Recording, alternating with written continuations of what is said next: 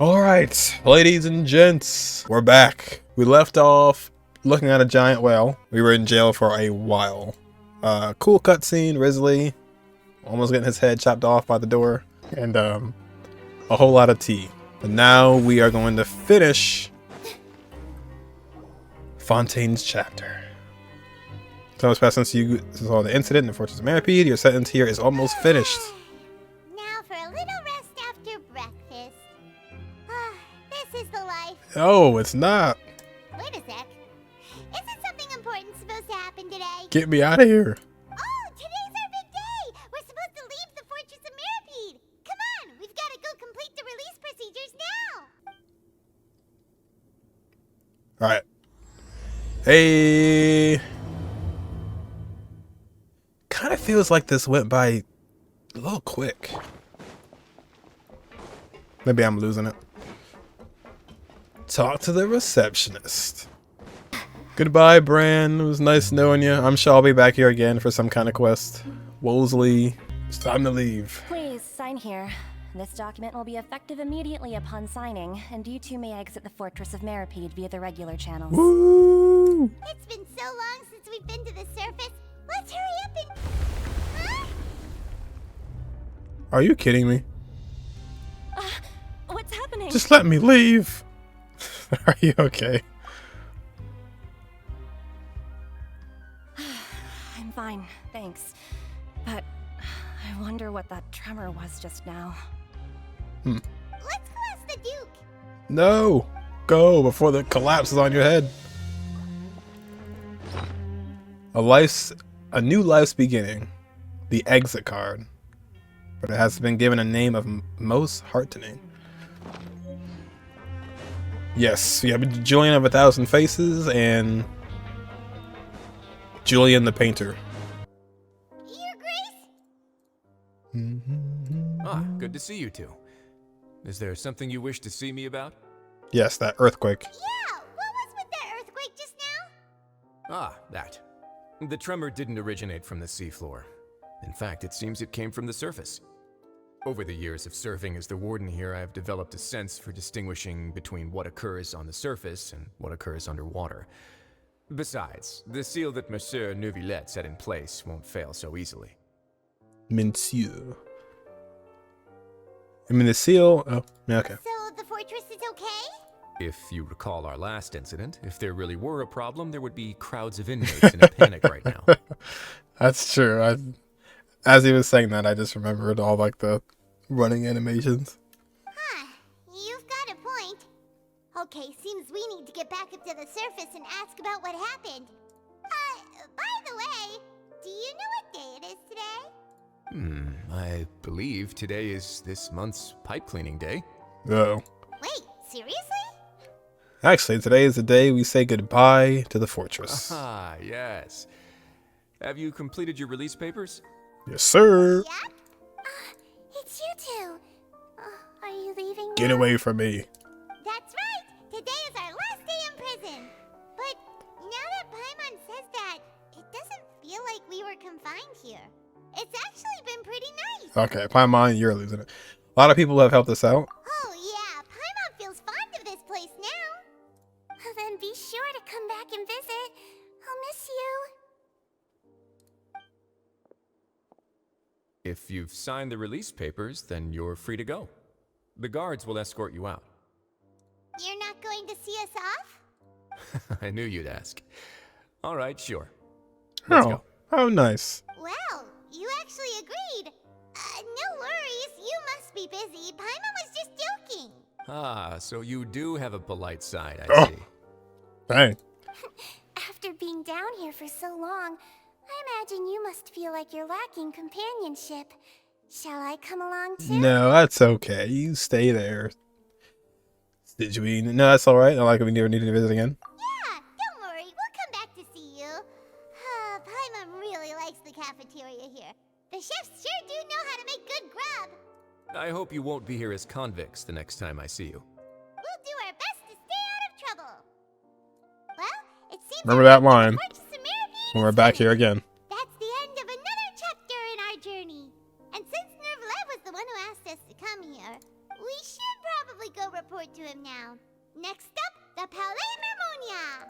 You're going to see Monsieur Nervulette? Please pass on our kind regards. I'm sure just your regards will do, no? No? I believe it would be the polite thing to do. If you're concerned about things at the Palais, why don't you take some time to go up and check things out? I believe you should still have some vacation time to spend. Oh, talking to her.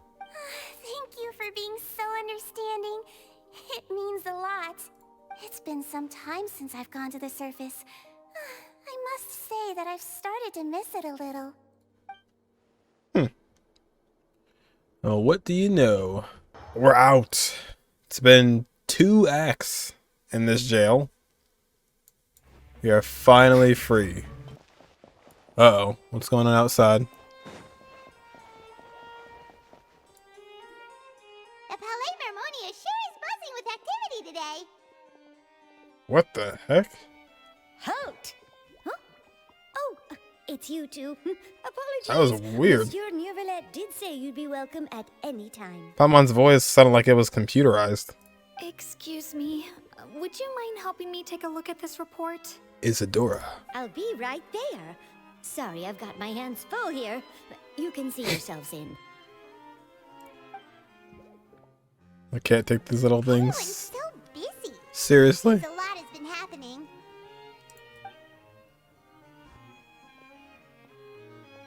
I'm kind of getting a little nervous. Okay, we're good. Hello. You've come at the right time, but you'll have to wait for just a moment, as there are some urgent matters I must tend to first. In the meantime, please, have a seat. If you'd like to have something to drink, let the Melusine outside know. That's all right. We just ate. It's looking a bit funny. Very well, then. Let's take a break over there while we wait for him to finish his work.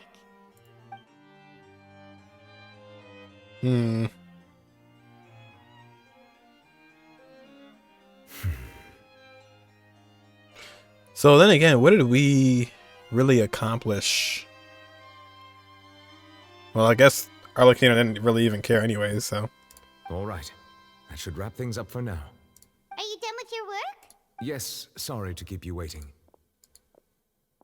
Today should be the day you were released from the Fortress of Meripede, and it appears that you have managed to complete all the release paperwork. Yes, sir. That's right. And we came here to see you right away. You tell him everything and about your dream with child. A massive whale. Do you have any idea what that might be? Well, that's when somebody... No. Judging from your description, that cannot have occurred in any ordinary waters, but rather something like the primordial sea. A whale of that size and shape cannot usually be found in the waters of Tevat. Therefore, we can only assume that Child is presently immersed in primordial seawater. How? Is he like mixed in with the Fontaine water? Like, where'd that come from? Immersed in primordial seawater? What the hell? Is he okay? Unless it's like deep under the prison. He's not from Fontaine, so he won't dissolve. Most people wouldn't be capable of entering in the first place. I'm not completely sure how he could have gotten there myself. I like how this became about Child as well. Like, now the Archon quest is about him. Something like we like to ask you. Yes? What is it? What was that tremor we felt earlier? Oh, right. Paimon felt it too. We asked the Duke and he said it wasn't from underwater, so we figured you might know something about it. It turns out that I have just received a report about this particular matter. In fact, that's exactly what I was busy with a moment ago. The source of the tremor was here on the surface near Poisson. Poisson. After the shaking stopped, the water levels in the Poisson area rose at an alarming rate. The water levels rose? Oh no! What about all the people there? Didge. Fortunately, the water levels only rose for a short period of time and have already returned to normal now. However, I still have a bad feeling about the whole phenomenon. No Navi abandoned next patch. Not anymore. If the change in water levels is connected with the leaking primordial seawater, then the situation in Poisson may be much worse than it appears. Navia should be in Poisson, right? We need to go check on her! Yes, Spina de Rosa's headquarters is I would there. also like to go there as soon as possible, but I'm afraid I can't leave just yet. We must immediately formulate disaster prevention plans for the surrounding coastal areas to avoid potential catastrophes. I'll have to ask you two to go to Poisson first. I'll meet you there to check on the situation once I finish things here. Alright, sounds like a plan. There's no time to lose. Let's get going. Please be careful.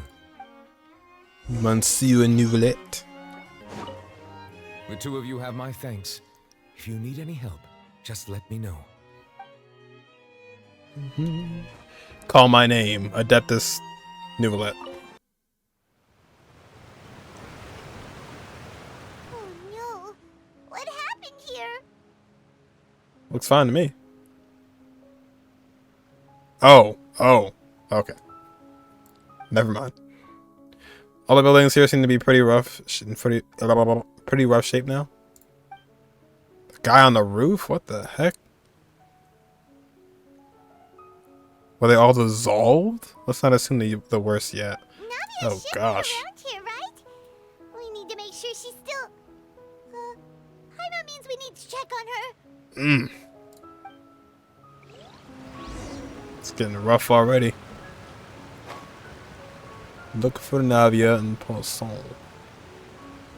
Let's talk to this gentleman up here.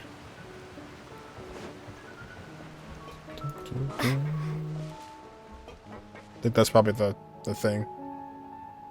We haven't seen a single soul all the way here. Oh, this is getting scary. What will I ever do now? Look, there's someone on the roof over there. What was his name? Just stay put. We're coming up. Watch your balance. All right. Oh. Just hurry. Disaster victim male, I suppose? I'm not young anymore. How will I survive on my own? My Desiree. Dang, so that was all primordial water that rose up? Gosh. Oh, he looks pretty sad. Oh yeah, no kidding. My leg. My leg. My leg. How could this have happened? Oof. It hurts. Just hang in there. Help is on the way. You can hold my hand if it makes you feel better. Look at his beard. Yeah, that'll make it feel better. We had nothing. Oh, we're going down there, I think. My leg. My leg. How could this have happened? It hurts. Just hang in there. Help is on the way. You can hold What my help? hand if it makes you feel better. Oh, it's the same dialogue. Okay. But this killer killed me. Navia, she's over there. Hey, Navia, are you okay? Hey! Poor Navia. This is always, every time we see her, she's just sad. You're here. What? We heard there was a situation in Poisson, so we came as quickly Poisson. as we could. Yes. As you can see, the water level suddenly rose. It caused quite the disturbance, in fact.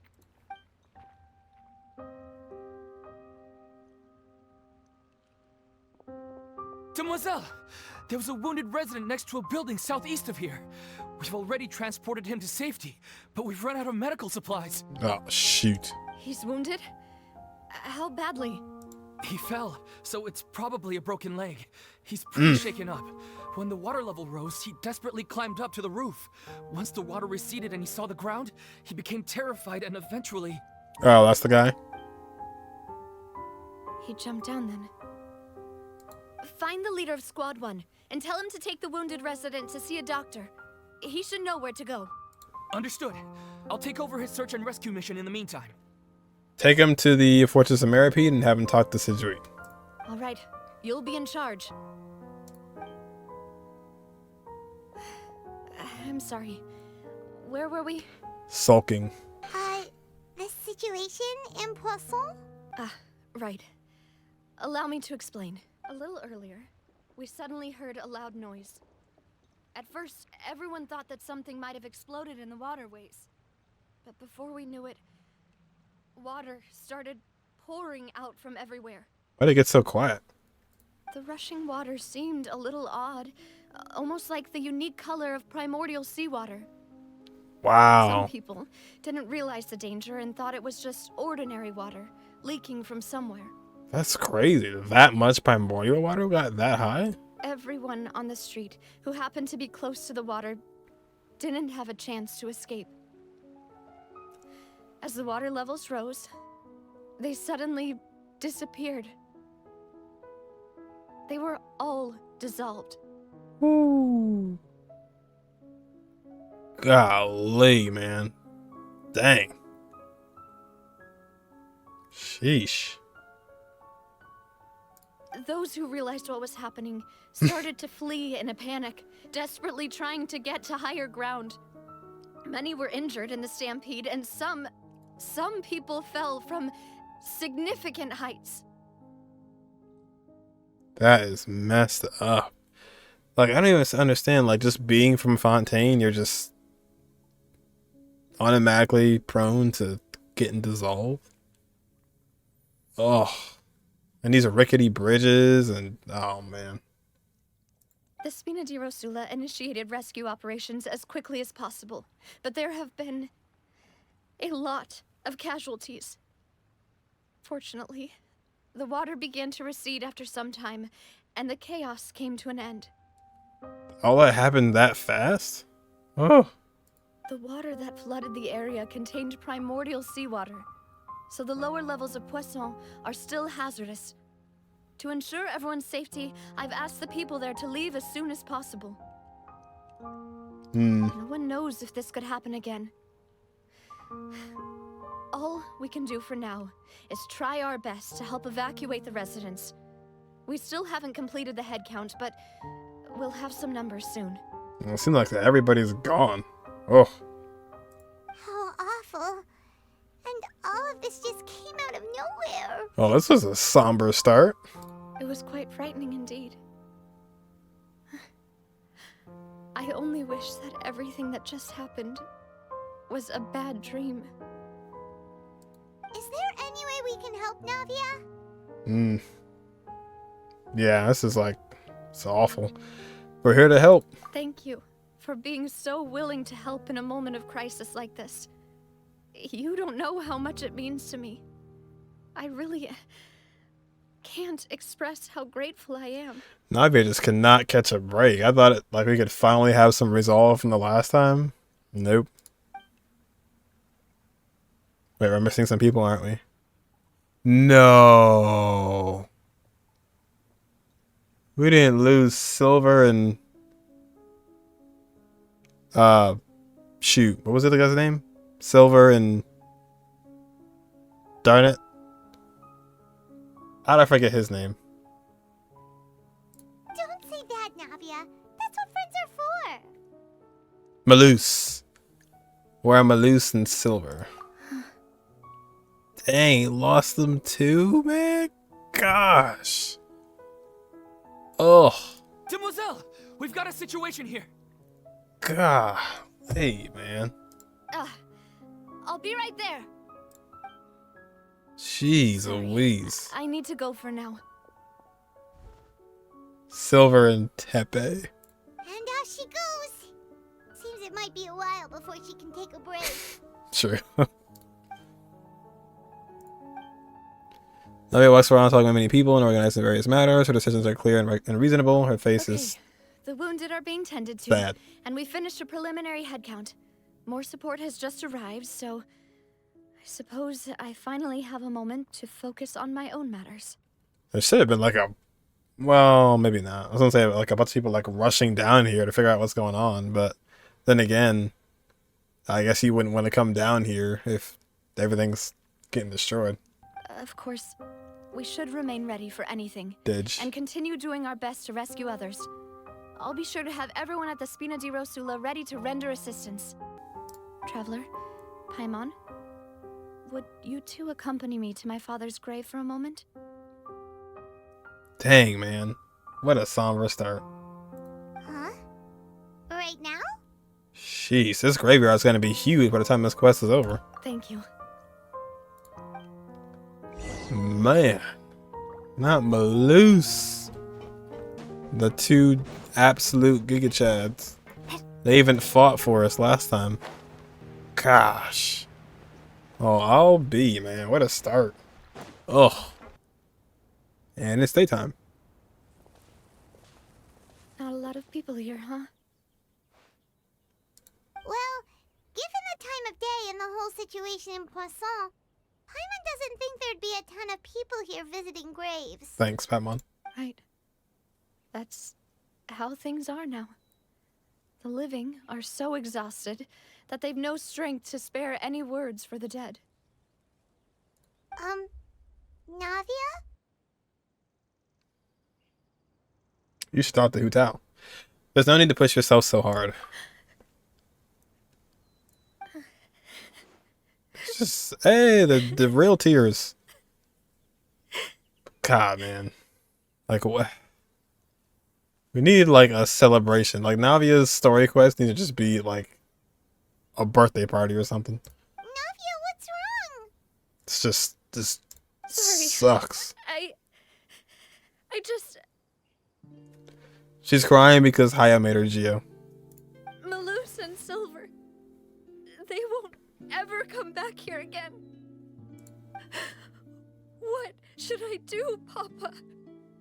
Oh, okay. That was early. There's that line. Trailer alert. Huh? What happened to them? I'm sorry for your loss. Everyone agreed on the rescue plan, but still, I was the one who initiated it. They were helping evacuate the residents, but they couldn't leave in time. Die trying to help out. And they were caught in the seawater.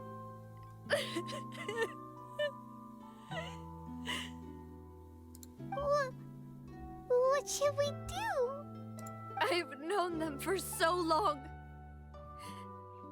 And I know they weren't afraid. But... Surely the primordial water is just sending them somewhere else and then they'll all come back, right? I could at least hold a funeral for my father. And I know where he rests. But as for Maloose and Silver, they're just... gone. I just can't...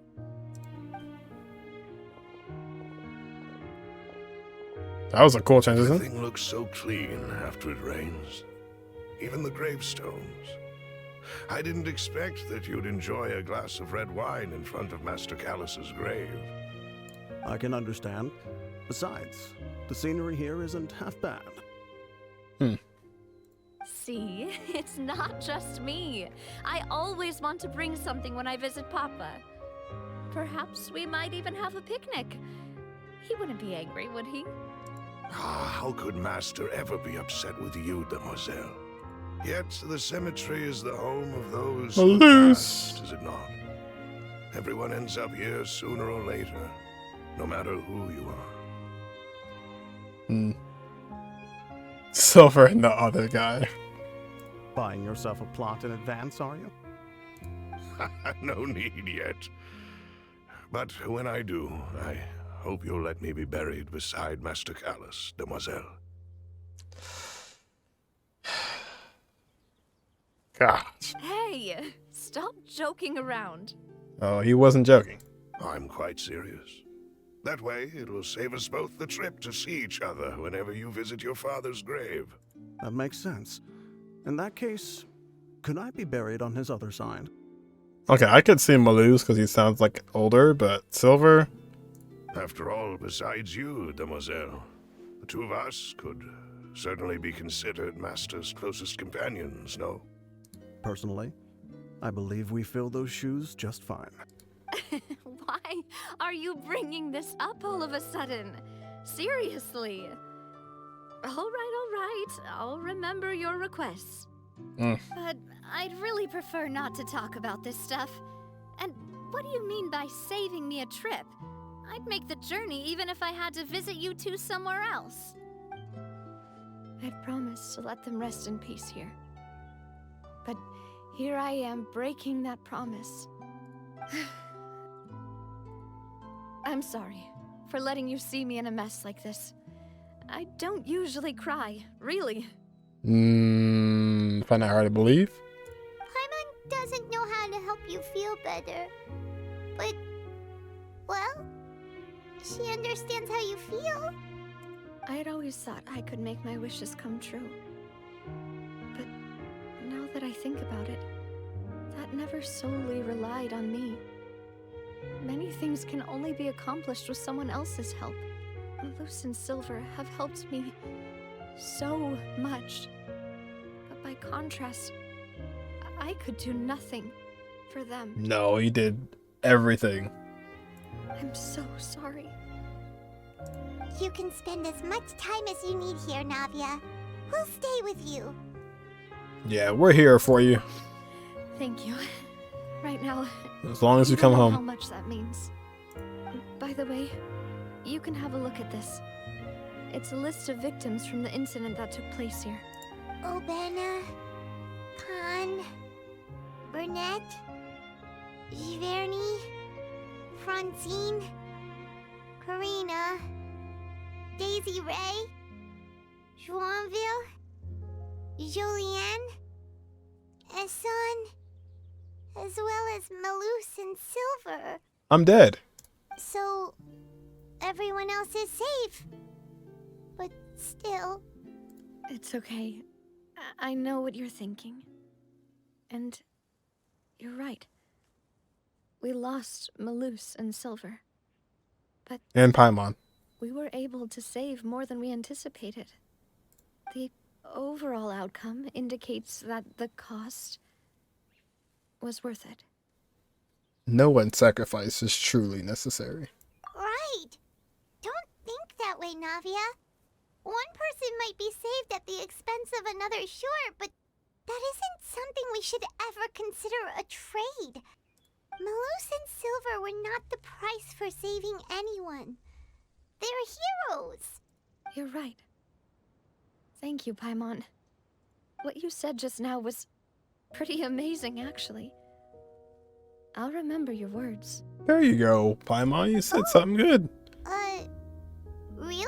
Seems you've become more eloquent in the time since we last my goodness. Why? The knave? What are you doing here? I'll be honest, I didn't know who that was when they started talking. I was like... Is everything going well on your side? On your side? What is this convo? What's going on?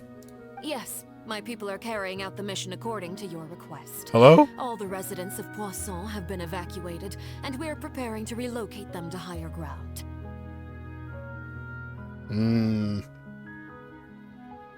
Yeah, Arlecchino's scary. She's like, seems like she's so nice, but at the same time, there's something up her sleeve. As for these supplies, we have everything taken care of. There is no need to worry. Thank you very much. Wait, do you two know each other? We just met recently. Right, Miss Navia? Usually, I would call this a coincidental encounter, but that doesn't quite fit this time. Besides, it never even crossed my mind that a Fatui Harbinger would come looking for me. And why'd you trust it?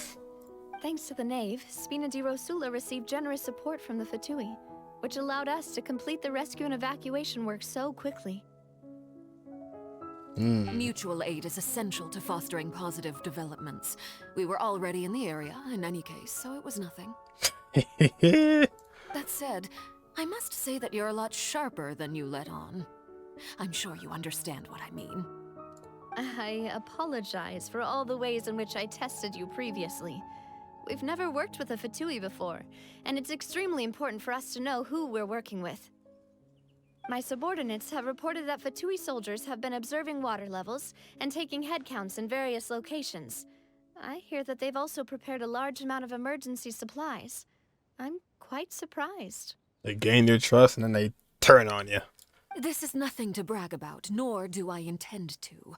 It is simply the way of powerful organizations to act forcefully, whether they are doing good or ill. You've witnessed that firsthand, in any case. Super just and eloquent. As I've told this traveler before, I know of the prophecy, and I intend to prevent the impending disaster. Lending your organization a hand was a natural first step in accomplishing that. As such, do not be troubled by this token of our sincerity. Perhaps one day, you'll also be able to help me in the same way. I don't know if it's just the angle, but I feel like Arlecchino's model is a little out of proportion. I notice her heels are always clipping to the ground. Without your help, there would have been many more casualties. I won't forget your kindness. Furthermore, I sincerely regret what happened to Malus and Silver. I only wish that my people could have arrived a little earlier to prevent this from happening. Don't say that. You and your subordinates did everything you could. As Paimon said, Malus and Silver didn't choose to sacrifice themselves for any specific person. And they weren't the price paid for other salvation. They chose to become heroes themselves. I've never liked hearing people put it that way. It's like trying to relieve pain by saying some noble-sounding words. But right now, there's nothing more suitable. They really did become heroes. No. They've become legends. You're right. I'm sorry for your loss, Miss Navia.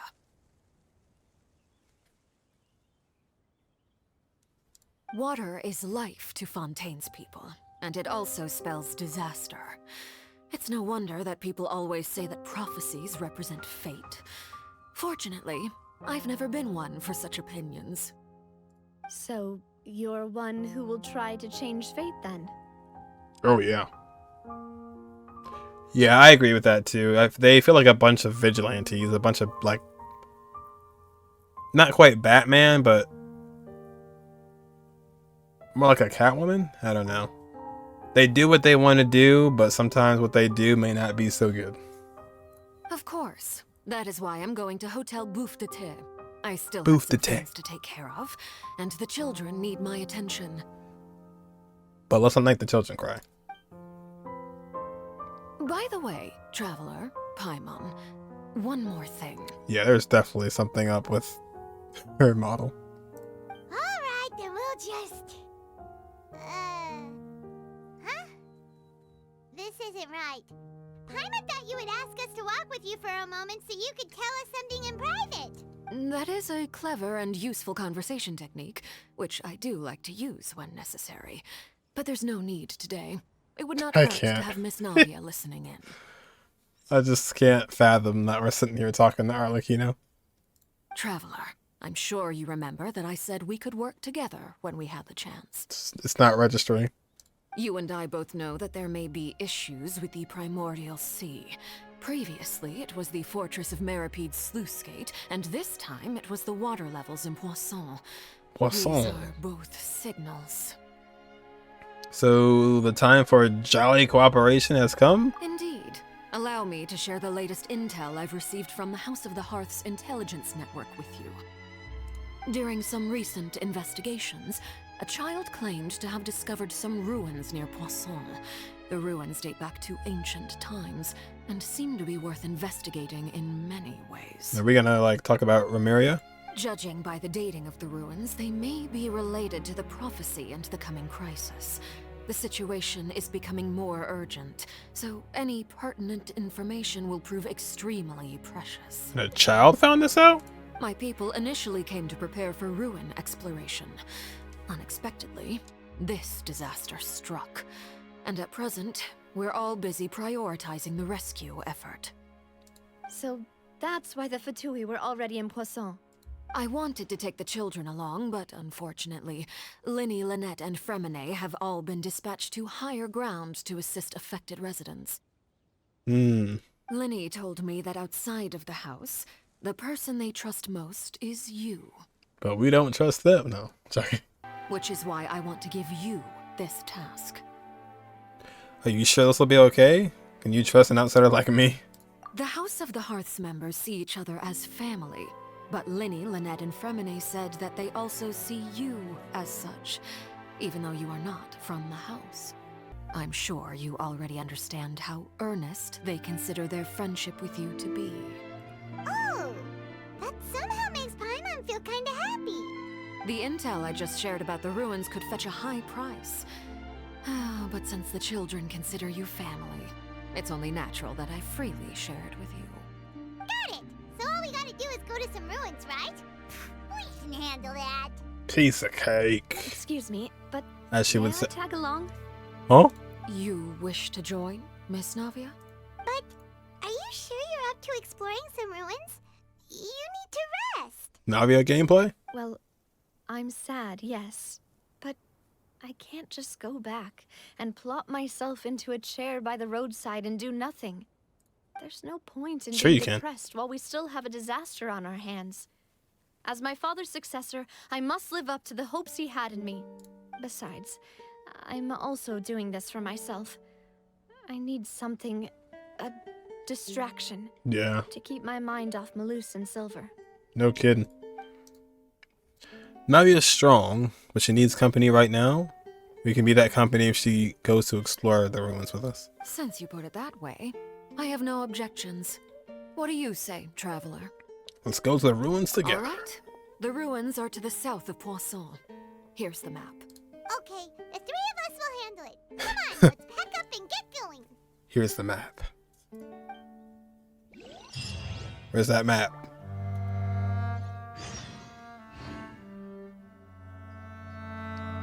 Ooh, those strings are hitting.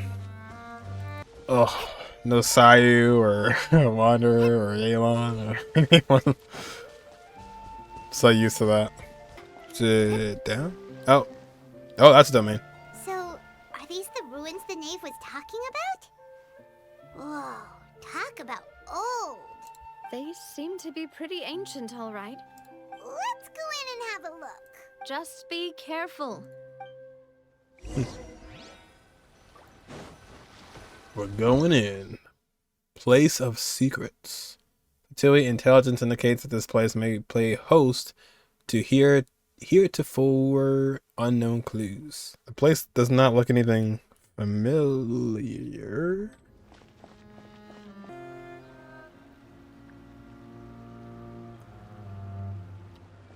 Is that? Is that the kid? No. No, it's just enemies. Never mind. Never mind. It's looking very... Oh, shoot. The floor here isn't safe. Yeah, thanks, Paimon. Thanks.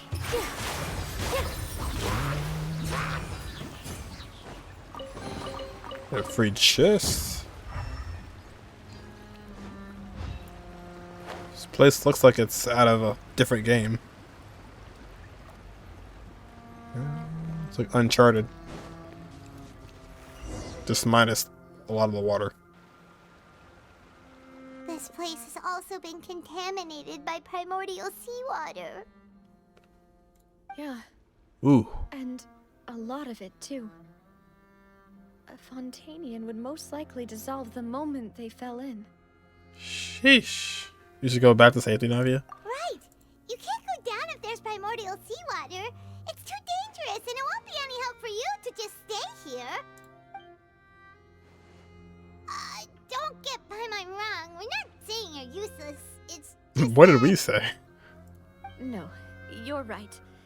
I can't do anything in this situation. I'll leave this to you. When I look at things here, there may not be a way back.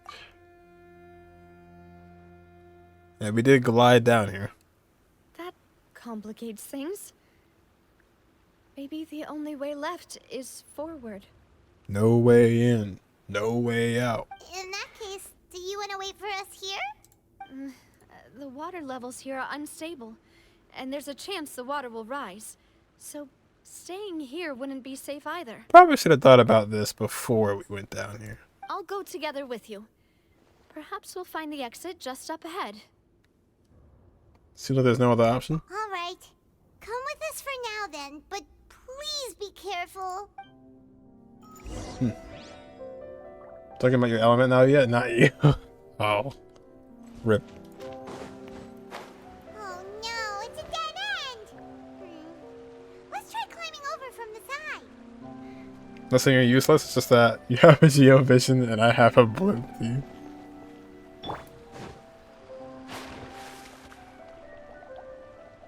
Wow. And the traveler died. The end. Well, we're not for Fontaine, so we'll be fine. I love the idea of that being canon. Of just woo! Jump right in. Woo! We're fine. No threat whatsoever.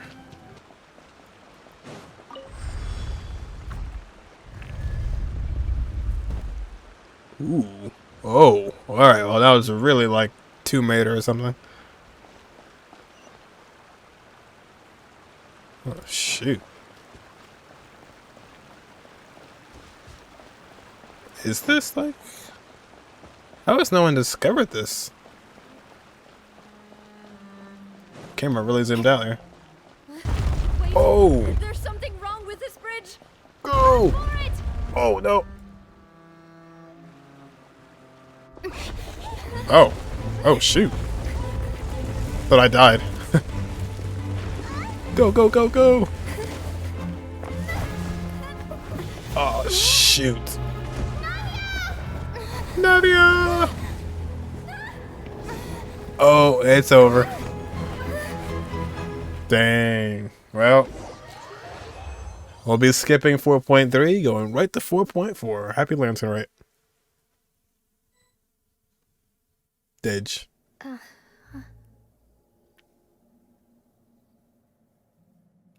This is what it's like to be dead. Demoiselle. Oh, shoot. Huh? Demoiselle, what are you doing here by yourself? Would you be standing here till dark if I hadn't come to get you? Oh, no. 4.3 is Adelon Mafia. Maybe she just wants some time to herself, Malus. Hmm? Oh. Was I sleeping? Yes, it would appear so. Yes, eternally. I must be tired. That's quite possible.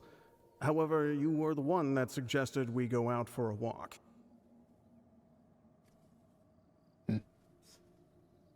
Oh, right. I nearly forgot. It must have slipped my mind when I dozed off. I haven't had a nap today yet. Have I? Silver and the old man. This is a familiar feeling, yet something's a little strange. Silver and blank. Is something the matter, Demoiselle? Oh, no. No, I'm fine. I was just trying to recall why we came out for a walk. Do you remember Mr. Giverny? He'd requested our help before with foreign merchants who had a debt dispute with him, and we'd resolved the matter not long ago. We were headed to see how things were going with him at the moment. Ah, right. Yes. I remember now. Oh, Miss Navia. Ah, Mr. Malus. And Mr. Silver, too. It's good to see all of you. How have you been? Silver and platinum. I've been great. Thanks to your help, those bothersome merchants finally realized that I wasn't the one they were looking for. Why, I wasn't even the guarantor for that person. Really? Wow. They were knocking at my door day and night. Even my neighbor, Obina, was getting fed up with them. Sometimes force is required to calm someone down and get them to listen to what you have to say. Melusine. That's right. Oh, by the way, Burnett, what was it that you wanted to give to Miss Navia again? Her life back. Oh, yes. One moment, I have it right here. Miss Navia, these are some flower seeds that I prepared. Please take them. They're a very good variety, and they'll become very big and beautiful once they bloom. Bloom? We're gonna use the flower to stop us from drowning. I don't know what we would have done without your help, so this is a little token of our appreciation. I hope you won't refuse. Ah, did you cultivate them yourself? I picked the right team. Thank you so much. I'll certainly take them. Malus, we do still have some empty flower pots at home, right? Why, we can have as many pots as you'd like, demoiselle. Perfect. In that case, we'll swap out some of the decorative plants for some of Mrs. Burnett's flowers. Very well. Wait. Something seems to be off here. Excuse me, madam. If I'm not mistaken, your name is Burnett, correct? That's right. Is something wrong? No, it's nothing. This is the first time we've ever met, but your name seemed familiar to me. I must have heard it when I was discussing things with your husband previously. Discussing things? I've heard this name before. Sasuke. Sometime recently, I'm sure of it. And why are there so few people around here? Where did everyone go? We must mind the time, demoiselle. We still have important things to attend to today. Huh? We do? Like what? Well, now, did you forget? Miss Navia, here you are. I've been looking for you. Please, come to the Opera House. Your trial is about to begin. Your trial? Excuse me? My trial? Wait, why would I need to go to the Opera House? Because you killed all the people in Poisson. Yes, she's right, demoiselle. It's just about time now, so we should get going. Oh? All right then. What was that alluding to?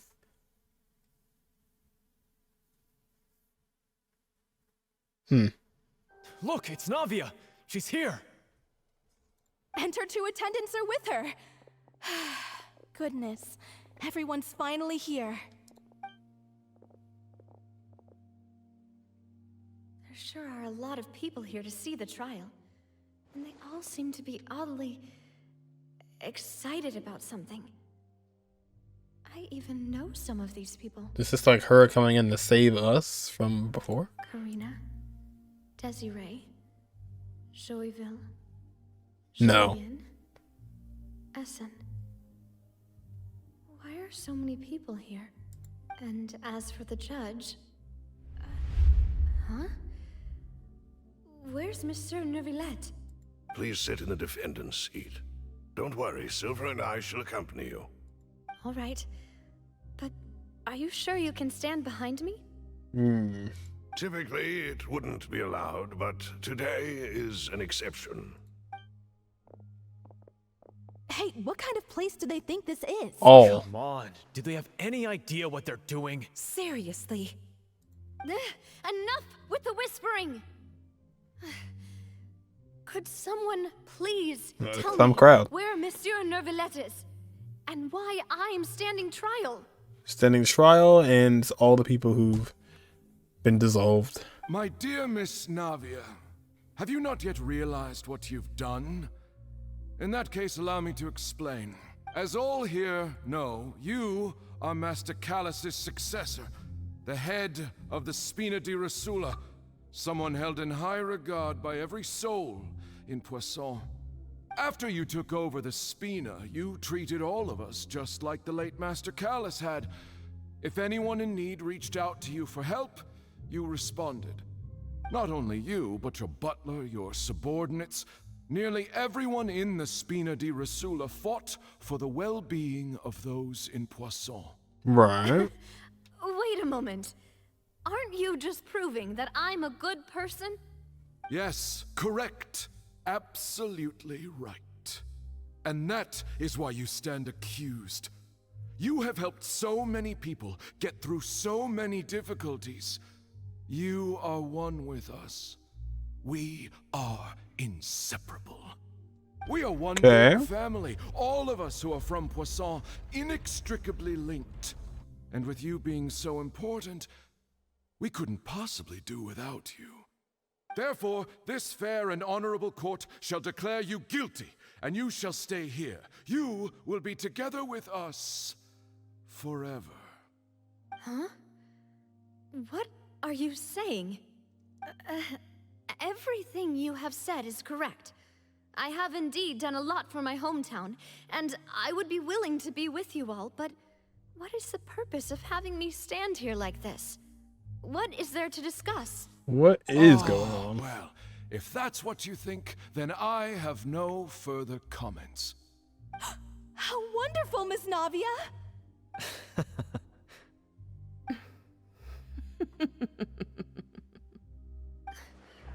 I know all these people. Why are they laughing? There was not that many people there. I seem to remember now. Yes, I get it. This trial is... Wait just a moment. This isn't right! Malus? What was that, Mr. Malus? Our conclusion is very clear and What is going on? Let the court judge her now. She's guilty. Stay here, Navia. You're one of us. Have you forgotten how much you all once longed to become individuals, to become independent? Do you mean to defy our justice? If your justice is flawed, then why should we acknowledge it?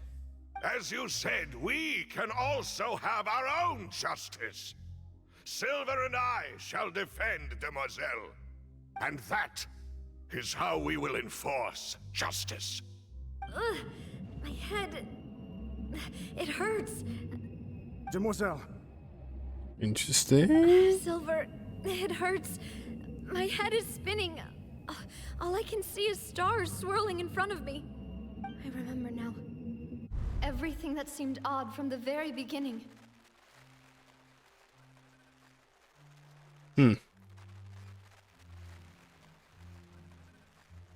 Karina, Desiree, Joyville, Julliangg, Essen, and Mr. Giverny and Mrs. Burnett, who we met earlier. Even Malus and Silver. I don't want to admit it, but they're all dead. And so am I. Don't be afraid, and don't admit guilt. We will protect you to the very end. Absurd! Who are you to say that she cannot be judged? Ah, the S's. We are the majority. The And in S's. the nation of trials, the majority is absolute justice. We are the will of all. Don't let them escape! We shall keep Navia here with us! Mr. Malus and Mr. Silver. Okay. Must you be so stubborn? How could the two of you possibly hope to stand against the collective? Do not resist. I think you guys have proved your point. Navia belongs to us. After all that happened, she should not be left alone in Poisson. What are you saying? No more excuses. She says we're jealous. Jealous? How could she Holy possibly crap. be an independent individual? What's with these people? Who's jealous of her? She belongs to us. An assassin from our homeland. Silence. Oh, shoo, hello. That's... Did you bring back color into the world? Nope. Monsieur Neuvillette! Such commotion is prohibited in the court. The accusations you just presented are nonsense and cannot constitute a proper trial. The court will adjourn for the rest of the day. In this, I shall hear no objections from any unauthorized party. Order, order. Oh, thanks, Monsieur Neuvillette. Please leave with me, Miss Navia, while there is still time. But... Oh, that's real. Go on now, Demoiselle. It's not, Your it's only chance to leave Neuvillette this saying place. that. What, can't bear to leave us behind or something? Malus. My apologies. I couldn't resist making one little joke once I realized... Goosebumps? This shall be our last goodbye. Malus. Silver. By the Quickly, ocean. You must come now. Goodbye, Demoiselle. Farewell. That was an interesting piece. That all happened like the flash before her death. Just a second. Navia? You're awake. Good. How'd you get here? How did you even know where we were? I must have been dreaming.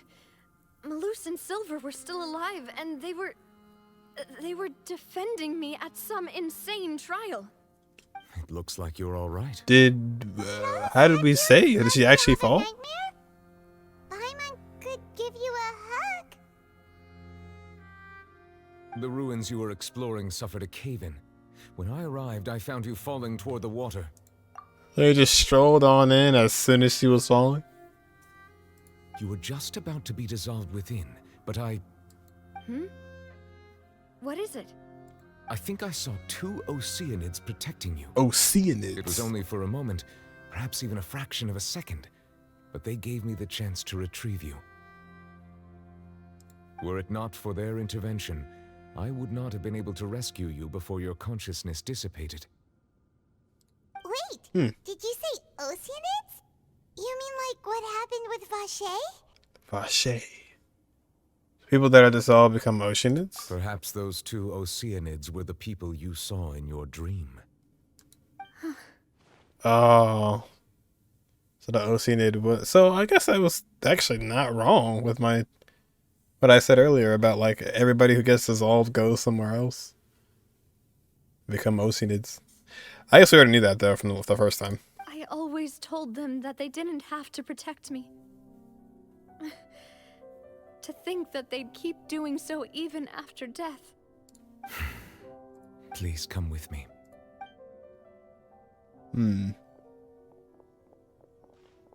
Neverlet, are you okay? Oh, I am quite all right. Perhaps there's something we could chat about? Why do you look so stiff all of a sudden? Oh, Paimon knows. You're the type who feels awkward when there's nothing to talk about, right? I merely thought that we should give Navia Oh, some time the to base. herself. Huh? Why didn't you just say so then?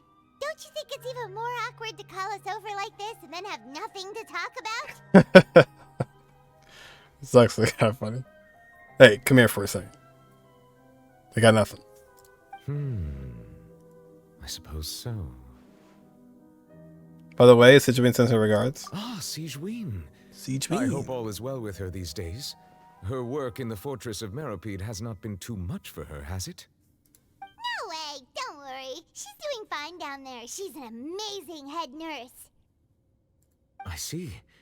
Well, that is good. I have always worried that Sigewin would need a lot of time to understand the world of humanity, just as I have. Oh, and the Duke also says hi. Even though Sigewin made him do that. He hopes that you haven't been overwhelmed by all that's happened lately. Thank you. I have indeed been busy lately, and I also hope that everything is going well in the Fortress of Meropide. He still doesn't know what to talk about.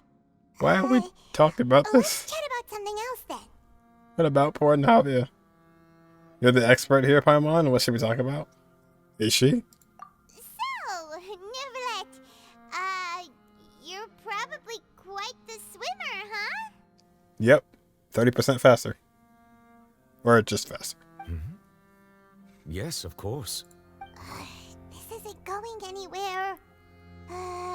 Let's try something else. How did you find these ruins? Did the knave tell you? Yeah, that's what I want to know. Yes, in fact. Oh. I had arranged to meet you in Poisson, but when I arrived, I discovered that the Fatui were helping the residents evacuate. They had even transported a large quantity of supplies to the area. Okay, that makes more sense. Amid my astonishment, I ran into the knave, and we had a chat. She informed me that she had asked you to investigate the ancient ruins here. Yeah, we originally planned to meet up with you, but we thought you might still be busy with all those official documents. We didn't think exploring the ruins would take very long, and who would have thought you'd wrap things up so quickly? Yeah. Gosh, I don't know how Navia's going to recover from this one. From anything that we've done so far. Love is destructive. I'm sorry to have kept you all waiting like that. I'm feeling much better now.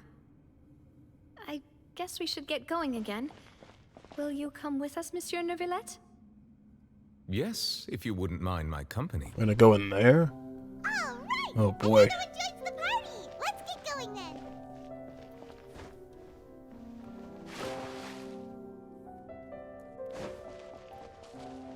Kind of want to see, because I don't think we're gonna. Yeah, this is like a domain. I think you're probably gonna go up later. Oh no, another unstable path. Oh shoot. Watch your step.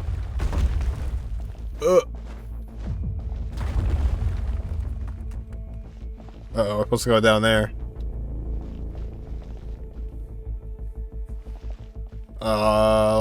Let's not break the game. Let's just go with it.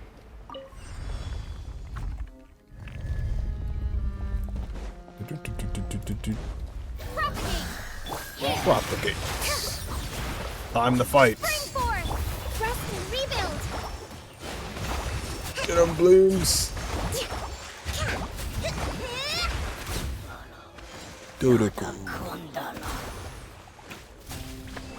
Oh, and then you go up. Wonder if it'll respawn. Okay, I did. I get some stamina back again. That wasn't enough stamina.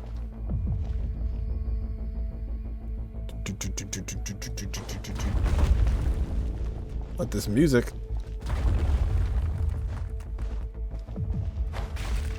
Oh, even this is falling? That's really like Tomb Raider. Ugh. Oh shoot! Come on.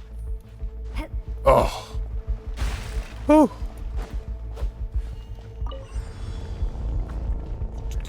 It was like Ghost Runner. Watch out! There are rocks falling over here. Oh, the rocks gonna take him out?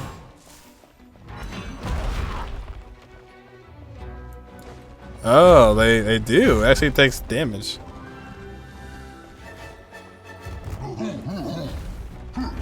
I think it was like 1,000 damage takes out. Oh, over here. Yeah, it does. That's pretty cool.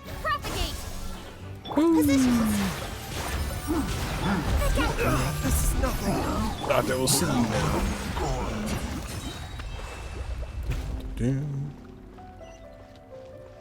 The next flight of stairs. Oh shoot. Oh.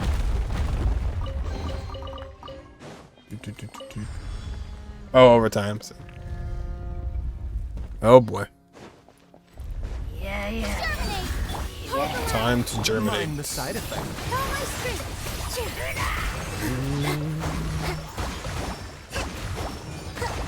Oh, I don't know where that came from. Built to swallow.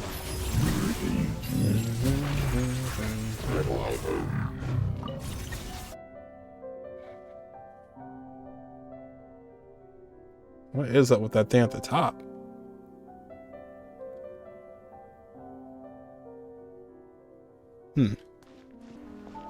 Man, if I was Charlotte. Oh, dude, okay. Has anyone actually done that one yet? To get that little special camera thing? Or is that the event? That might be the event, actually. I don't know if it was a world quest or an event. To get the little gadget. Oh, never mind then. Okay. It's an event, then we have no choice but to wait. Investigate the space ahead. Oh yeah, Navia. This is the place. There should not be any other hidden spaces in the vicinity. The path sure had some twists and turns, but it turns out that this place isn't actually that big. Seems to be something on the wall.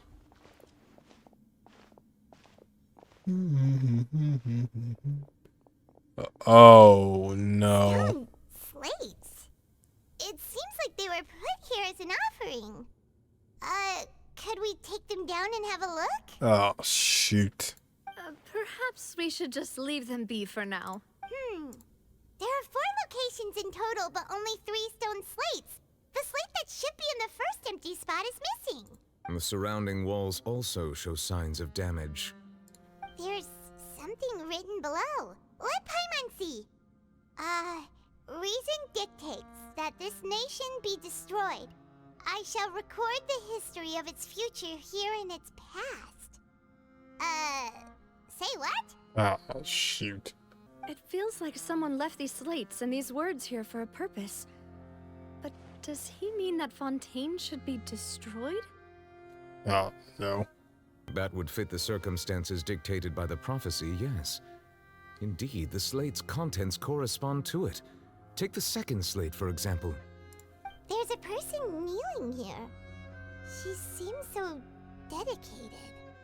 And there's a whole bunch of other people behind her doing the same. She's facing this... what is this? Some kind of island in the sky? It's Angel Island. And is that Lady Furina in the third image? Did the Hydro Archon fall into the water? That's not a funny situation, but I don't know why.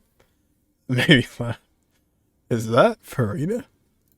And is that a ring of people around her? Paimon doesn't quite get it. Are they all in the water? The fourth image.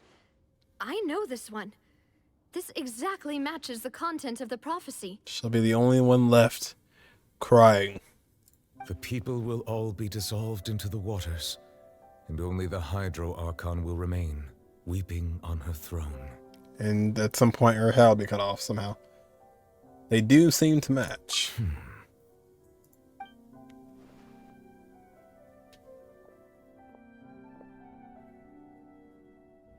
No, don't erase it and put. Oh, okay. What'd you do? More information should be hidden in these slates, but I fear I cannot easily uncover it, most likely due to us missing the first slate. I am very sorry. You try to like wash it off? Don't blame yourself, Monsieur Neuvillette. Deciphering ancient stone slates isn't one of your duties. Ooh, Paimon's getting the chills just looking at these slates. This says that it's the history of the future, right? That means the prophecy's sure to come true. I really hope it doesn't mean that. Still, Paimon feels like these images are kind of weird when you look at them together.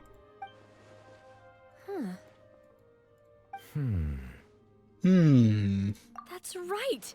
If the images are in chronological order, shouldn't the fourth, the waters drowning Fontaine, come before the third, where the Hydro Archon herself falls into the water? And yet the order is reversed here.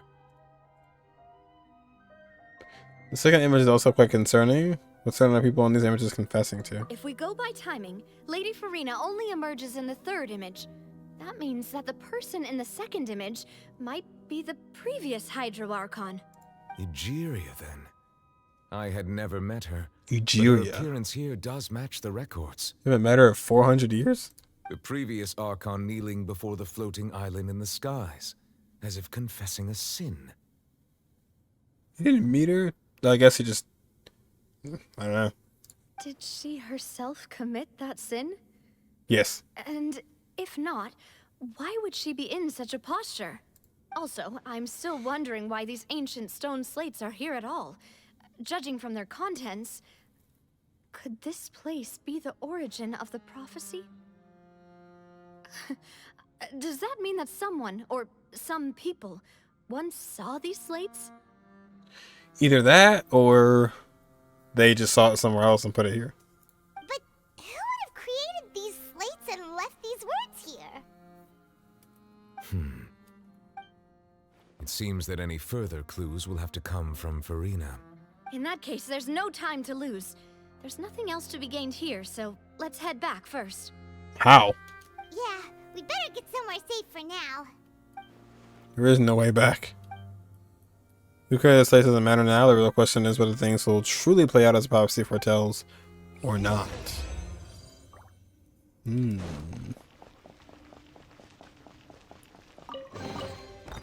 go to Furina, she's not gonna know anything. That was an interesting little thing inside of that domain. Like the whole back in time flashback. Let's split up here. I'm going to check on what's happening with the Spina. You know how it is. There's some things you just need to be there for yourself. You know how it is. You still have energy for that, Navia? Paimon's already beat. Just head back to the Fluvsandra and have a rest then. Thanks for keeping me company all this time. I'm sorry, Navia. I'll depart as well. Thanks for your hard work today. Rest well, everyone. Traveler, I will go talk to Furina tomorrow morning to ask about the stone slates. Right now. I'm sure that you're gotta concerned go. about this matter as well. If you have time, drop by my office. I will share the results of our discussion with you. Alright, I'll see you tomorrow. Are you really gonna talk to her about Thought it was this urgent. directly? Will that be a problem? Paimon's getting a little scared now that it's come to this. She has long been harboring secrets and will not give them up easily, which makes it all the more my duty to ensure that she understands the present situation. Alright, we'll leave it in your hands then. You're probably the best person to talk to her anyway. I will be carefully considering my words tonight. Traveler, Paimon. You mean tomorrow? Our safe house at the Fluvsandra is always open to you, as ever. So please don't think you're in imposition. Alright. I'll be on my way then. Navia and Niblet both depart. You and Paimon go to the Spina de Rosa base at the Fluvsandra. We're finally back! Welcome back. We've got a special menu prepared for you two tonight. Yay! And there's good food too! No, the boss is the best. You did great as well, Paimon. Ooh, dessert! Wasn't bad. Nice, these are all Paimon's! Paimon's already starting to forget what happened. Who's down there? Oh, there she is. How on the earth? Oh, that voice. Is that who I think it is? Who could it be? Is that It's you two. Mona Magistus? It's a breath of fresh air to see her.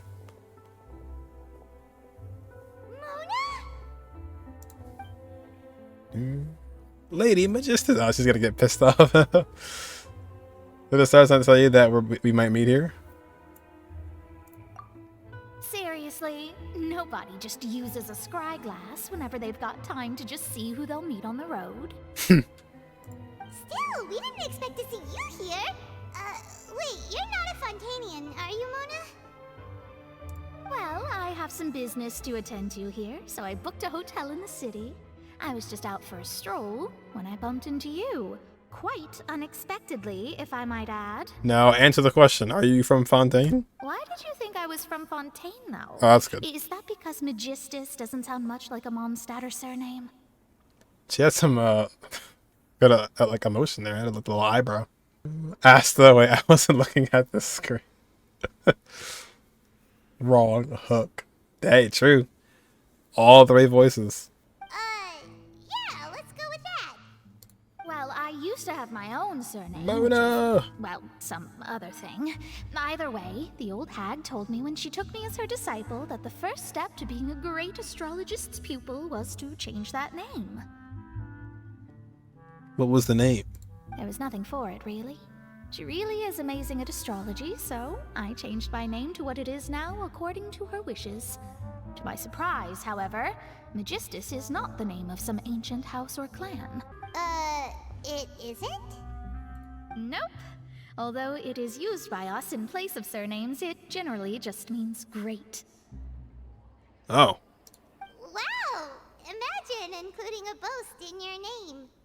Wait, are you gonna have to put that into your genealogy as well? I reckon so. In any case, I'd give Mona my Great. disciple a name like this as well, if I were to take one. Mona is great. And I may ask what your master's name is? Astromancer Barbeloth Trismegistus. Whoa. Astromancer Barbeloth Trismegistus. Woo! That's a name. Whoa, that's a long one. Does it also mean great or something? My name means Mona the Great Astrologist. As for the old hag, hers is, in plain speech, the thrice as great scholar of the stars. Thrice. Just take it as a title specific to astrologists. Mari says great? That's so petty. Oh, I was gonna say pretty. I know, right? That's just how she is. She used to call herself Magistus, actually, but when she took me in, she changed her name to Trismegistus. Just like triple. Talk about excessive. Magistus is thus the calling card of our school, so to speak, which makes it about the same as a surname.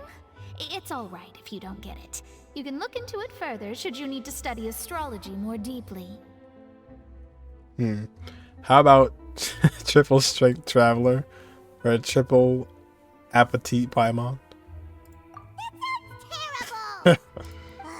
That was good. Anyway, you're not Fontanian, are you, Mona? You're from Mondstadt, right? Well, I was born in Mondstadt, yes. My parents migrated to Dorman Port, and I traveled with the old hag for a while, after which I settled down in Mondstadt City. Settled down? So she's from the or her parents from the Dorman Port. Oh, that's a good thing then. At least we know you won't be dissolved by Fontaine's waters. Mona. Oh? Speaking What? of that, I'm sure you're aware that a bunch of things have happened here in Oh Fontaine, no, she knows. right? Okay.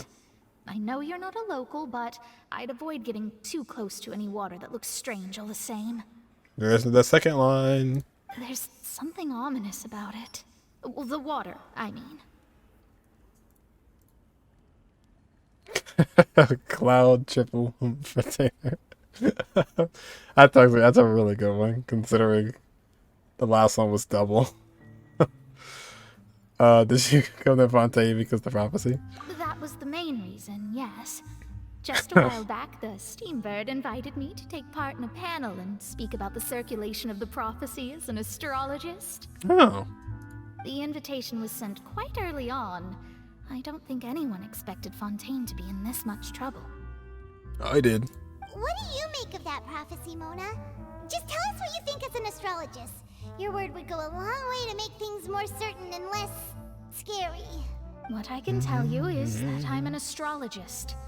And Yes, we know. This prophecy concerns the fate of Fontaine, even that of all Tevat. Ascertaining this is akin to reading the fortune of the whole world. I'm afraid that this is not something that just anyone can do. If I could do it, you would no longer call me an astrologist, but a visionary. Yeah, I guess we kind of give a little too much credit to that word. But on the flip side, the prophecy is so huge and powerful that it must surely come from a powerful visionary. Its contents involve the fate of the world. Disregarding it would be a mistake. A visionary? Sounds really powerful and all, but does such a person really exist? Yes. Of course. The old hag could do it. And Old I bet hag. there are others amongst those Hexenzirkel colleagues of hers who could do something similar. Dude, I really hope we get to like meet them or they'll be playable one day. Surely. Copium. Just anyone in that group. Nicole, Alice. You two ascertain the accuracy of the prophecy. Are you sure? Hmm? All right, I'll help you. It isn't often that I see you with such a serious look on your face. I'll tell you once I hear back from her. Thanks, Mona. You're amazing as always.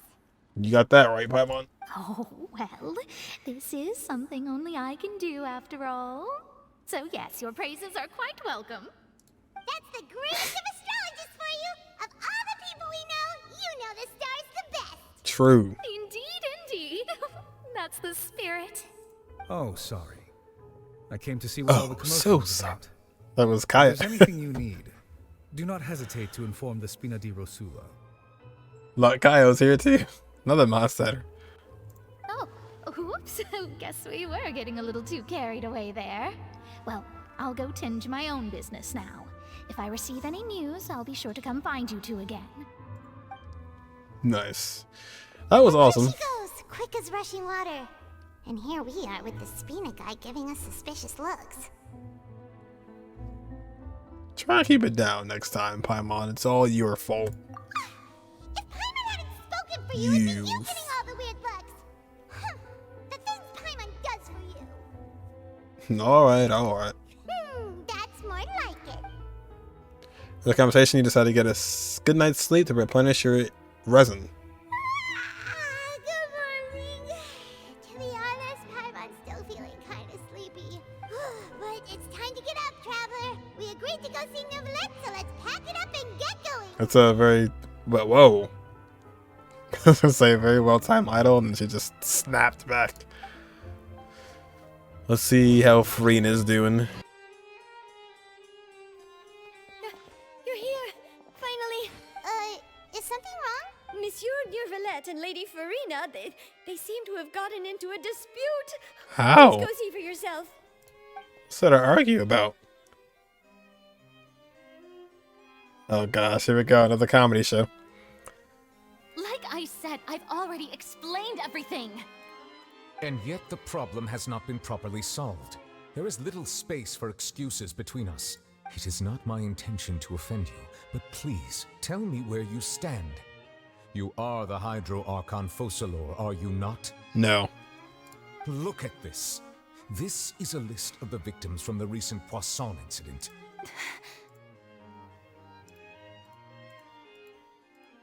You mean they're all... We did not arrive in time to avert this disaster, and I will not have it happen again. I will say this once more. You must tell me everything you know. Yesterday, I found 3 stone slates in some ancient ruins near Poisson. Do you know anything about those? Seriously? You're questioning me like this is a court case now. I don't know anything about that. How did he just get to this topic? What was they talking about before? But you found them in some ancient ruins, you say? That's correct, which is why I came to ask you some questions. There should have been 4 slates, but one of them was missing. The other 3 feature different images that seem to correlate to the prophecy. The prophecy? The second of these slates depicts the previous Hydro Archon Egeria kneeling before a floating island in the sky, as if confessing something. Do you know nothing of this either? I don't. I've never seen such slates. Us. I'll ask you again.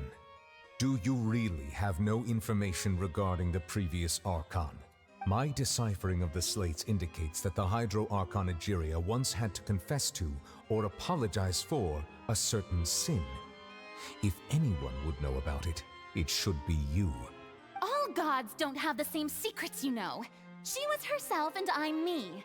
Is it really so strange that I know nothing?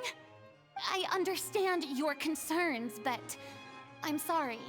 I just don't have anything to tell you. Forgive me for saying this now. I don't thought that's true. But I have long known of your various secret investigations into certain matters.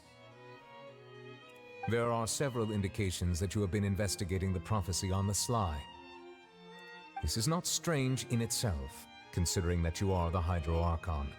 But it is strange that you should also claim to not know any of Egeria's secrets, as well as do nothing following your inquiries. You have never been as superficial as you have presented yourself to be, nor are you a fool. And yet, your behavior is very inconsistent.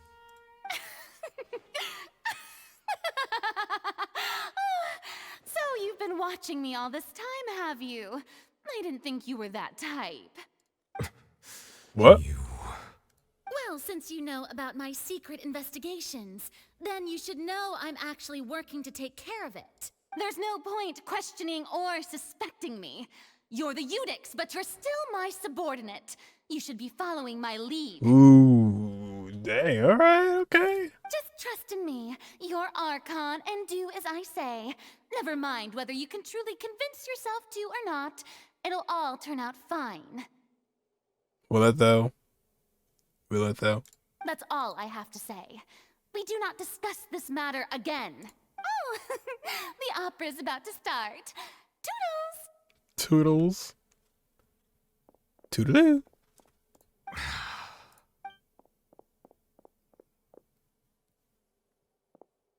And went right past us. Was she crying? No. Did Furina not notice us standing by the door? Wonder what's up with her. She was smiling. She didn't seem in the mood to care if we were listening in or not. She seems deeply troubled. She seems to be deliberately hiding something. I assume you've been outside for a while now?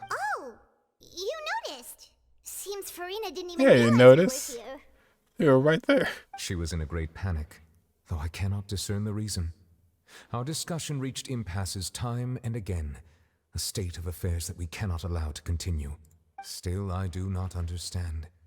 Dialogue is the basis for understanding, so why did she keep refusing to engage? Yeah, she's gonna end up waiting until the last second before she makes a move. I'm afraid questions alone might not suffice. You need to make her understand how dire the situation actually is. Everyone in her inner circle has noticed that she is hiding some secret. The issue is her attitude. I fear that she will not reveal anything unless absolutely forced to. Yep. We may have to create a situation in which she will have no choice but to speak. Oh? Like what? Oh, so are we going to initiate the guillotine thing? We're gonna do it. It's not gonna be like a thing. Yeah. Normally, people will only reveal the truth when standing trial. So we're gonna put it in we order. Must have the Hydro Archon experience just such a scenario. We're gonna put the fear in her. But Furina's seen so many trials, and she's really good at dodging questions. How do we make sure that she won't just slip away at the first chance she gets? We will need to consider this thoroughly, join forces with various parties, and then do what we can. If at all possible, I would prefer to recuse myself from this affair, but we must prevent the prophecy from coming to pass. This may be cruel to her, but all Fontaine is in crisis. The information a god possesses is too precious, and so we must take a chance on this. In that case, we will help. We'll need help. So we're gonna try and get the information out of her as we're, well, I guess in a way that's still trying to do it. But who will lend us their aid to do such a thing? Arlecchino. 3 days later on a boat somewhere in quiet Poisson.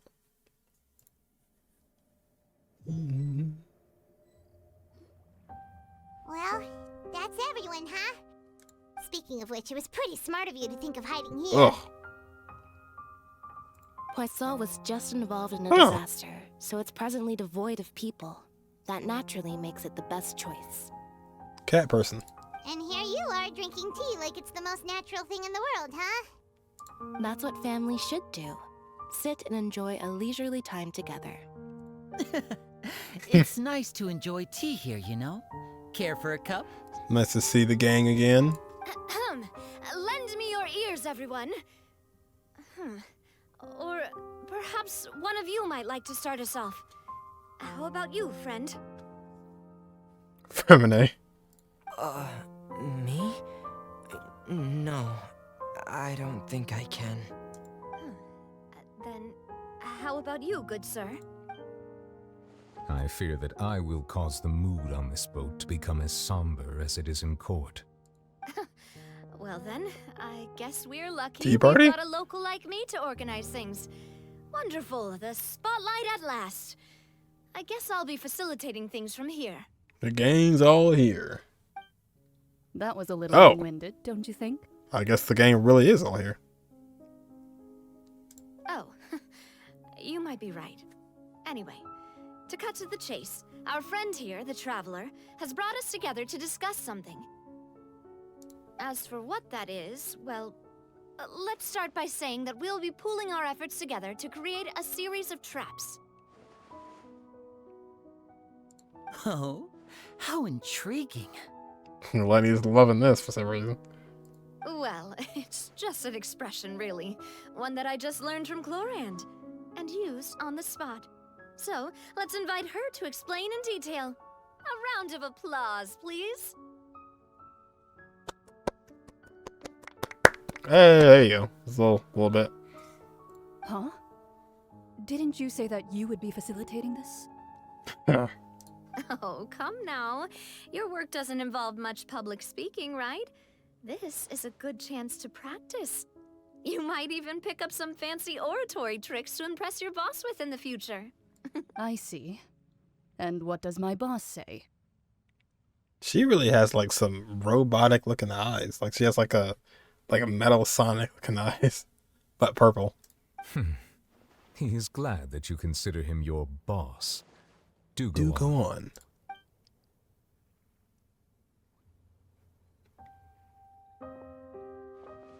In that case, do any of you have experience hunting? I do. Not that I recall. Fremine and I once used a wooden stick in a basket to catch wild rabbits when we were younger. As for Lynette, oh, right. You were sick that day, weren't you? I've also gone diving to catch some fish before. Does that count? I'm afraid not. You may or may not have heard, but Fontaine once played host to a group known as the Marechaussee Hunters. Though that was their name, they did not hunt animals, but rather various monsters left behind by the ancient dynasty of King Remus. They hunted artifacts. Today, Fontaine's monster population has already thinned greatly, so the hunters have blended back into society, taking up arms in other lines of work. They eat a trap comprises of the following components: bait, a trigger, and a containment device. Sometimes a lethal implement will also be necessary to deal with the prey. The guillotine. So, if we were to build a trap together, right now, what would you choose to build it with? For me, I would prefer something basket-shaped. Pigeons and rabbits will see the bait and naturally enter the snare. Our line of work requires a deft hand, and we're some of the best in the industry, so you can count on our techniques. You used some of those techniques while moving the people of Poisson, didn't you? My subordinates mentioned that you even performed some magic for the bawling children. Lainey, why didn't you sit on the other side? Oh, I guess we're on that side. Never mind. Yes, and I even managed to gather some intelligence in the meantime. I'm quite the multitasker if I do say so myself. I'm afraid I can't claim that as my strong suit. I prefer more stable methods, like placing bait in the water and waiting for the fish to come within reach.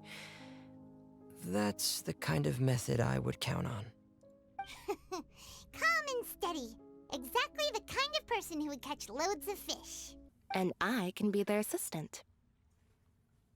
With discretion, I'm sure.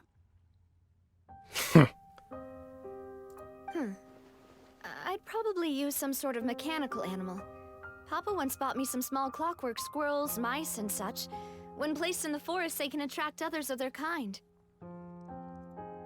I remember that you liked those too, didn't you? I did. And that would be a good way to go about it. If they're realistic enough, animals of the same kind will follow them all the way to the trap. I don't know why. It seemed like Mona's face was so much more expressive than everyone else. What about you, Monsieur Neuvillette? Maybe just like a 1.0 thing. I fear I do not have any related experience. That makes sense. You usually solve problems directly, without the use of any such tricks. But I do have one more question for you, Monsieur. If we were to create a trap now, how would you design it? Guillotine. I would like for it to be effective, but bring no harm to the prey. A more gentle trap would be ideal. Oh. Kind, as always. However, our intention doesn't necessarily change the containment device and the type of implement we need. If we wanted to kill the prey in one strike, we would need a powerful implement. However, that also goes for prey that must be captured and safely contained. Wait, why's that? Only a hunter who's a true expert at subduing their prey can snare it without harming it. The line that divides life and death is often exceedingly thin. So are we going hunting together? Well, in a way. In a way. Huh. We hadn't thought of seeing ourselves as hunters. It kinda works, but maybe it's still not the best metaphor. I'm more of a destruction kind of guy. If our means of capturing and dealing with our prey is to put them on trial, then the hunting metaphor is actually quite accurate. But we shall require much more courage than any hunter to judge a god. being whose seat is an exalted throne. That's right. Oh, so that's what's going on. Sounds very interesting. Clorin's hunting metaphor was just that, a metaphor. You will not call this a hunt because that is not what you should do at this present, nor has the relationship between you and Furina reached such a dire stage. What you need is simply the secrets she is keeping. Attempting to take her secrets is an act of sacrilegious disrespect, but must be done to prevent Fontaine from sinking into the waters as foretold in the prophecy. There's neither hunter nor prey, but there's neither hunter nor prey, but there must be a trap. This is what you will need. Stage of Fate. Everyone's gone.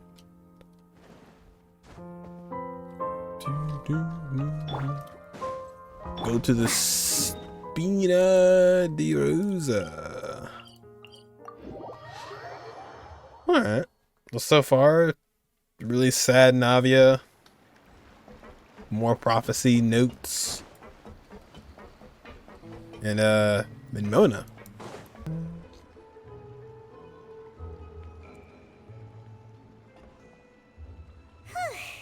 It's been a tough few days, hasn't it? So much has been happening. Those meetings sure did make me hungry. Paimon didn't think the meetings would go on for so long, but Paimon thought they'd be at least a little frightened. Well, Fremine was, now that Paimon thinks about it, but everyone else just looked a little surprised.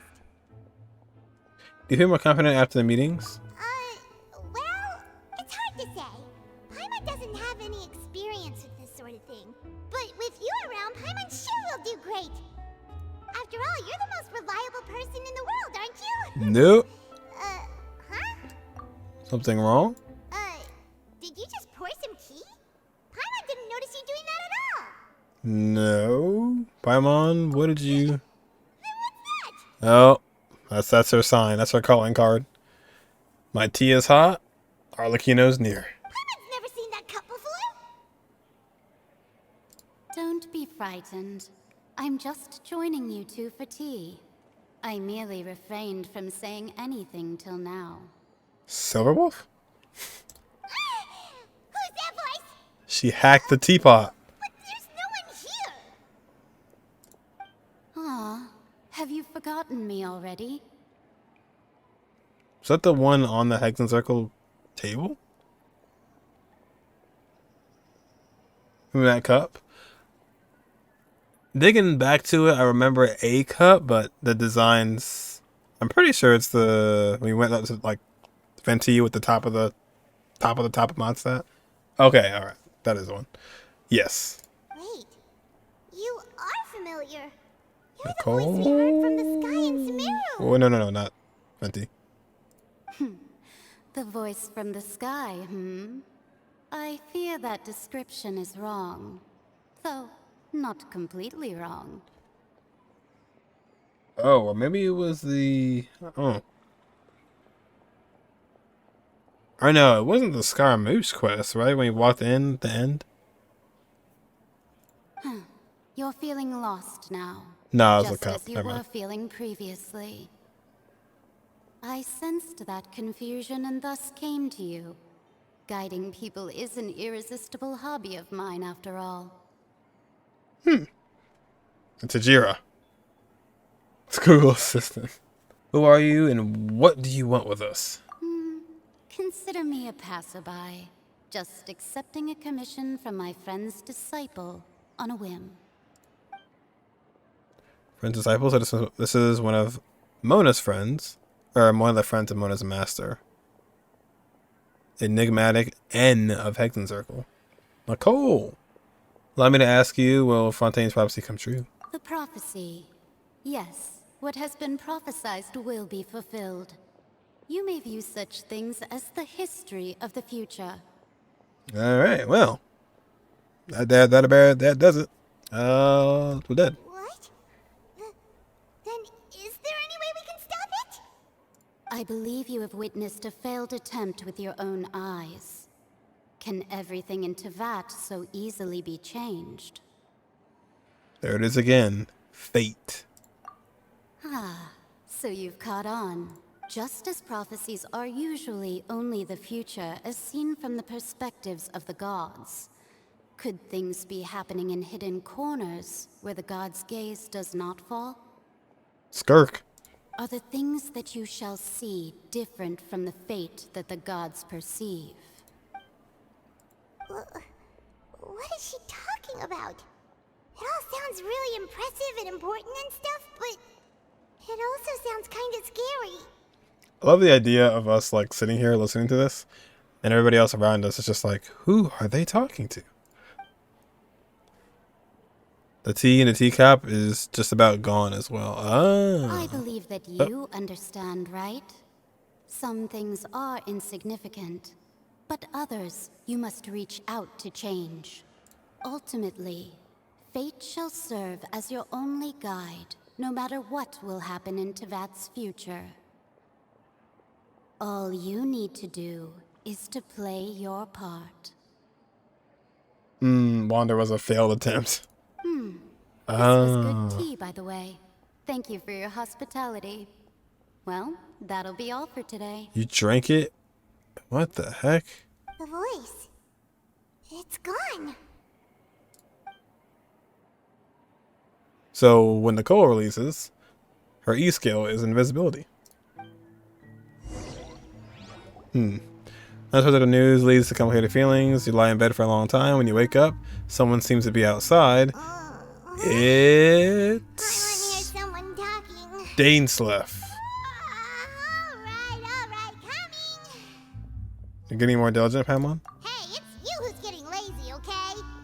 Well, I Hey, she's back. in on some lively banter. Oh no. How have you been these past few days? Fine, just fine. I went to take part in that Steambird panel. It turned out to be more interesting than I expected. Not all Fontainians are pessimistic about this. One journalist mentioned that sitting around and waiting for the end to come would be wrong, and that they should make their own rescue preparations. I agreed, so we had a brief chat with her. Makes sense. Did she have pink hair by any chance?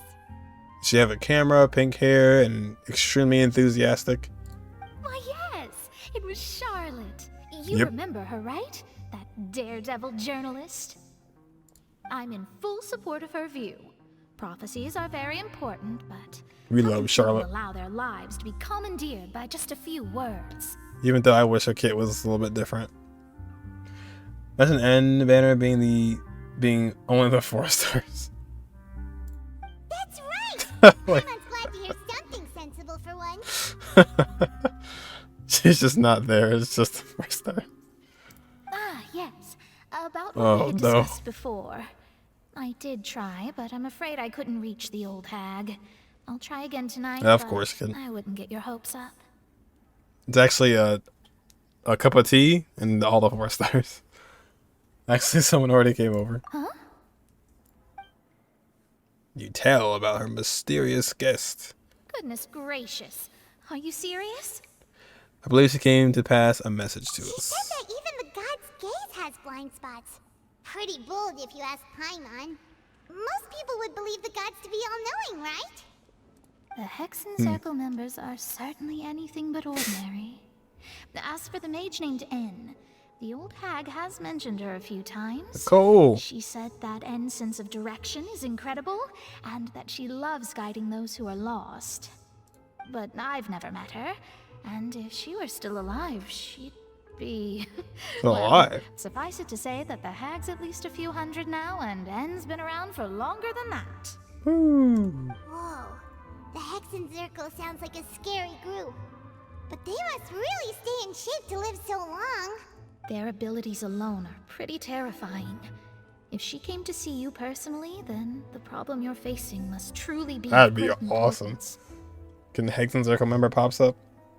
Well, it's not like Paimon could understand anything she said. That's our next big trailer drop. There's 2 more that can happen. We got the Fatui one where they showed us all the Fatui Harbingers in one video. They can do like a wild like Celestia drop, or they can do like a wild kind of like Hexen circle drop. Yes, she was quite cryptic, but I suspect she means that there is still a way to turn things around. She didn't say when or what that would be, though, so... Perhaps it is something that you cannot know right now. True, her words were meant as helpful hint. Well, meant as a helpful hint, but when we realized the value in meeting. Was it the best answer? That was my question. Traveler, Paimon, are you two alright? Oh, we're fine. We're just a little down right now. It kind of feels like the end is coming, you know? I see. I feel that same sense of desperation, too. I guess you could consider me There someone really is who more has often witnessed fate. So far as I have seen, it cannot be swayed. animation in her face. But even so, I still hope for, and believe in, miracles. Astrology is eternal and rational, but fate may not be. It is cruel, but it can also be beautiful. Beautiful death. Perhaps that's what En was trying to tell you. Not to lose heart, and to believe that what you are seeing playing out before you is not yet set in stone. I did originally think of steering clear of all this, but I couldn't. Even if this is all futile, I still wish to help everyone. If we don't struggle to the last, then how can we face the end when it comes? It's true. Long life species. There's one more job they can do. One more drop. Ether. Huh. You do have a point. There I go, talking about astrological principles again. Sorry about that. The moment I start talking about work-related stuff. I need to get going. Where? Don't worry about it, Mona. And thank you. It was worth trying to comfort you, even if only a little. I believe that you'll help those who are struggling in the same way I did. I suppose that might be why we always seem to meet by coincidence. Oh, I guess we did run into her a couple times. Bye, Mona. It was a pleasure seeing you. Feels kind of moved by what Mona said. Hey, Traveler. Paimon suddenly feels like going outside for a walk. Let's walk around the city, shall we? There's a few spots we would like to No, walk. Paimon, we need to figure out this plan. Paimon stalling. One slice of cake, please. Someone showed up after all. She skipped so fast. Oh, wait, you're the one from the Palais Mermonia. Oh, are you here to buy cake too? It seems Monsieur Nervalette was right. You really can eat. Wait, did he really say something like that? That's right. Even he has his own preferences when it comes to food. As for me, I love the cake and coffee here. Classic Melusine. Do you come here often? It's like a mittens. Usually every day. Every day? Every day? It's part of my daily schedule, apart from work. I shall have my cake and coffee. Every day? Then what if someone told you one day that this place would be closing soon, and you wouldn't get to eat cake here anymore? But why would it close? Well, Paimon doesn't know either, but maybe the waters will rise tomorrow. You know, like in the prophecy. It was a somber change. Oh, the prophecy. Very Arceli. To be honest, I haven't Zila. paid much attention to that. No, still, even if there'd be no more cake tomorrow, that wouldn't keep me from having some today. No, it's the same for eating in general. You might not be able to eat tomorrow, but if you can do so today, then you should carry on. That's what people call living, you know. Huh. Don't be Some great input. Excuse me, could Oh. I have 2 more slices of cake to go? Whoa. These 2 slices are for you. Sijuin said that Huh. this kind of expression you're making is what humans call being sad. Oh, you know Sijuin? I sure do. She was born before me, and she sometimes comes Wait, to the she's surface to teach us things older about than you? humans. She said that humans are creatures that are saddened easily. Yes, and you can only lift their spirits by feeding them delicious food. I've got something else to do, so I'll be going now. You two try to stay in a good mood after eating, all right? Bye.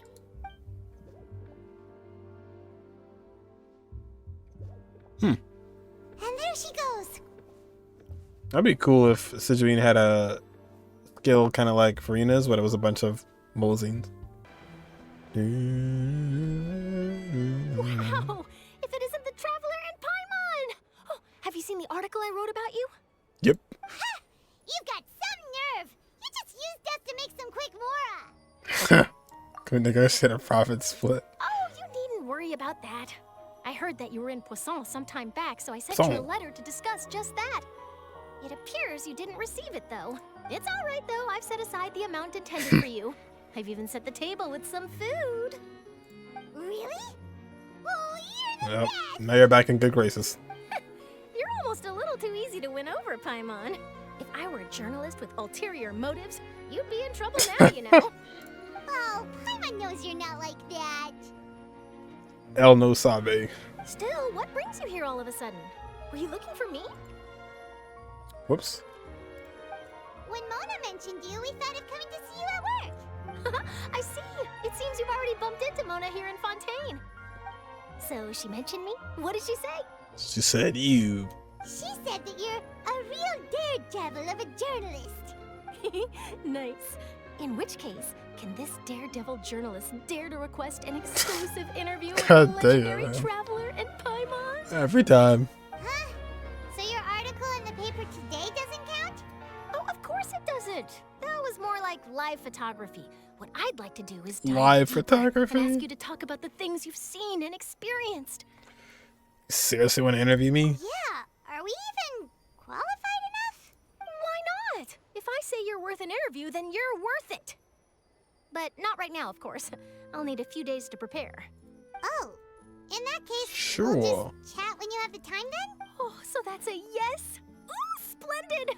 I'll tell the editor-in-chief immediately. I'll have to apply for lighting, a venue, some props, and... Whew, so much to get done now. Talk to you later. Alright. Wait, Charlotte, Paimon's still got a question for you.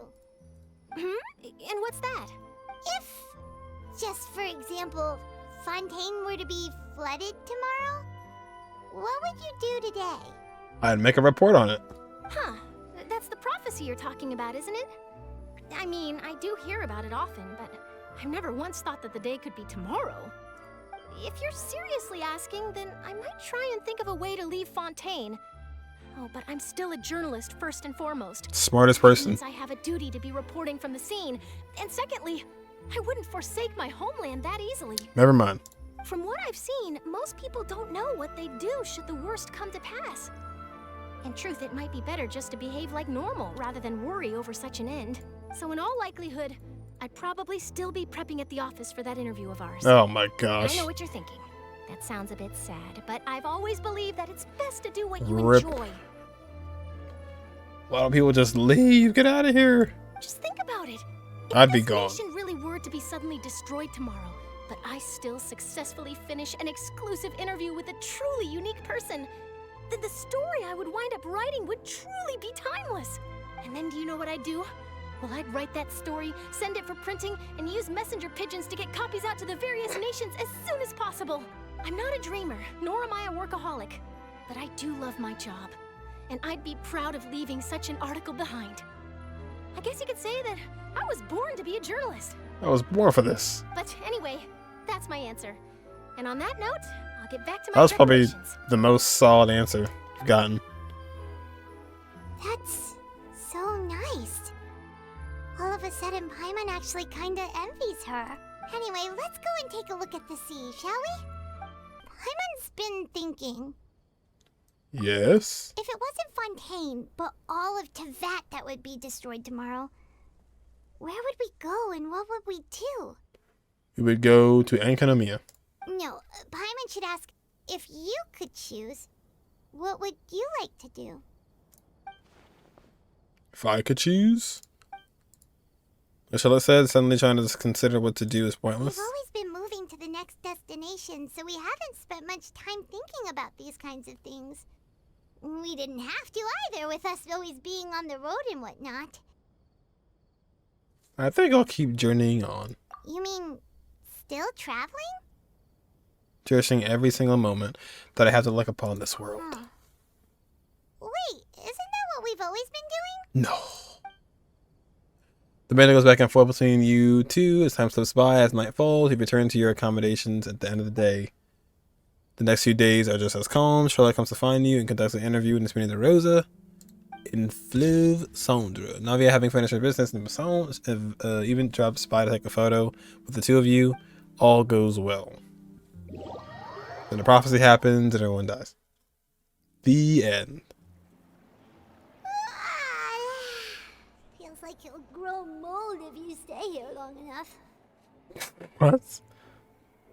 But it's still better than the fortress Oh of my. Masquerade, that's for sure. It's not only damp there, but salty too. If Tavak gets destroyed today, we'll make a space train. So the two of you are still here. Wonderful. Isadora! Oh, you're from the Palais Mermonia, aren't you? Yes, I'm Isadora. Monsieur Nervillat sent me to look for you two before. I heard that afterward you went to the fortress of Meropide. So, are you under the impression that we might be one of criminals? Not at all. I'm well aware that you're friends of his. Actually, I'm here to pass along a message from him. Yes, inside the Opera House. The Maréchaussée Phantom has declared the incident a small-scale riot. Oh boy. A riot? Well, that said, I don't personally think it was that serious. Lady Furina was watching a performance at the Opera House, and while she was resting during an intermission, some other audience members suddenly started harassing her, loudly accusing her of doing nothing about the prophecy crisis. And before she could respond, others started to join in. Uh-oh. The crowd continued to grow, and protests against the Hydro Archon started to break out. So people have started to put the blame on Furina. Guess they finally found an outlet for the pressure they've been under due to the prophecy. I agree. People will naturally rely on gods, as is customary. But the moment people feel threatened, gods are also the first to be blamed. It was you. So what happened after that? Is Furina okay? Seeing that the situation was spiraling out of control and that further argument was pointless, she claimed that she'd gotten tired of this and left in a hurry. The Maréchaussée Phantom had their hands full maintaining order and did not catch where Lady Furina had gone. Only when things had stabilized did we realize that she had gone missing. So, you mean she's still missing? I know exactly where she is. That's right. The Maréchaussée has dispatched many people to search for her, but we don't have any leads yet. That said, I don't think there's much to worry about. She is a god after all. Even if she were to fall into the hands of rioters, what could ordinary people do to her? I understand the situation. Good. Monsieur Nervillat sent me to tell you about the situation, but he didn't say anything else. Don't worry, this is more than enough to go on. Thanks. Is that so? Well, all right then. In that case, you two take care. That smug look. Well, sounds like we should hurry over to Poisson then. If we know Furina, she won't try to fix things in this situation. Instead, she'll look for a place to wait out the heat. Dang, that's the sad truth. And as we also know, she may be loud and dramatic, but she doesn't have a heart of stone. When Nervillat was talking to her in the Palais Mermonia, and she heard about Poisson, she couldn't hide her sadness and remorse. It would be hard for her to ignore being accused by the public today. Paimon thinks Furina's probably taken the opportunity to slip away to Poisson and try to relieve the sense Now of we have guilt to that she's feeling. Find her. Well, what do you think? Paimon knows the answer, of course, but Paimon can do the analysis to back it up too. Cool, huh? I see becoming a detective has done some good. In that case, there's not a moment to lose. No time to waste, meanwhile, explains the entire analysis. Back to Poisson. I thought she was going to be in that spot where she was in the teaser, where she was like going through the posters. That was my thought.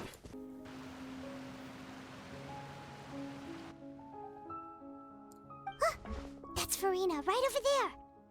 She really Shush. is there all on her own. Shush. Should I just give up? This is all meaningless. What was meant to happen did happen after all. Everyone's dead. Dang. I'm sorry. I am so sorry. Give up, Furina. There's no point in holding out. Furina! I'm sorry, but what can I even do other than to repeat meaningless apologies over and over? I mean, Who's that? you did. Don't worry, Furina, it's just us.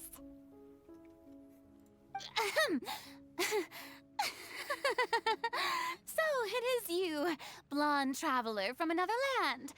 Why, I have a almost thought you were name. summoned from that mob of my ignorant subjects. Come to kneel and beg for my forgiveness. Thought you were someone from that mob of ignorant subjects. What? Are you talking about the people you were just talking about who died? Furina, you were crying just now, weren't you? The tear stains on your face are obvious. What do you mean, tear stains? Oh, I remember. The show at the Opera House earlier this morning was so moving. I'm still trying to process it. Who did that uncivilized rabble think they were, disturbing my enjoyment of the arts? They even dare to tout their Archon. I must teach them a lesson. Oh, man. I can just imagine their twisted and frustrated faces once they realize that I'm nowhere to be found. Oh, and I'm sure Nouvellette and those people from the Marish Chaussee Phantom are freaking out right next to them, too. Stop trying to act tough. Of course not. Hey, there she is! The Hydro Archon's over there! Get her! Quick, after her! We found her, boss. Furina, those people seem to be after you. Taking a shot. They are? They're just some rabid fans who want to cut the line because they haven't been able to meet me in person, aren't they? Her vision's gone, too. That's against the rules. I can't let them get their way.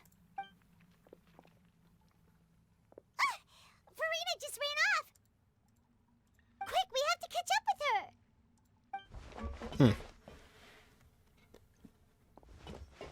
Boss, we're trying to get Furina, but the traveler keeps getting in the way.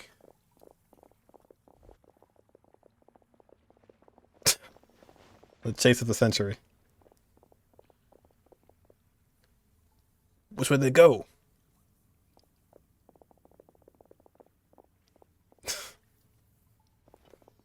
Oh my gosh, we're genius. Never saw it coming. Hey, Furina! There's a good hiding spot over here. Quick, come to Paimon before the rest of them catch up to you.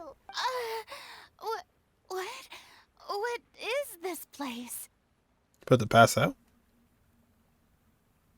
Hurry, they're almost here! Fine. I suppose haste is warranted. Lead the way. Oh my gosh. This is a small little corner.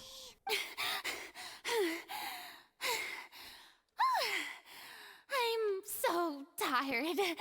I totally thought they had caught me. No, I mean, I merely gave in to the sheer enthusiasm they displayed.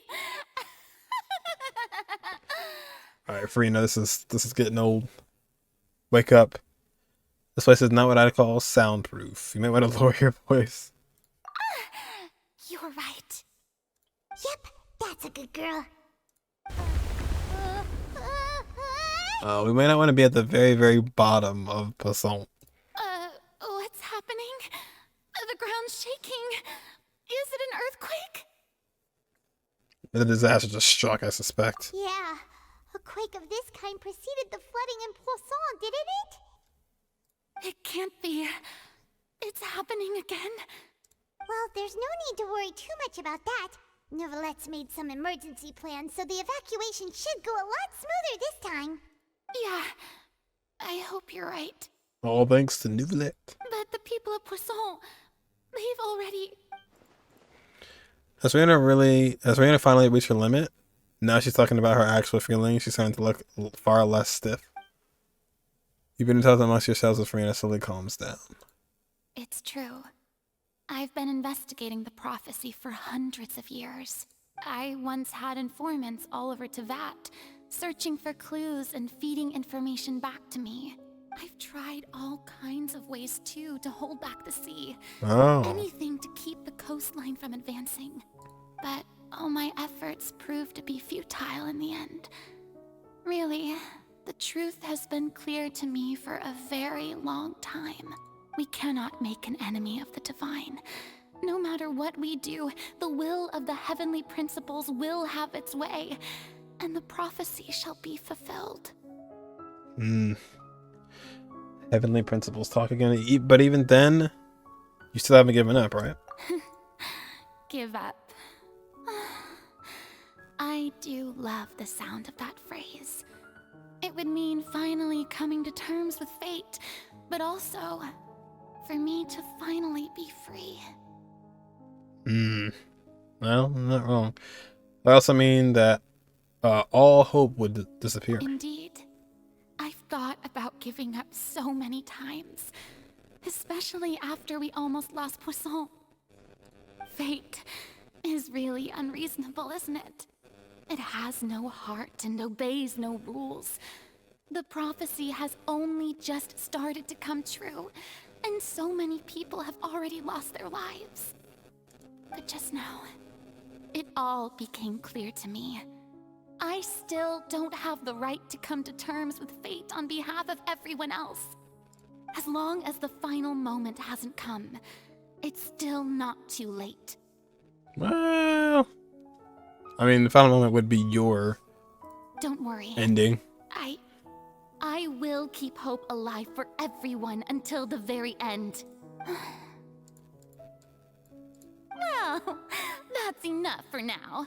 I got the impulse to play the stricken maiden, but honestly, considering my rank and station, that wasn't a good fit at all. Every time. Don't take any of what I just said seriously.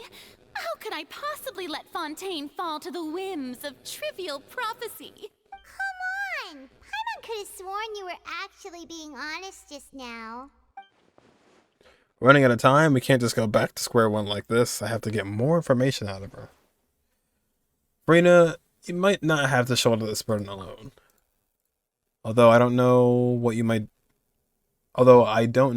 might be keeping from everyone, people are more willing to share your burden with you. Share my burden. That's impossible.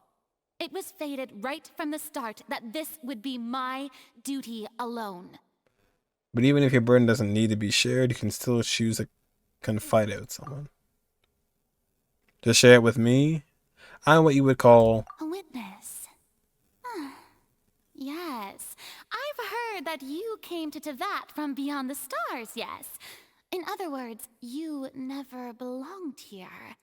And if Tevat is, in its entirety, a show on a stage, then you're just a spectator, aren't you? If that's the case... There's no time left, please, Furina, just spit it out.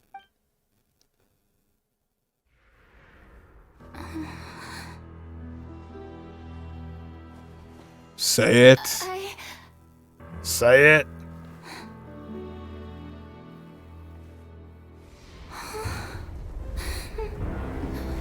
I'm actually a slime.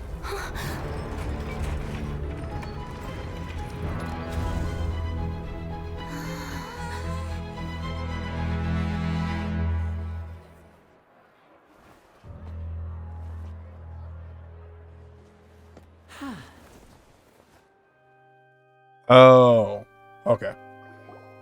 Very confused for a second. Ladies and gentlemen, this concludes my opening performance. The plan is in session. Now, without further ado, we may proceed to the trial of our god. So this is what it is. Yes, you deserve praise for the effort you took to raise the dramatic So that was us like being like, hey, come this way, hide in this thing, and then I don't know how Lenny did that, but Do not forget, however, that I am Focalors, the god of justice, the embodiment of justice itself. Does it not strike you as even the least bit absurd to bring the very concept of justice to trial? May I interpret these words as your refusal to stand trial? One more trial. In that case, you will have the opportunity to defend your honor through a duel. Oh, shoot. Get that sword out, Furina. You would draw your blade against a god? Still, why is it the iron thing? I see. It seems like you have made up your mind. EM scalar.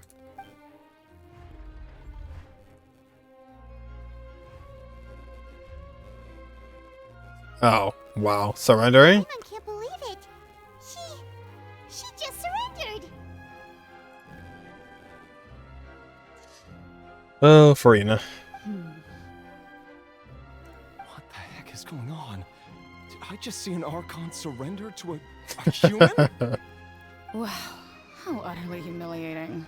Lady Furina, what is the meaning of this? Utterly risible. It would seem that there has been a misunderstanding. To be clear, the raising of both hands is not always an indication of surrender. Looking for excuses again, huh? I raised my hands just now to indicate my acceptance of the trial. No duel shall be necessary. Oh, sure you did. I will admit that I've been running away for a long time. I'm sorry, everyone. I was unable to protect the people of Poisson. It is my duty to stand trial for my crimes. You are not the only ones to be disappointed in me. I, too, am exceedingly disappointed in myself. But now, it is time for the Hydro Archon to show you her courage and resolve. Increase HP to increase EM. Holy. Way too dank. I, Furina, will use this trial to show the world the true meaning of justice. This time, I will protect you. Really? Applaud and rejoice. One of the most outrageous and fantastical arcs known to the opera epiclese is now unfolding before your eyes.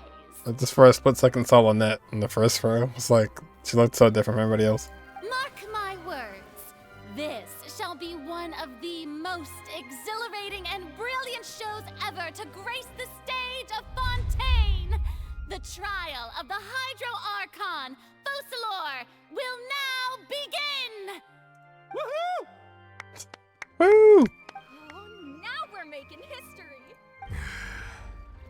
Sigh. I feel like Furina just took over the whole thing. Like, come on! Didn't she just get forced to stand trial for her crimes? Also, even though she's still acting super dramatic, she is taking this seriously this time, right? Yeah, I'd say so. All right, then. Who will be my opponent in this trial? Yourself. The court asks the prosecutor to please take the stand. It's me. Thank you, Your Honor. Is that so? Very well. Then please speak, witness of Tivat, my accuser and fated opponent. We're still sitting there to tell the truth, and it still turned out like this in the end.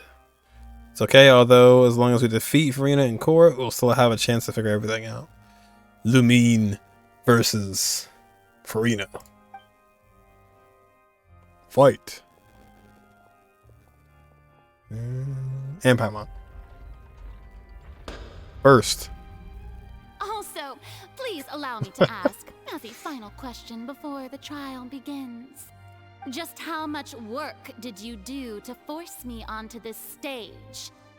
Well, Ask Lenny. I did do a lot of prep after the meeting that day. I can go over the tasks assigned to the Spina di Rosula, since they were rather straightforward and easy. Navia, the president of the Spina di Rosula. Most of the people who participated in the disturbance this morning were my subordinates. Oh, okay. Her face. They changed into plain clothes and came to the Opera House as regular audience members, waiting for the perfect opportunity to incite insurrection against you. Oh, this guy has the badge that the Nouvellette members had a long time ago. Or no, is this the other crew in the Fortress of Maripede? The people's resentment against their Archon has been building as more and more of the prophecy is fulfilled. A spark was all we needed to turn smoldering anger into a flame. Moreover, according to our understanding and analysis of you, when something like that occurred, you would likely flee the scene and head to Poisson by yourself. So, we arranged for a second group to lie in wait there. Another well-executed plan. So, you mean... the ones who scoured the settlement for me were also from the Spina? And their goal was to force you to step into the giant magic box so you may personally participate in the greatest magic performance in all of Fontainian history. That's right. That house was a magic box rather than someone's residence. Magic box? How? As the super ultimate version of the setup Oh, not that I used again. when I first performed at the Opera Epiclese, And you killed that man. the volume of the box was increased by a whole order of magnitude, and the distance it traversed was the entire gap between Poisson and Areneas. Its cargo, of course, was an Archon instead of a human. How did you My still? thanks, Furina. Without your help, we could never have pulled off such an extraordinary performance. You're welcome?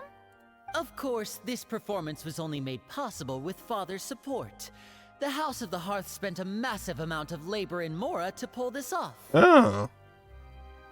He dug underground. We had to select a location, construct the giant magic box, dig a tunnel, and open up a path through the water. It was a lot of work for all of us.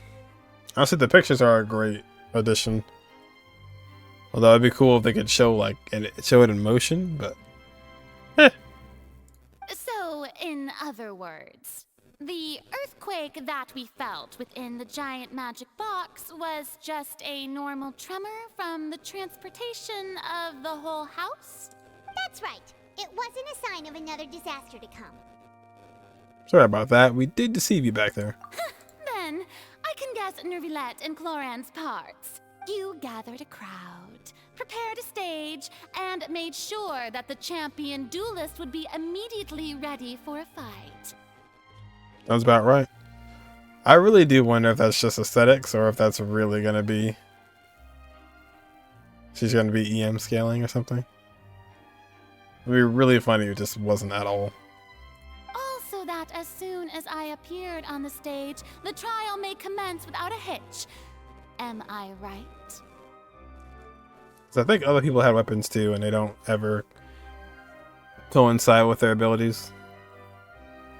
Yes, that is correct. I think lore-wise, a sword is just a sword. A weapon is just a weapon. It doesn't actually have any synergy with the real game. It's just aesthetic. Well, Cloran, I must commend you for your courage. Only the most outstanding champion duelist in all of Fontaine would accept a duel with an Archon without flinching. Yeah, just like Yujin. Yep. Just like Yujin. Dragon's Bane Yujin. Thank you.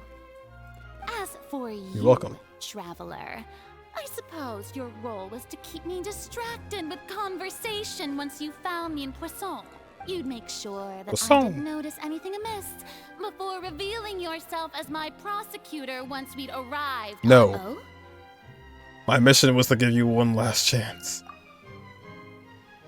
We hope that you'd share your secret with us before the magic box arrived at the stage. Is that so? Then I suppose I must have missed my final chance. Yeah. They put the bell on Femine, and then when you play him in Act 4, he has the royal sword. It's fine. It matters not. What's done is done. The stage is already set, so there's no reason to disappoint the audience. Let's see this trial through to the very end. One last trial. The only thing we can do now is judge the Hydro Archon.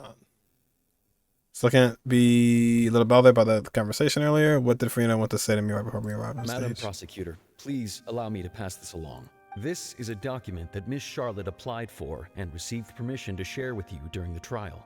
According to her, it should speed up the proceedings. Oh, really? Huh? Charlotte? Wanted to give us something?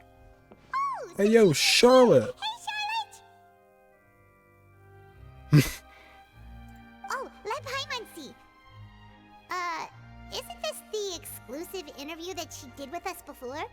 So she's already finished it, huh? Wait, then that means this document is a perfect timeline of everything that's happened ever since we stepped foot in Fontaine. Oh, that's good. That'll be useful. So I haven't got Kaching's splash out weapon. Oh, really? No? So in other words, we can refer to this anthology of evidence every time we want to use something from our journey as evidence for an argument. It's a super practical gift. Let's quickly confirm the information in it. Just think of it as a refresher, alright? You defeated the Hydro Archon in the very first duels you took part in at the Opera House. That's one for the history books, all right. Ooh. I didn't think that you'd wind up getting to the bottom of the case I'd been following all this time. I guess you could also see this as a happy coincidence. This is the first time Monsieur Nervillet had a difference of opinion like with the rap. oratories. Even the Hydro Archon can't figure it out. A Fatui Harbinger. Her face. Extraordinary person. Her instinct must mean something. The fortress of Meripede was almost destroyed in a single day. That I didn't witness that scene personally will always be a source of professional regret, I think. According to Monsieur Nervillet, The whale on the both journey. child and that whale should have been in the primordial sea at that time. At this point, how is this gonna lead to that? I nearly lost my awesome friend Navia. To be honest, that still gives me shivers. Yeah, it really did though. Like, really did. The words of someone as extraordinary as a witch can probably only be truly understood when something surreal happens to you. I cannot wait for the teacup banner.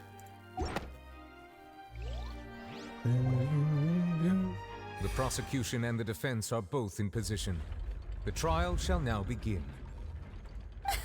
Oh, come Cue the music. Nervillet.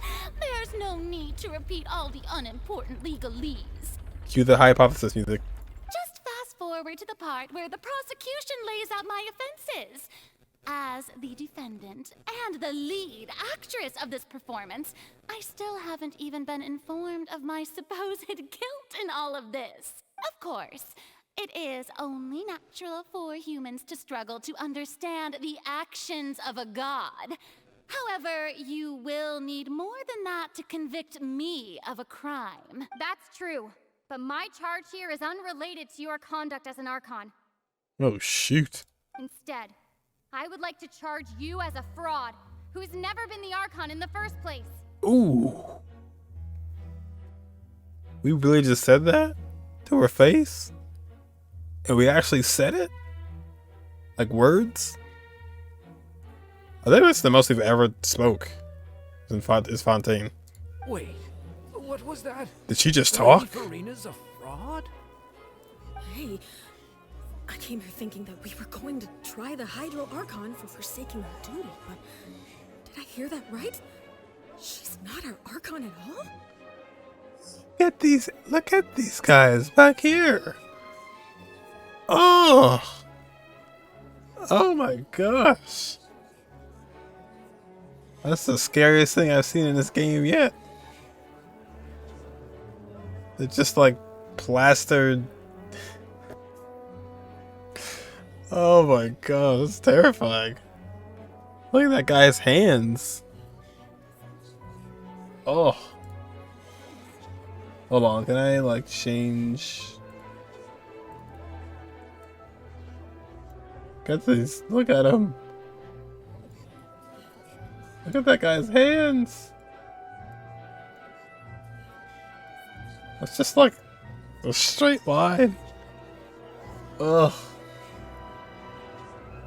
His face is just like, he has like the hair is outlined, but his face looks like Roblox. That's a real person. Oh man.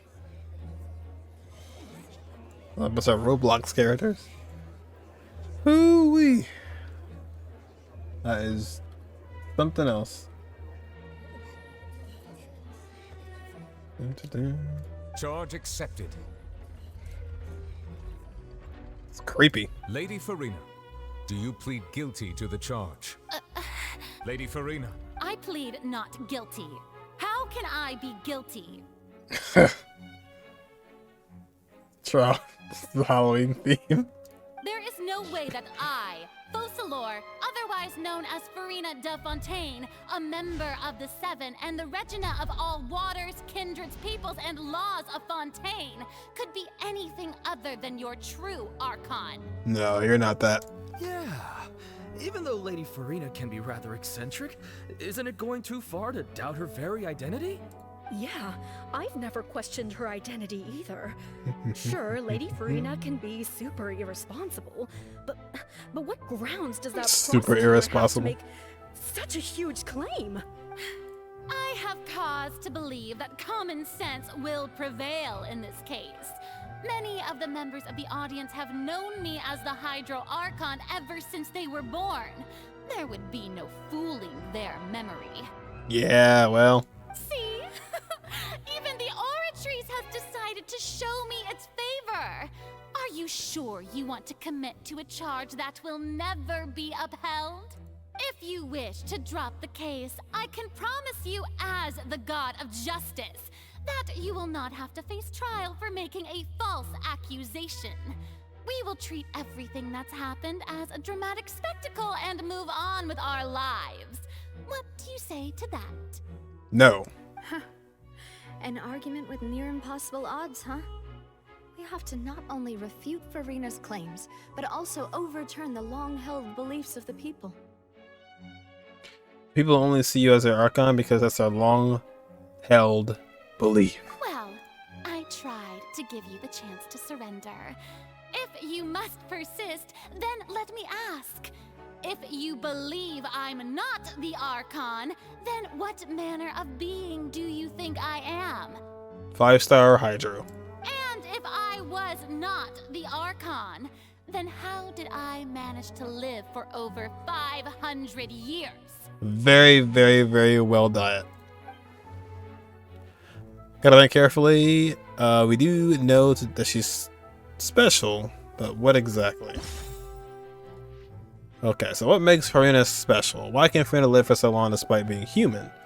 Well, so these are all irrelevant. Okay.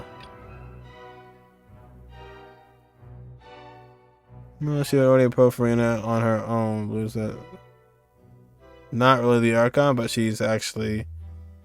Oh wait, I'm dumb. When did Archon say that? Oh, during the meeting. Yes. Okay. Oh yeah, when she was scolding her. Not really the Archon, but she's actually afflicted with some kind of curse. This is good info too. Going back to the Oratrice. Oratrice Mécanique d'Analyse Cardinale.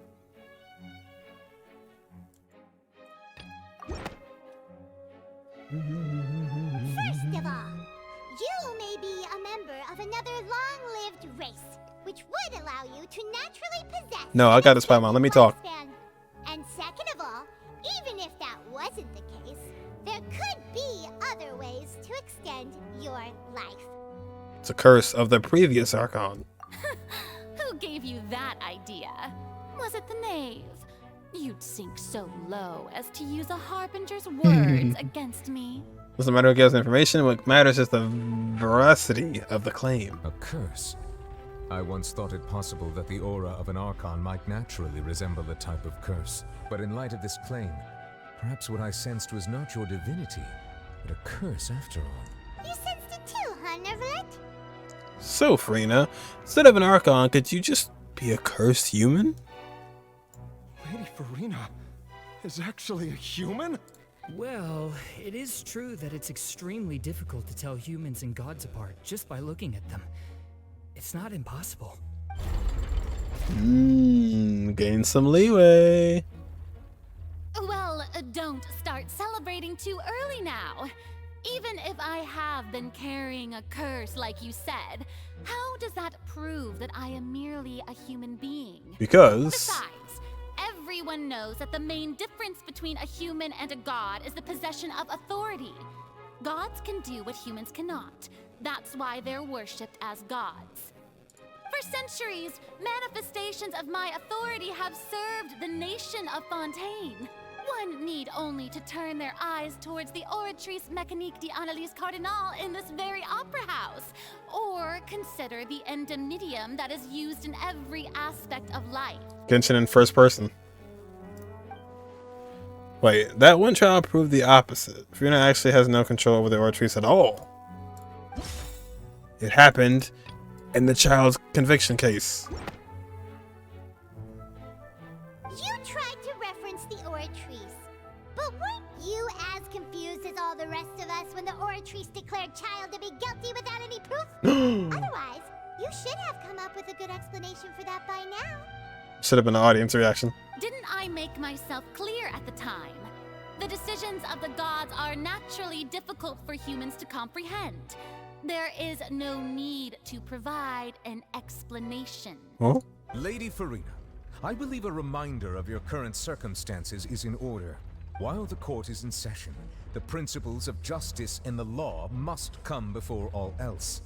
While you are an Archon, you are also first and foremost the defendant in this trial. You will prove yourself unable to defend against the prosecution's charges if you continue to withhold vital information against the rules of the court. I never thought you'd use that kind of rhetoric against me. That was no trick of rhetoric, Lady Furina. I've merely reiterated the rules of the court. Rules that all should respect and follow. True. So, you neither knew why Child was declared guilty, nor did you understand the structure and operations of the Oratrice. Instead of having been created by you, the manifestations of authority you mentioned have been made by the real Hydro Archon, haven't they? The real Hydro Archon? Well, now you're really losing me. Will a real Hydro Archon please stand up? It is true that I did not know Please stand why up. the Oratrice gave out a guilty verdict that day. But the Oratrice handed out that verdict unilaterally, and it has been operating independently ever since it was first created. You can't argue that just because a divine creation is flawed, that the god behind it must also be no god at all. She's still throwing out all kinds of excuses. Seems like she's confident that we won't be able to produce proof that she has no power over the Oratrice. Sure, we can put the Oratrice aside for now, but then Miss Furina, could you give us a brief demonstration of your powers as an Archon? My power as an Archon? There are many ordinary citizens in the audience. How can I just carelessly demonstrate the formidable power of an Archon? If that poses a concern, I'm prepared to extend my protection to the audience. Thank you, Nicolette. Thank you. No need to go that far. It's fine. Brief demonstration of your power over Hydro should be quite harmless. True. Surely an Archon who can at least match the capacities of a human with a vision?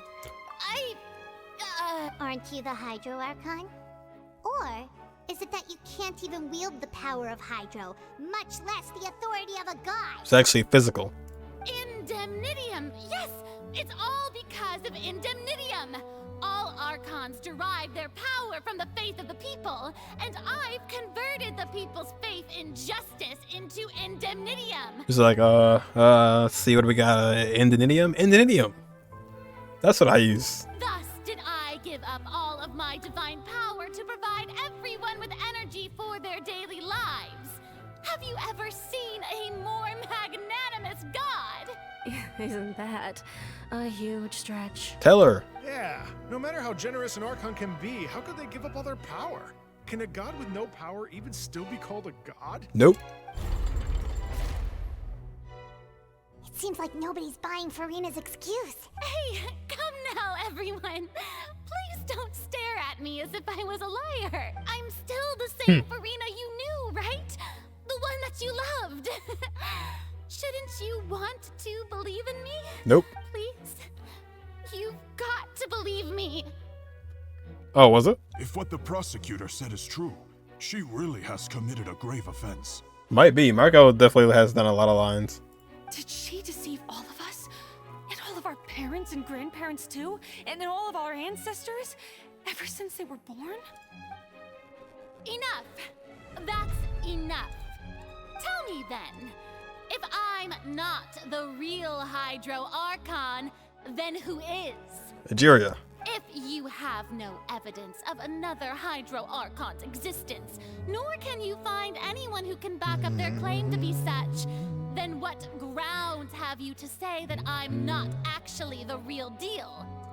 Wow, she came up with yet another argument. We can't prove that she's in the Archon. Can we try and prove that she's just a human if she's the only... Wait, what? If we can't prove that she isn't the Archon, we can try and prove that she is just a human. And if she's only human, that means she...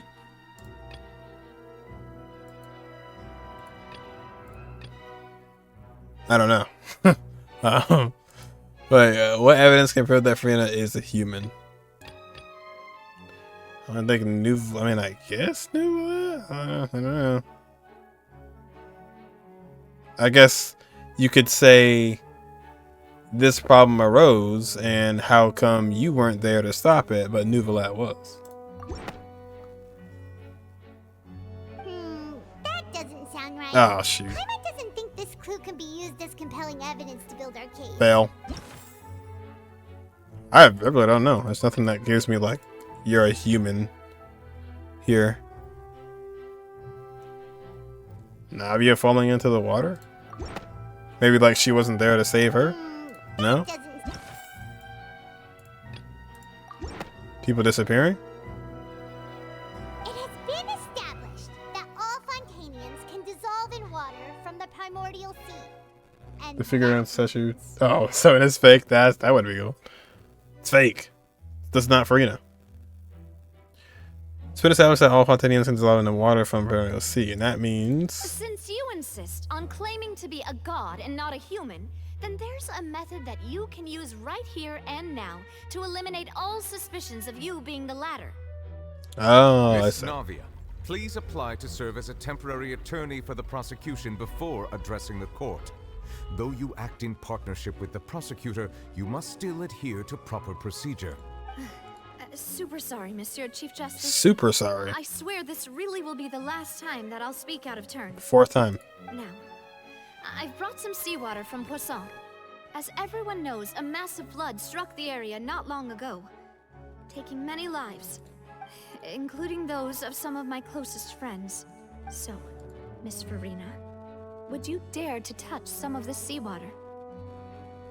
If we are to believe that you are indeed the real Hydro Archon, touching this seawater would have no effect on you. All it but, if Oops. you don't dare to touch it, then we would have basically proved the reverse.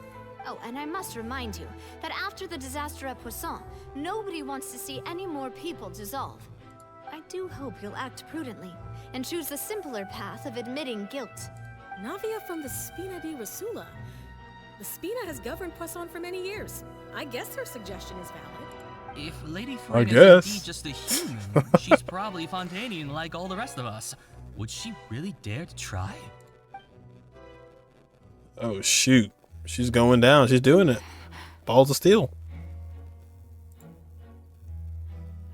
Furina? Lady Furina, this test has been unilaterally proposed by the prosecution. As it falls outside the realm of standard court proceedings, you possess the right to decline participation. Well, of course he had to tell her that.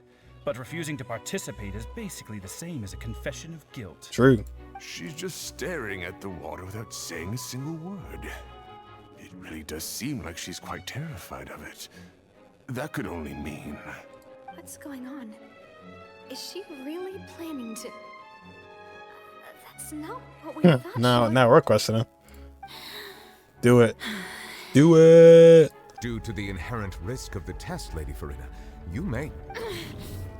Oh, all right. Well, minus one hand. Hey! She actually. There's emotion. I'm fine! Look at me, everyone! My hand is still here! I haven't been dissolved! Look at me. Will you believe me now? I really am your Archon! I'm nothing like a normal human who would fall apart as soon as they touch this water! Really? Was this not the most obvious thing in the world? All right, okay. Miss Siegewing? If you are present, Miss Siegewing, please come forward and attend to the defendant. Siegewing? Don't be nervous. Hey, he's out of jail. It'll just take a few seconds. She's out. Let me see. That should be enough. Please announce the results of your evaluation to the court, Miss Siegewing. As everyone doubtlessly saw, Miss Furina was displaying symptoms of hyperventilation and flushed skin. These indicate that she was experiencing the adverse effects of exposure to primordial seawater. The extent to which she was affected is the same as other humans when exposed to primordial seawater of a similar concentration. I'm gonna start an only Archon's account. Proceeds to pull for Furina before doing the Archon quest. Thank you, Miss Siegewing. Dang, outed. Lady Furina, you may return to the defendant's stand. Oh wait, what did she just say? I didn't get dissolved! Shouldn't that be enough to prove my innocence? Nope. Well, considering your tendency to run from your problems, we did originally prepare a direct sample of the seawater around Poisson. However, after extensive discussion, we exchanged it for a sample that is not concentrated enough to dissolve an actual human. After all, on the off chance that something entirely unexpected might occur, we don't want anyone else to lose their life to the sea. That was smart. I don't know why they were so worried though. Yeah, so out of regard for Furina's life, you secured a low concentration sample and asked the head nurse to serve as an expert witness. Like, all right, who wants to test this out and see if it's good enough? It's a great thing that the direct sample wasn't actually used. Furina could have... I can't believe... You... What's really going on here? Furina can't have known the consequences of touching that water as a human. This is too unlike how she usually acts, unless it's actually more important for her to keep up her facade than to save her own life. But she hasn't given up on everything a long time ago. Listen to me, everyone. Please don't give me such cold and disdainful looks. What happened just now didn't prove a single thing. Think about it. How can you conclusively prove that an Archon can't also be affected by the primordial seawater?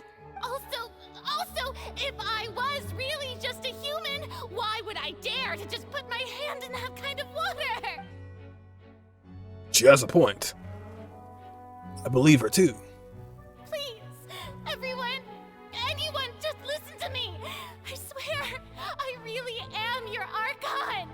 She's crying. That must mean she's telling the truth.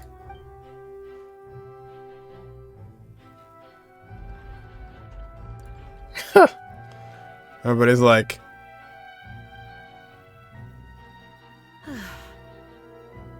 I don't think anything she says at this point will sway anyone.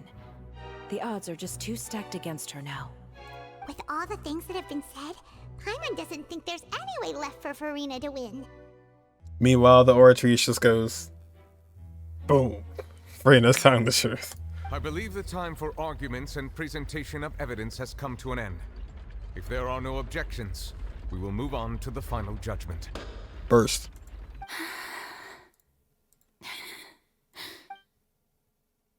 I don't think anything she says at this point will sway anyone. She's too stacked against her now.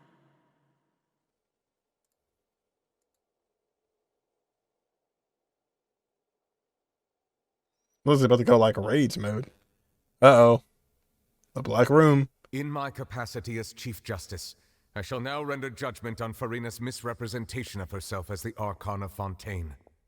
As a human who knowingly deceived her fellow citizens, Furina is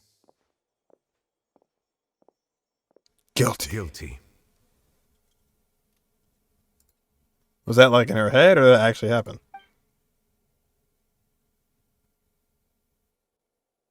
Was there a chair there? Okay, I guess. We shall now turn to the Oratrice Mécanique d'Analyse Cardinale to render the final verdict. There it is. Alright, that was just in her head. This is the real deal. Alright, who are we gonna get? Is it Yangqing?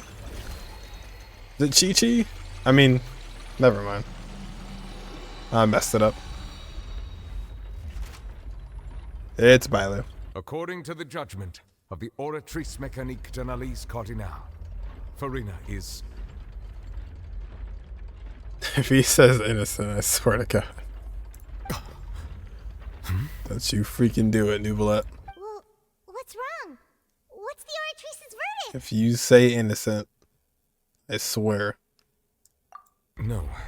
The Oratrice also displays a guilty verdict. Oh, good. Isn't that correct then? However, the exact wording of the verdict is thus. The Hydro Archon, guilty. To be punished via the death sentence. Wait, I didn't know the Oratrice gives you what sentence you're supposed to get? When did that happen? Yeah, Oratrice Mécanique d'Analyse Cardinale. Oratrice Mécanique. The death sentence? That's actually one of the available sentences? I've always thought that it was just a myth. Oratrice is like, I don't like Furina. The one and only time the death sentence has been handed out at the court, and it's been given to the very person we've worshipped as the god of justice? What an unexpected twist.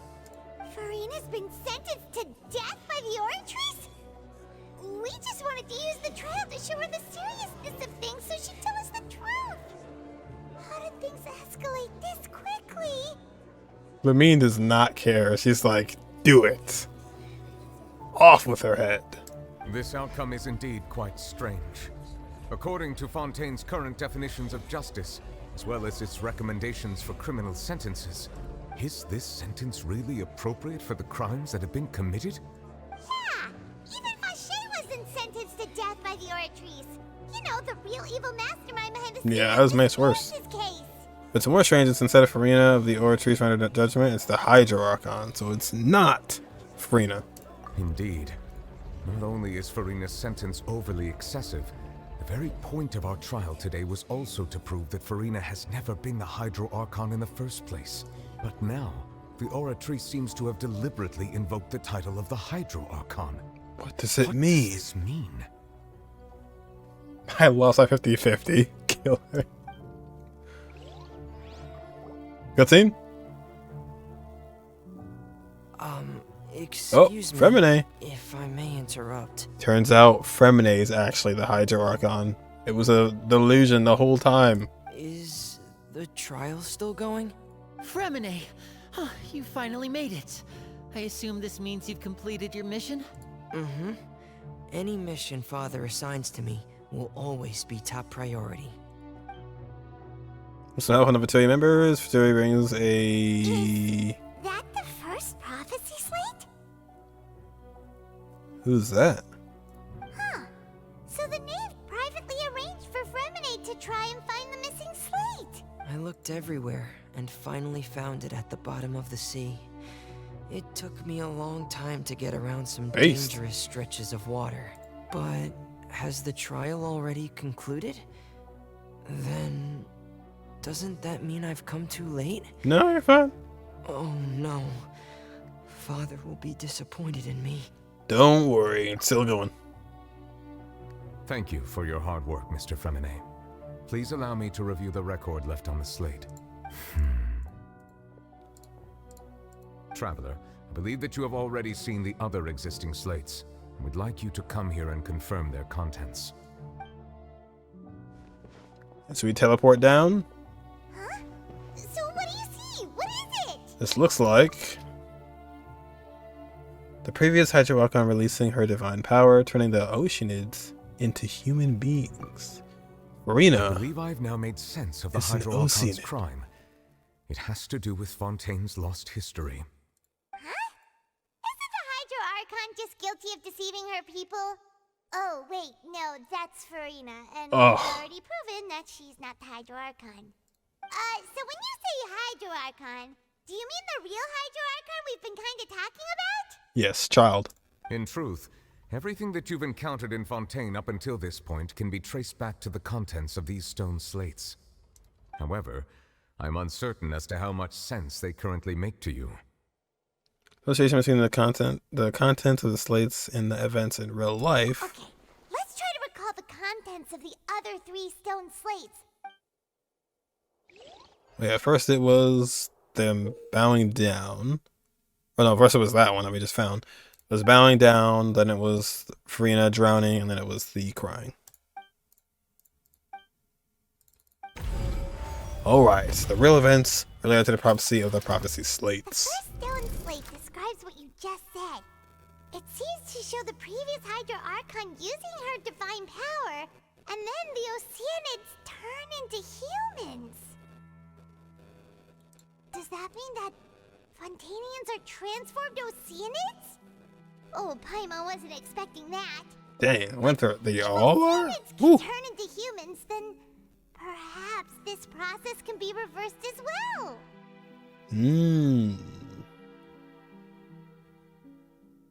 Yeah, just like the girl from. Well, I don't know if that's the same thing. Like the girl from the poetry event. I don't know if that's this because she can kind of go back and forth. The second stone slate shows Celestia floating in the sky, and the Oh, that was Celestia? and her people worshiping it together. But the heavens still brought judgment down upon them. Oh, I totally missed that. This must be the point when the Hydro Archon and the Fontainians were branded with their original sin. Does this mean that the original sin and the Hydro Archon sin are the same thing? Yes, so that we knew, or at least that was my assumption. At least they said floating island the first time. I didn't hear anything about Celestia. The third slate shows the Hydro Archon sinking into the sea, surrounded by many people. Huh. That reminds Paimon, didn't we also watch that happen to someone else? Well, the fourth slate is the Rex prophecy Lapis. the Fontainians have been talking about. People dissolving into the sea, the Hydro Archon crying on her throne, and so on. We didn't believe that such a crazy disaster could happen at first, did we? But after that incident, it was just a question of when and not if.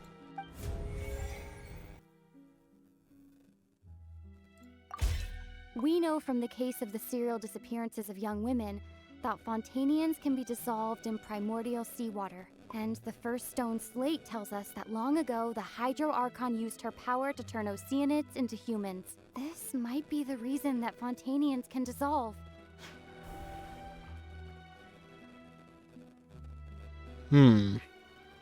So from humans into Oceanids, but the Hydro Archon put. Oh no, yeah, turn the Oceanids into humans. So now they can dissolve back into Oceanids. Oh no, I guess it's this. Yeah, okay. Perhaps what is Darn it. about to take place has all happened before. The true sin of the Hydro Archon that Nervilet mentioned, Should have mentioned and my- the original my gut. sin cast down on the people of Fontaine by Celestia, as recorded on the stone slates.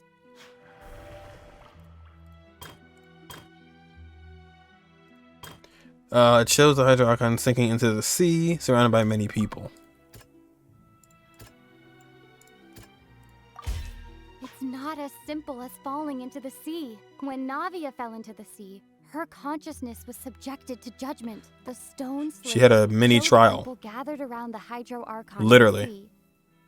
Could that be alluding to the same thing? I wish you'd have these pictures as like wallpapers. They're like really high quality pictures. Oh, they're probably in the game, so you could look in the game files probably somewhere. Anywho, it shows a scene that is basically identical to the described in the prophecy.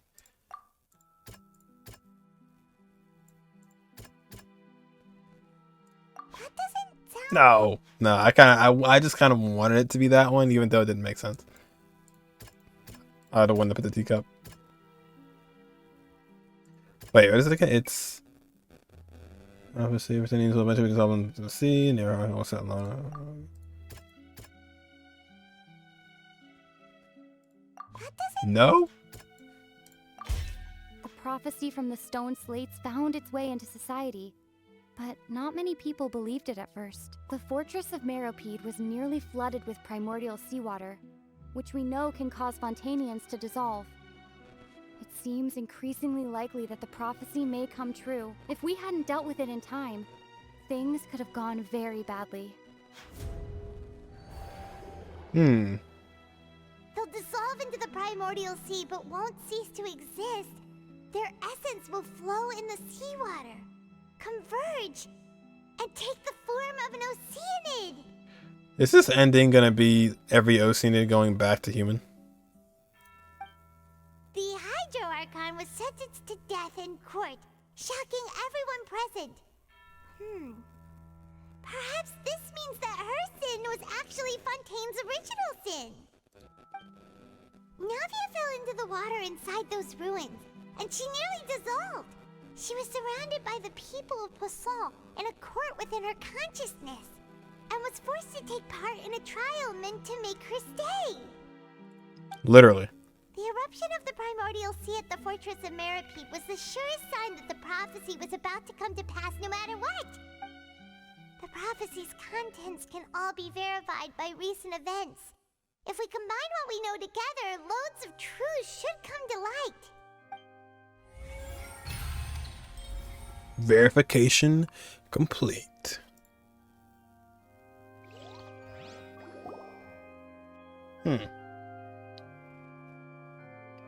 So what does this mean now? Huh? Oh, Paimon gets it now! So that's how you can make sense of it, but then it feels like we're going to have to share some truly shocking revelations. Let's hear them. Oh man, we were just doing this in our heads? Well, let's run it back again. First light reveals that Fontanians are not real humans. Incredible! Linny, did you hear that? We're not real humans. Nope. All Fontainians were originally created by the late previous Hydro Archon, with Oceanids as their basis. The evidence for that can be found in how only Fontainians could dissolve in primordial seawater, and how all the girls Vacher dissolved were also turned into Oceanids. Oh, and according to Navia, when she was about to get dissolved, she also saw everyone gathered around for a trial, all of them in the shape of Oceanids. Did she tell us that? How do we know? Indeed. The second slate reveals that the crime of the Hydro Archon was the creation of Fontanians from Oceanids. Yeah, and it follows from the content of the first slate that she probably anchored Celestia by creating humans without prior permission. That could also explain why the Oratrice judged the Hydro Archon to be guilty. It's to account for that ancient sin. Well, how do we repent for that? The Hydro Archon's true sin was creating us? That's rough. And yet, after many hundreds of Very years, rough. the Hydro Archon's creations have turned around to try to judge the Archon within the Opera Epiclese. The twists of history are often the most unexpected of all. It's true. As for the third slate, I'm still convinced that we should come after the fourth slate. Yeah, isn't the image here just like when Navia fell into the sea? So wouldn't it be trying to show the image of the Hydro Archon also falling into the sea once the prophecy has been fulfilled in the fourth slate? The fourth slate depicts the fulfillment of the prophecy as known as... In the end, the people will all be dissolved into the waters, and only the Hydro Archon will remain weeping on her throne. Only then will the sins of the people of Fontaine be washed away. Did Paimon get all that right? You've made some keen deductions. I must say, given how much you still don't know, it is impressive that you've already managed to connect so many pieces of the truth. However, while you were able to decode all the information on the slates, they've also been etched with an additional layer of hidden information using a different power source. When we were at the ruins, I tried to decipher the hidden information recorded in the slates. But since we only had 3 slates at the time, I was unable to come to a full conclusion. Now that the slate collection is complete, I shall make another attempt to decipher the narrative recorded within. If everything goes well, we should finally be informed of the unadulterated truth. What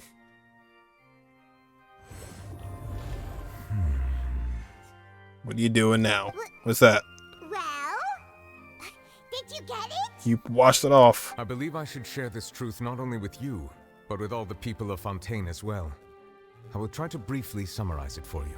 Your hypotheses regarding the origin of Fontainians and the sin of the Hydro Archon were both correct. In the Fontaine of old, the previous Hydro Archon sensed the yearning of her Oceanid familiars for life on land. The Oceanids were enamored with the beauty and romanticism of human beings, and wishing to have those experiences for themselves, expressed to the Hydro Archon their desire to become of a similar kind. Oh. However, even though water as an element is intricately linked with the power of life, the Hydro Archon, as one of the seven, did not possess the authority to create a new form of human life. Not one to give in, she eventually found a way to create permanent humanoid bodies for her familiars by appropriating the power of this planet's primordial sea. She poured primordial seawater into the Oceanids' blood vessels, creating humanoid mimics in the process. Oh. But if Fontainians were to ever come into direct contact with water from the primordial sea, the power within their bodies would escape these artificial restraints and return to the sea. Oh, As a it's kind of result, like... their forms would collapse, and they would be reverted to their original forms as Oceanids. It's almost like if they got shaped into a body, and then if they come in contact with it again, it just kind of loosens up and they kind of go back. Of course, the Hydro Archon never received permission from the heavenly principles to create a new human race. Okay. And thus, the Hydro Archon and all of her creations came to shoulder the original sin of appropriating the power of the primordial sea. Makes sense. That is the true history of how the people of Fontaine first came into being. So when people have a kid, it's still... That's still... Like, I mean, I guess, yeah, pass on. I mean, I guess it was two Oceanids that bring a life into the world, so I guess that'd be also an Oceanid. Yeah, that's interesting. So every single person. So we were all Oceanids before we turned into human beings? That's way too much information for me. I think I'm just going to pretend that I never heard a single thing. Yeah, good idea. Wait, but if that's the truth, we can't let the Hydro Archon be sentenced to death. After all, her only sin was creating us. This really might be too much information for your regular Fontainian, but it Does answer a lot of questions. That's true. Alas, your hypothesis regarding the third and fourth stone slates was inaccurate. The slates' respective positions are, in fact, correct. You were? Was it those that represent then? A key point of the visual on the third slate is how all the individuals depicted in the water are humans rather than Oceanids. Oh. Huh. They have not been dissolved, which implies that the water depicted in this slate is not water from the primordial sea. The nation of Fontaine is the nation of Hydro, as well as the nation of trials and justice. Instead of being the literal element, the water in the scene symbolizes judgment and justice. You may also recall Navia's experience. When she fell into the sea, her consciousness was surrounded by that of many others who intended to hold a trial to determine her fate. Right. Therefore, the meaning of the third slate is that the people of Fontaine shall try the Hydro Archon at the court of justice. Yes, it refers to our present situation. I think I'm following So now. what does Furina have to do with any of What this? you're saying is, even though we decided to put on this trial to avoid fulfilling the prophecy, in truth, everything we've done has happened exactly as the prophecy foretold. So now, it seems, we're the ones making sure it comes true. What should we do? I don't know. It feels like there's no way out of this one. Yeah. no matter what, the prophecy will be fulfilled. The prophecy will be fulfilled. Is this what it feels like to be a prisoner of fate? If that's the case, does that mean the scene in the fourth slate will also be fulfilled soon? Traveler, I would like to point out another small fallacy in your deductions. About the fourth slate. You probably thought that the eruption of primordial seawater beneath the fortress of Meripede served as the surest sign that the prophecy was about to come to pass, yes? Yes. However, I believe that rather than being a sure sign, that eruption could in fact only be a small warning of something far worse to come. As for the root cause of the catastrophe, I believe you've already encountered it once before. I have? Wait. Could it be?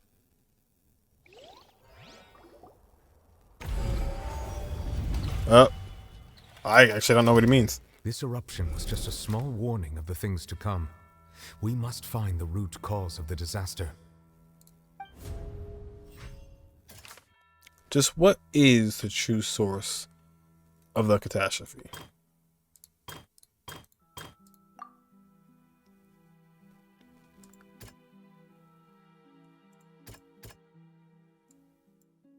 That doesn't sound quite right. I don't really know what Nuvela's trying to say here. What's the worst? What? Evidence that verifies the intrusion in Moreno Sea.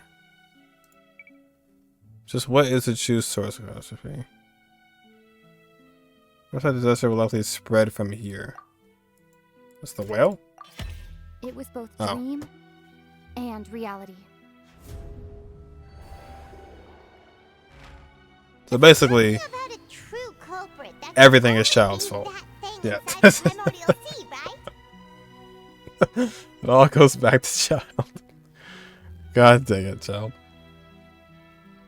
Another question is why those are the Oceanids left Fontaine? Oh yeah. Why did they? I guess.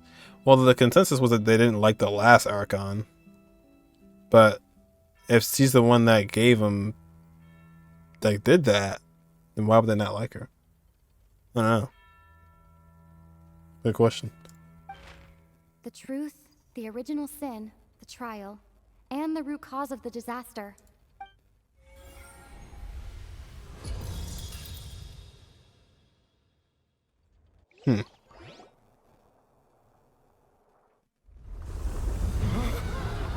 Oh, so this is how this happens. I was wondering, how do we get to the end of this? Oh, it's Child's music. In the middle of the opera epicless? It's Hydro, Nuvolette. You can't do anything.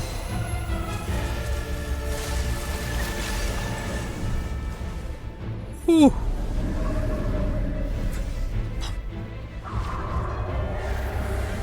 Oh, shoot. Dang, there he is! Hey!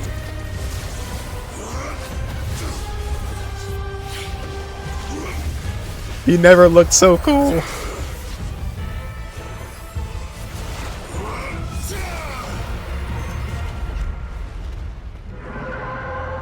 Well, it's done right there. We did it.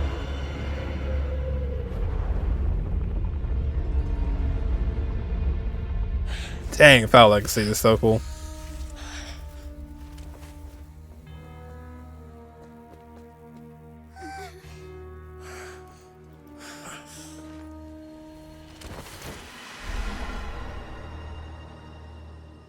Huh? And of course, we gotta help him. Of course. Way too close! How did that thing just burst into the opera house? Wait, was that the huge whale you saw in your dream? I will say, man, Fontaine's Archon Quest really did basically just consist of the Opera Epicless, Act 1, Act 2, Jail, Act 3, Act 4, and now we're back here in Act 5. This has just been these two places. That's right, I'd wager that it's also the one Child saw when he was young. Oh. So we've met it at last. I understand very well why it has chosen to make an appearance here. That whale does not belong to Teyvat. It is a monster that has traversed the stars, weeping all the while. It has been greedily consuming the energy from the planet's primordial sea, using it to grow. That is the main cause for the rising sea levels. And once it has finished consuming all of the energy contained within the sea, its next step will be... You said that when the To whale on Hydro-Archon Genshin first Impact. created Fontainians out of Oceanids, she filled their blood vessels with primordial seawater. Precisely. That whale finds the blood of Fontainians nigh impossible to resist. Therefore, when it left the primordial sea, it decided to make its next stop a packed opera house full of food. Food in the form of Fontainians. Fontainian food, here I come. We just barely managed to push it back, right? In that case, won't it come back to target the people again once it's managed to recover its strength? Indeed, it is more accurate to say that we should thank that Harbinger for buying us some time. Without him, the whale would have likely come onto land far sooner. From the way he looked, he must have been fighting the creature for quite a long time. Yeah, no kidding. He never looked that cool, man. That was actually like genuinely a cool Tartaglia moment. That battle maniac. We've always known that he had a special connection with that whale, but we definitely didn't expect it to help us out like this. Anyway, now that we know that this whale is the actual cause of the disaster recorded in the prophecy, all we need to do to stop the prophecy would be to find a way to beat it up, right? Beat it up. It is too late. No, it's never too late, Nublet. It had already absorbed too much of the primordial sea's energy before we could notice it. At this point, it has become practically integrated with the sea itself. Even if the entirety of Teyvat were to be destroyed, it could still survive and swim off towards some other world. Well, Knight of Kaveh can take care of it. That's not something I will accept. We've already done everything we can, and we even found the true culprit. We've come so far. You can't just tell me that the last hurdle is some impossible foe. That's just not fair. Indeed, that's not how a grand performance should end. I'll fight it to the end, no matter what. So the prophecy will be fulfilled no matter what, huh? Yeah, I want Foul Legacy. I don't want Child. The prophecy. Yes, what has been prophesied will be fulfilled. You may view such things as the history of the future. The history of the future. Well, I guess this couldn't have been the answer because no one else knew this. After everything, it still turned out like this. We couldn't fight against fate. Wait, but if this is all about fate... Just as prophecies are usually only the future as seen from the perspectives of the gods, could things be happening in hidden corners where the gods' gaze does not fall? Ultimately, fate shall serve as your only guide, no matter what will happen in Teyvat's future. All you need to do is to play your part. Could it be that even if the prophecy was fulfilled, there will still be a way to save everyone? Or did I miss something? History, the history of the future. I'm still wrapping my head around that one. I forgot about Furina. What was it that she wanted to say to me at the last moment of the giant magic box? What's her real secret?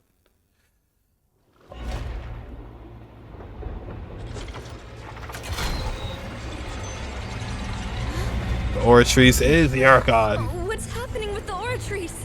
We knew it all along. I believe it is preparing to carry out the death sentence. Yeah, but not to her. Furina!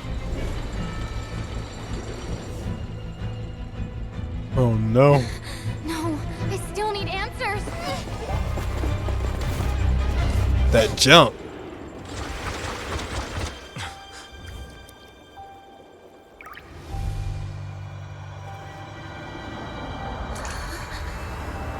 Ooh, alright. That was kind of cool.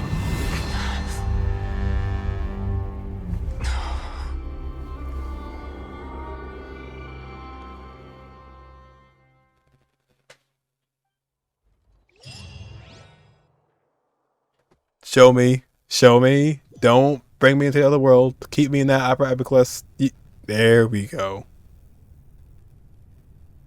No shoes. Oh no, she just beat Ayaka. Oh. You. What the heck? Huh? Sorry. That shocked expression on your face is just too amusing. You're not I couldn't Skirk. help myself. You are not Furina. Who are you? Ah, the sweet sound of bewilderment. Marvelous. A sure sign that my attempt to deceive everyone was a resounding success. But to answer your question, I am Focalors. You know, the god. They could have like made her look at least a little different. Like, it just looks like Furina's head put on a different body. Focalors. Why did you deceive us? Oh, that wasn't my goal, of course. Goodness, no. But I had to fool everyone else too, if I was to stand any chance of deceiving. Wait, what? I'm so confused. The heavenly principles. Deceiving the heavenly principles. It's all because of that pernicious prophecy. Dreadful, wasn't it? Everyone doomed to dissolve. Fontaine condemned to be flooded. One was not amused. In fact, one was positively bemused when that problem was thrust upon me by my dearest predecessor. That's the former Hydro Archon Egeria for the uninitiated. It hardly gets more disastrous than a preordained national catastrophe, now does it? The problem was thrust upon me by my dearest predecessor, the former Hydro Archon Egeria. So there was Egeria and then there's you? But you are Furina? She knew full well that the prophecy would surely come to pass. And as one of the seven, she also knew full well that one defies the heavenly principles at one's peril. So yes, as you have no doubt surmised, it was a rather impossible situation that I found myself in. I'm bewildered. Makato and A, Nahida and Small Rukadavada, Focalors and Furina. So, like, two different people like the rest of them? Or, like, is this a whole different person? Or is it just like some kind of alter ego, same? Is it more like a Rukadavada, Nahida kind of thing? Focalors better? Oh, no, okay, I see. Focalors banner, it's right now. It's just Furina's head on a tall model. I spent a terribly long time mulling it over, alone on the ocean floor. And I was almost growing barnacles by the time I finally realized there was only one possible solution to this confounding conundrum. I had to outwit the heavenly principles, allow the prophecy to be fulfilled, ostensibly at least, while saving everyone at the same time. So, like, physically, you would have to fool them? Allow the prophecies to be fulfilled? I'm a genius, I know. I can only assume that's why Egeria chose me as her successor. Although, looking back now, it was hardly the inheritance one dreams of. Between the task of saving the nation, the quotidian duties of the Hydro Archon, and not to mention the original sin of creating a new race of humans, I dare say she left me quite a colossal mess to clean up. That I understand. Yeah, the last one really kind of screwed you over. But one can only play the hand one is dealt. I did not choose this, any more than I chose to be one of her Oceanid familiars. So you were also once one of the Oceanids, transformed into a human by Egeria's hand. Yes, I was. I always dreamed of becoming human. And I still do, even now. In my eyes, to be human is to be part of the greatest opera ever known. After becoming That was her goal? God, I separated my divinity from my body and spirit, leaving behind only a self that was as naive and bewildered as my past self on her first day as a human being. This was your past self.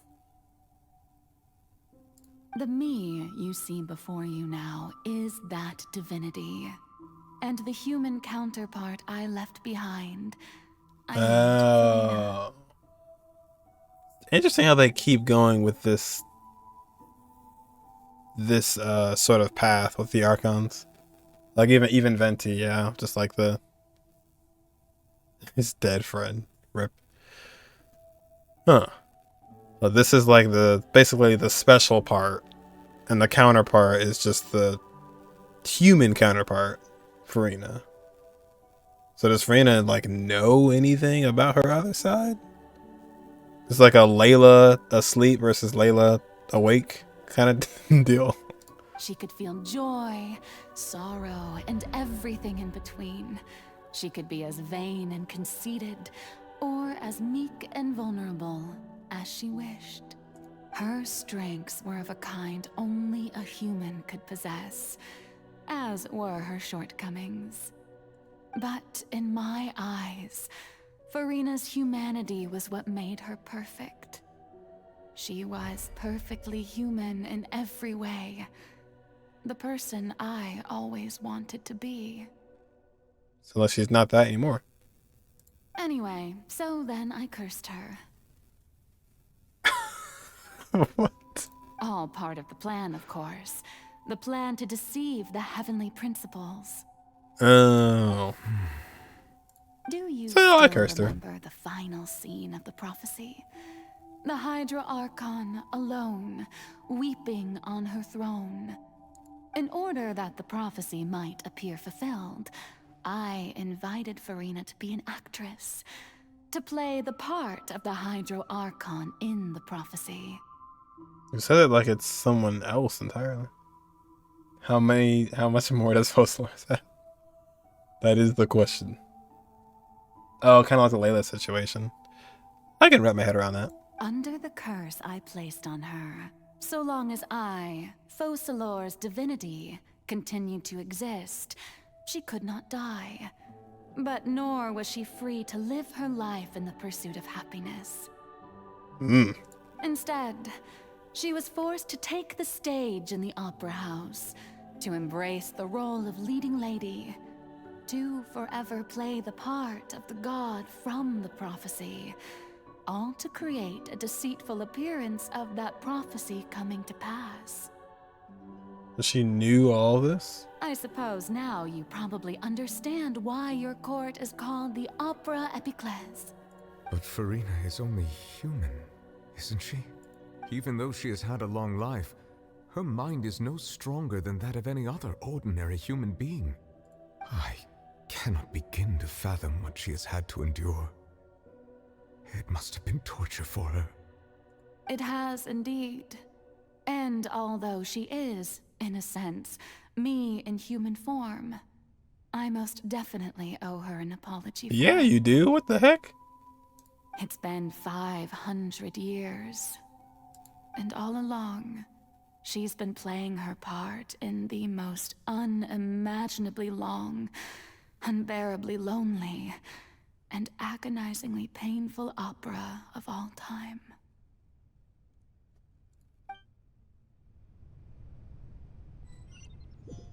Human living long is not good, to be honest. Your brain can't take it. It really can't. Well, that's terrible. Why? I mean, I know why. She explained it, but but like, dang, man. It's been playing a play for hundreds and hundreds of years. Ugh. Came into contact with Furina's tears. I remember correctly, tears often contain a being of the strongest emotions. I wonder, like, how much information Furina knows. Like, she just know eventually this will come to an end. I mean, she didn't know because she was doing research on it, but yeah, what a miserable life. It's awful. It's like I did with the Oceanid back in the Fountain of Lucine. Oh, hello. Is this her inner world? What she's doing on stage? This probably isn't Furina. It's a reflection of her inner self. If I can speak directly to that self, I might be able to get what I want to know. Came here for answers. Either way, this opportunity is not to be misled or to be missed. Let me try talking to her. Best actress in Tibet. True. Hold on, let me go stage left.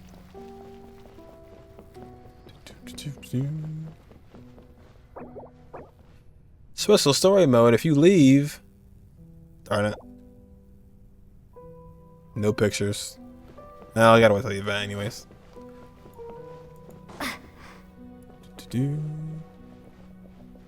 Take the spotlight. Can you block a camera? No, I can't. Or a light. I'm the star of the show now.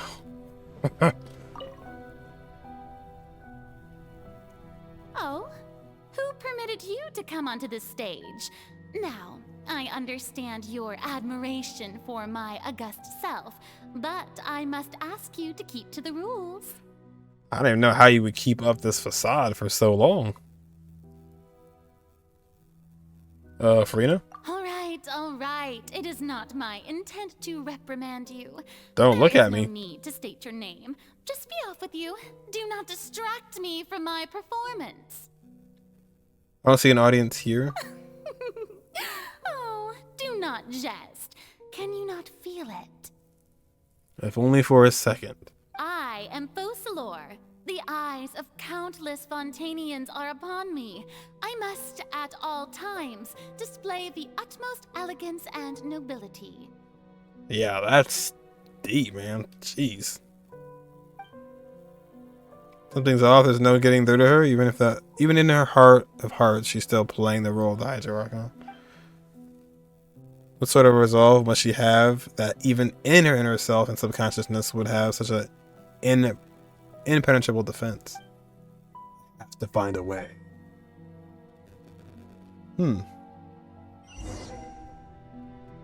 Turn off the spotlights.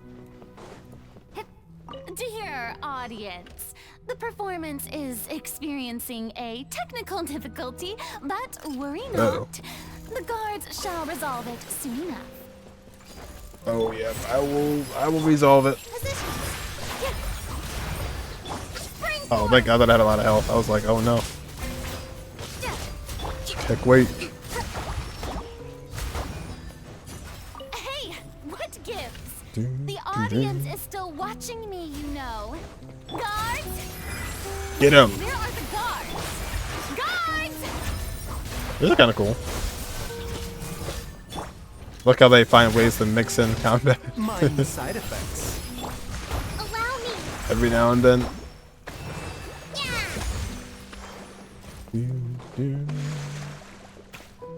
And we're good. For some odd reason, though, I don't feel as bad. Maybe I will after this is said and done. I saw the spotlights turned off, and Furina's heart that must have symbolized the eyes of the people on her. Speaking of which, I think I received some sort of signal. Was that her true voice? A ticket? When did I end up here?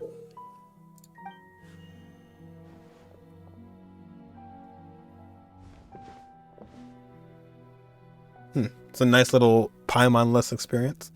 Either way, it looks like the show's about to begin. In that case, show me how you really feel, Furina. Scene 1, before a mirror.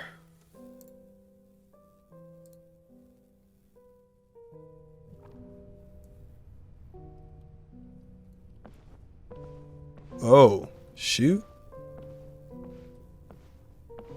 Oh, this is cool. This is cool. We're wearing black, but the reflection shows black as well. Never mind. Take it back. I thought it was white.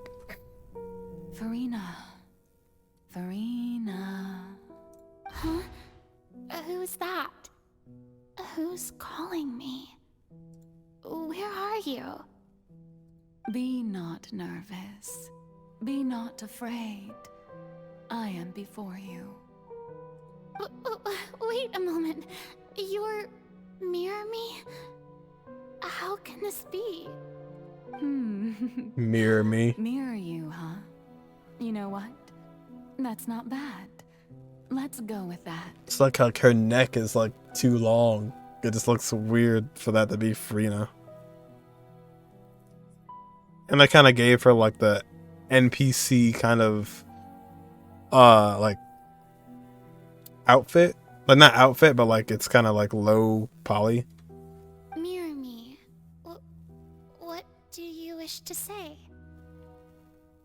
The prophecy. Have you heard of it? But I will say, at least it's like a little like I would have wished for this with Nahida, like, or with Ruka Devada. So at least it's little, it's different. What prophecy? Wait. I know. I think. I don't know why, but it's in my head somehow. Like Nahida was just another Nahida. Like they're literally just the same model. The people will all be dissolved into the waters, and only the Hydro Archon will remain, weeping on her throne. Only then will the sins of the people of Fontaine be washed away. Oh, very good. You know it well. It just seems like Focalors just sucks for doing this. I mean, she had to do it for the, you know, to respect the principles, but yeah, exactly. I wish we could have met a grown-up Ruka Devada like that. I would have been happy with that instead of just the same exact character model. What's going on?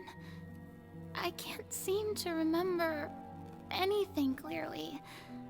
The only thing I know for sure is this prophecy. Will it really come to pass? Yes, it will. And that is why I've come to you. Disaster will come to Fontaine sooner or later. Things will develop just as the prophecy declared. There is no escaping it. But doesn't that mean everyone will die?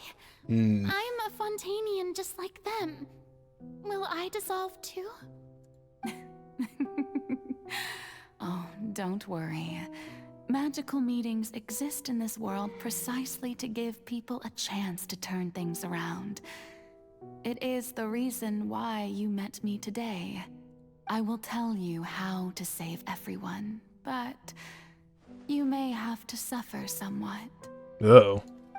Oh, so there's still hope after all.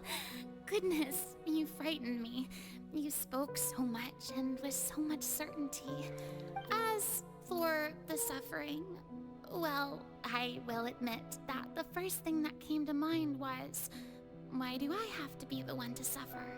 Why me? But if the prophecy will come true, I'll also die anyway, right? So if I've already met you as my magical meeting in this world, if there were scales, with all the people of Fontaine on one side, and my scales on the other, is it not obvious where the scales should tilt? You truly are the perfect human. My ideal. I suppose this would also be the justice that belongs to you. Huh? Don't worry, it's nothing. Listen well.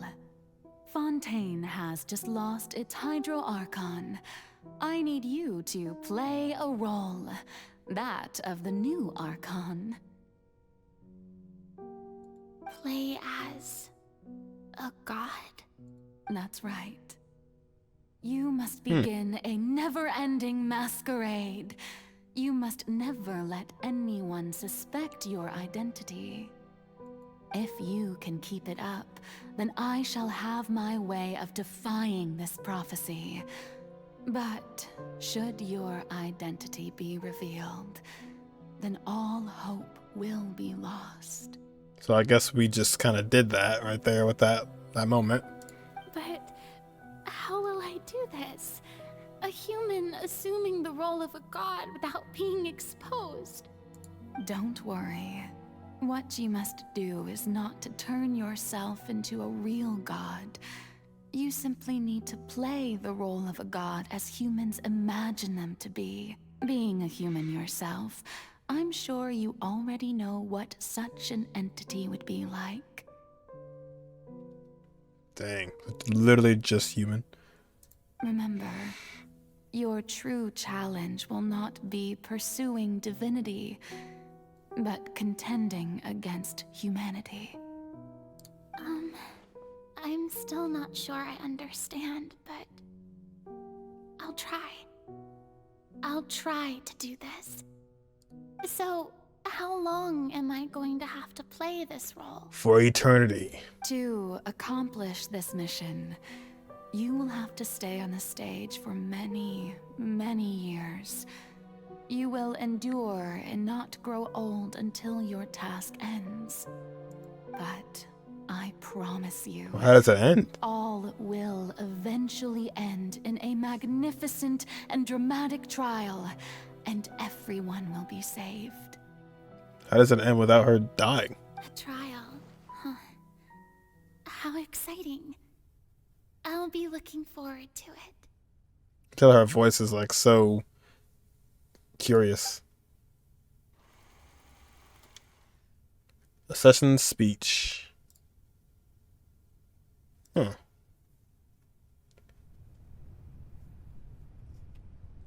Oh man.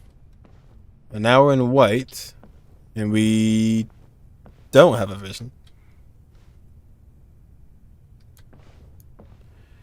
Yeah, I feel I just kind of blindly accepted it, like, oh, I mean, I'll try, I guess. 500 years later.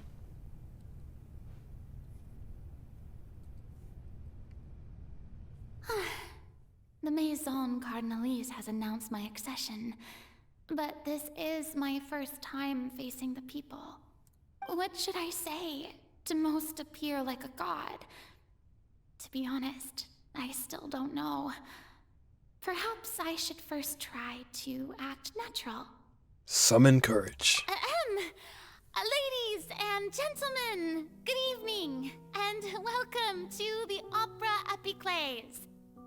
I'm sure you've all heard about how I have taken on the role of Hydro Archon. Indeed, I am Furina de Fontaine, your new Archon. Appear earnest. In truth, I know little about becoming a nation's new god, but it will be my honor to guide you all. As the god Focalors, the god of justice, I shall do all within my power to lead you into an age of fairness and justice. Honestly, you're nailing it for trying for the first time. Close politely. Once again, thank you all for coming. If you should have any questions or suggestions, please send them to the Maison Cardinalise. The future of Fontaine will require us to work together, after all. This should do it. Nailed it. I thought I might stammer, but thankfully, I was able to convey my thoughts just fine. Okay, and next. That's the new Hydro Archon. Is this some kind of joke by the Maison? I would have thought that a being that surpasses humanity would be a bit more assertive. Here come the judgment. Hey, did you hear that? She even told us to send her suggestions there at the end. Shouldn't gods be all-powerful? She's being so modest. What's the difference between her and an ordinary person, then? If you ask me, perhaps the succession didn't actually happen. She might just be a Maison-backed puppet. Wait, what's going on? Why is everyone suspecting me of being a fake? Oh, this is bad. If I get exposed here, there'll be no saving the people from the prophecy. Oh man, so this is why she tries so hard to convince, but I'll be honest, it's, I get it. I don't know. Let's keep going. Right. Miri said that I just need to play the role of a god as humans imagine them to be. Calm down, Furina. Think. What do the people want? How would they imagine a god to speak and act? Assertive, with a strong sense of presence. One who can dispel all doubt. That is the character I'm fated to play. Fated to play.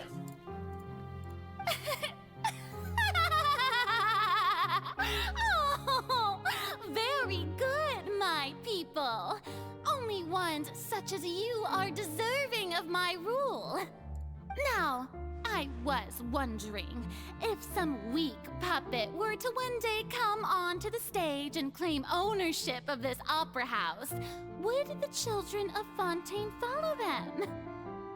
I feel like she's so good at this way of acting that it doesn't even come off as fake. Like, of course she has her missteps, but well, it seems that you would all see right through them. Having passed my test, she's like a really good actor. Qualified to witness wondrous trials alongside my august self here in this opera house. You may consider my previous act a door gift of sorts. I thought it was a debut that suited the atmosphere. Now then, let us be reintroduced. Ah, so that was just a performance. How could I have forgotten that we were inside an opera house? So won them over. Personality? It's quite shocking, to be honest, but I suppose it's a better look than before. Such a fascinating and bold deity. How wonderful! Our future may yet be bright after all. It seems I've turned them around. Best follow this flow and restart my accession speech. Summon courage or resolutely with conviction. My dear people, whether you acknowledge me or not, whether you trust me or nay, I say to you, keep faith in your ardor for justice. We have heard it said that this nation's sins can no longer be washed away. Well, I say that justice is most fragrant when it blooms amid sin. Turn up the drama. The scales of justice should not weigh heavy in the hands of its god. On one side, it must carry fairness and justice. And on the other, praise and applause. May law be the prayer on our lips. May judgment be our worship. Let us light the fires and drink to the future of Fontaine. I wonder if you do click the first one, do you say a whole different thing? No, this won't work. Oh, They'll okay. suspect me again. I must play the role that they want me to play. You just press it again? No, this won't work. They'll suspect me again. So you I can't. must play the role that they want me to play. No, this won't No. work. They'll suspect me again. Plays the eternal loop. Play the role that they want me to play.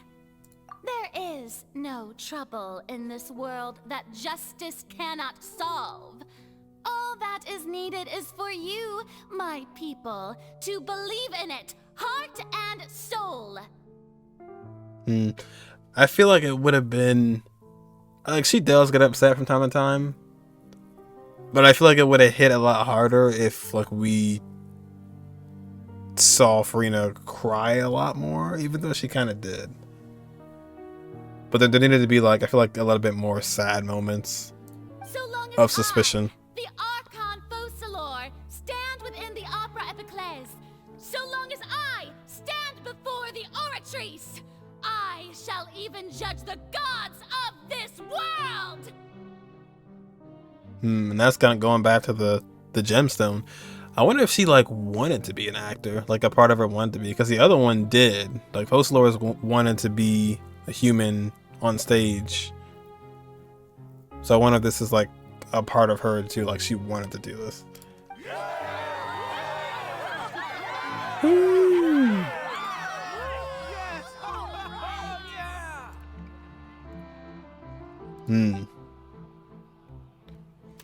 Act 3, Scene 3.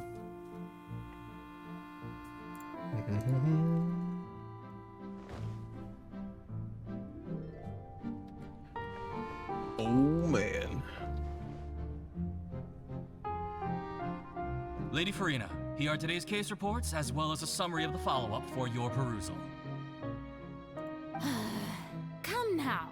Was I not just at the Opera House in person? Leave these kinds of things to Neuvillette. Besides, none of these trials were the one that I'm looking forward to the most. If I may be so impertinent, what kind of trial are you truly looking forward to? You know, if people found out she wasn't the real Archon, bad things would come, so that's what she... Oh yeah, exactly, yeah. I knew she would overact, but for some reason I don't feel as bad. I just kind of feel kind of agitated at Focalors, really. A magnificent, dramatic, and wondrous trial. A trial to end all things. How could you hope to understand? Feel more aggravated at Focalors than I feel bad for Furina. That's true. I fear I lack the ability to grasp your divine thought, Lady Archon. No need for fright, and do not take what I said before too seriously. Go now, do your duties. The trial I await. It will come one day.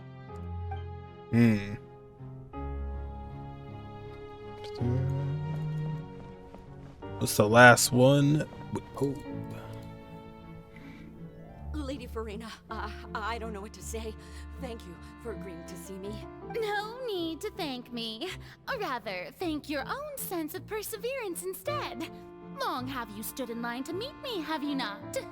Yeah, it is terrible to have to put on this act every single day. If I just wakes up like, when will this end?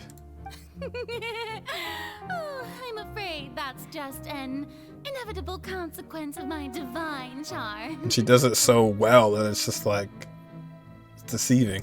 All right. Deuteria, is it? How is your son's illness? You remembered me, and you knew of my family too. He is doing much better now. In fact, he is far more of an ardent believer than I. He was the one who forced me to seek an audience with you, and to bring your words back to him. Good. Very good. If this should happen again in the future, please do not hesitate to come and tell me. Going down to citizens' homes every so often, while not usual practice, should serve as a fine change of pace. You're such a gentle and wise God. Thank you once again, on behalf of my son. Dang, this is like putting weight on you too. Got people's personal issues and problems. Ugh.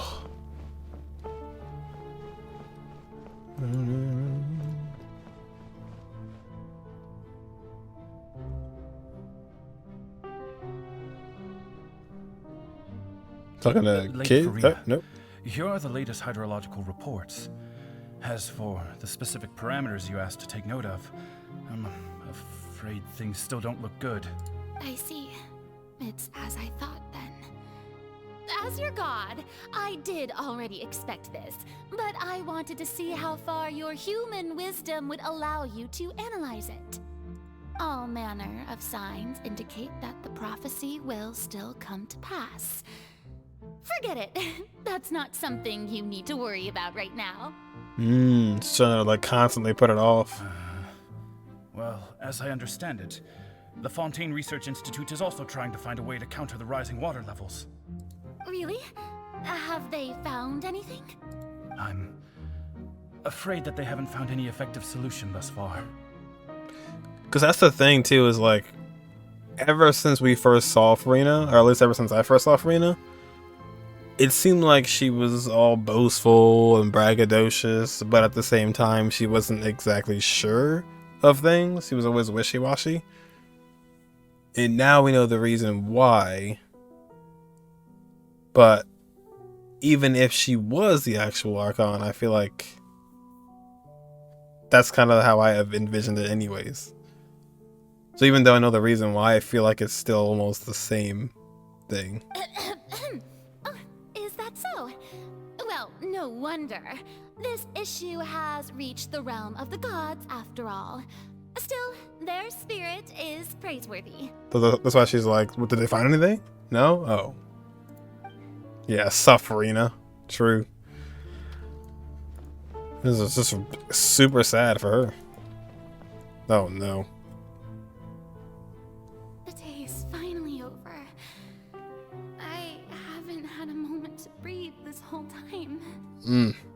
But it's good to see that everything's getting on track. There are no longer any voices of suspicion. Maybe this is fine. Oh, she said the thing. Going, and everyone will be saved. She said this is fine. It's not fine. All right, Furina, don't think too hard about this. You need rest. Tomorrow's a new day. That's what I was envisioning, was like the personal moments of like, I gotta keep this up. Lady Furina, here are the new trial reports for the latest cases, as well as a summary of the follow-up. There'll be no need for that. I've seen them already. There's no need to go back over scenes I've witnessed in person before. Lady Furina, I've waited so long for this chance to see you in this manner. And imagine having to deal with people like Arlecchino and stuff like that. Oh, you're not even the real Archon. Lady Furina, we're detecting significant hydrological anomalies near Poisson. Understood. Keep monitoring. Keep me informed should anything come up at the Institute. She can't do anything about it. I don't think I let anything slip today. I must show the people that there is nothing to worry about. This is basically like as I thought, like it didn't seem like she was the Archon, and it's because she's not the Archon. I just don't know when these days will end. Oh. I feel utterly exhausted. Best to rest early today, too. Golly.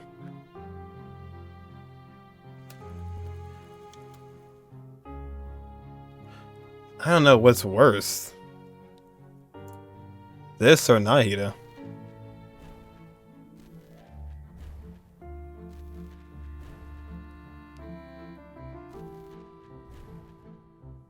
These are different outfits. Are they going faster? Oh my gosh. Oh. Lady Furina, it's Seen 183,000. close like this. I've heard that the first member of our family who was honored to receive an audience with you was Madame Dioteria, almost 20 generations ago. Generations. And what a fine family yours is indeed. It brings me great joy to meet such a faithful believer, a descendant of a line most ardent. Surely you exaggerate, Lady Furina. Oh, God. My lady? What is it, good citizen? Are you crying? Oh, man. Dang. I didn't even notice. I didn't even notice. This must be the overflow of hydro from my person. Well, can't quite help being the god whose dominion is the waters, can I? No wonder. It's like twitching. A manifestation of your power, then. Oh, Archon, I am honored to have witnessed it. Honored indeed. Oh, I see. Yeah. Man, this is awful. Poor Furina. So interminable. So lonely. Just How much longer? hundreds of years must have passed by now.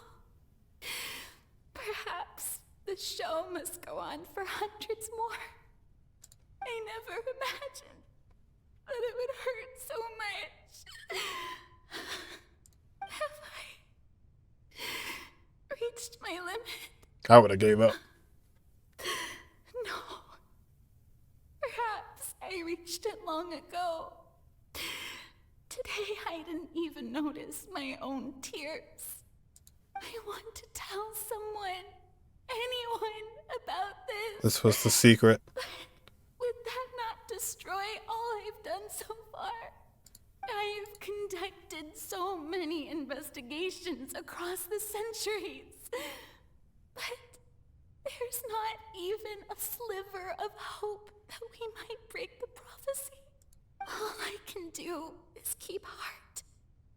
I must maintain this act. It is the only way to save Fontaine. Please, mirror me. Mirror me. You have to succeed. This is torture. This is actually fairly close to the last time. So it's like same 183,000. Furina, you don't have to shoulder this burden alone. Oh. Although I don't know what you might be keeping from everyone, your people are more than willing to share your burden with you. Should I hear her cry again in the final of the scene after this ends? Oh, gotcha.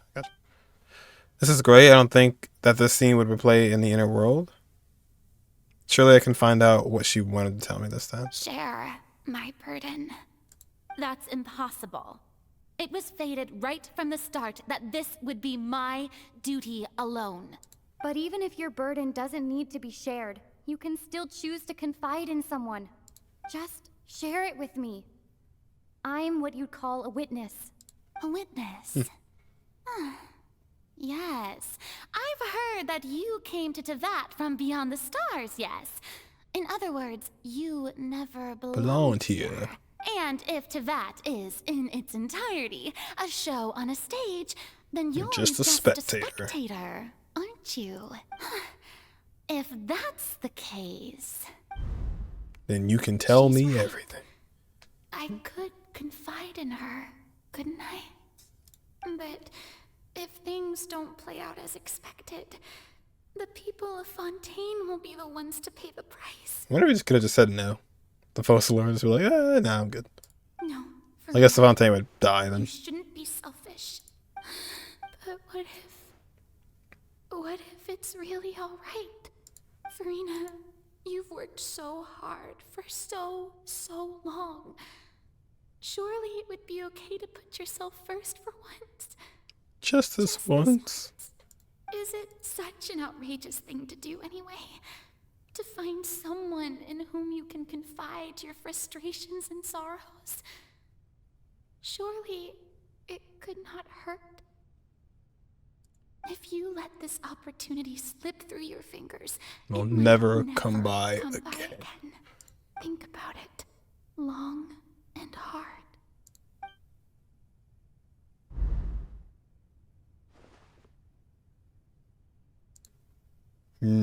Golly. This is terrible. No, I have nothing to say. Oh. I am Furina, the Archon of Fontaine. Everything will surely get better. All you need to do, dear spectator, is to witness my performance until the curtains fall.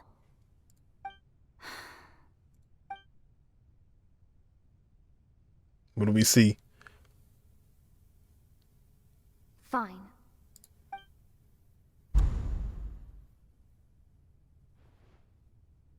still didn't give it up. Well, he's definitely playing the part. I wonder how many years it's been since then. So At least 100,000. The truth? You've never once let her in on the full plan? Yes, it had to be done. To deceive the heavenly principles, you must first deceive yourself. She did very well. If she had let her resolve falter even once in these 5 centuries, Fontaine would have been doomed to the most tragic fate. Yeah, you suck.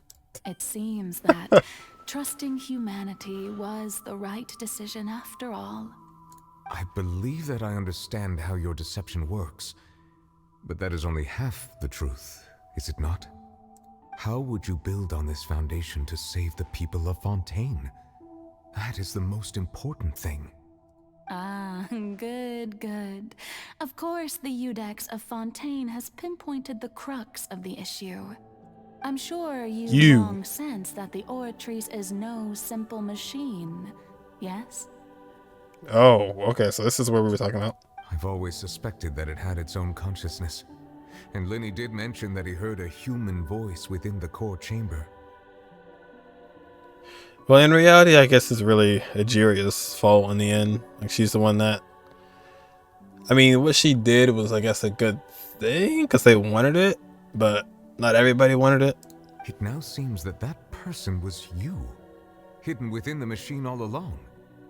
Am I right? And then I became one with the Oratrice, taking Fontaine's gnosis with me. Oh. Yes, it would seem so, wouldn't it? So that's why I was protected. And Arlecchino's like, man, where is that gnosis? Alas, your understanding of this device still lacks I just can't find it. depth. Iudex doesn't have it. Furina don't have it. I just cannot find this thing. In truth, it is no enactor of justice. It is, in fact, a device created to kill the god of justice. Oh. Well, if anything, you're the actual one that is a god. I beg your pardon? Oh, you have it.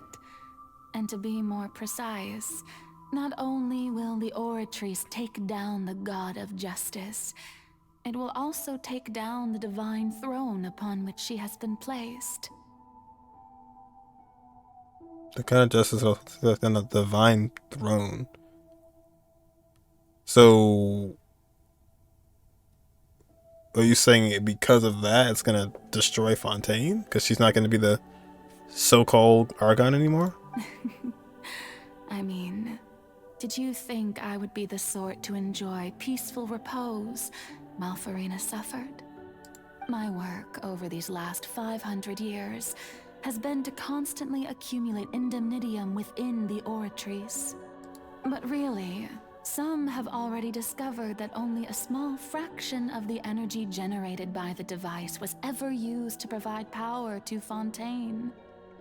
The vast majority had to be, accumulated to enact this death sentence. That much for 500 years? It was all a part of your plan then? Both the trial and the sentence? Indeed. This power, accrued over 5 centuries, could have sustained Fontainians for millennia, had it only been used for that purpose. Almost all of it has now been stored within the Oratrice. But only power of this magnitude could hope to destroy the Hydro Archon's divine throne, shaking the rules established by Celestia, and breaking through the institution that is the Seven. It's definitely the best hidden gnosis.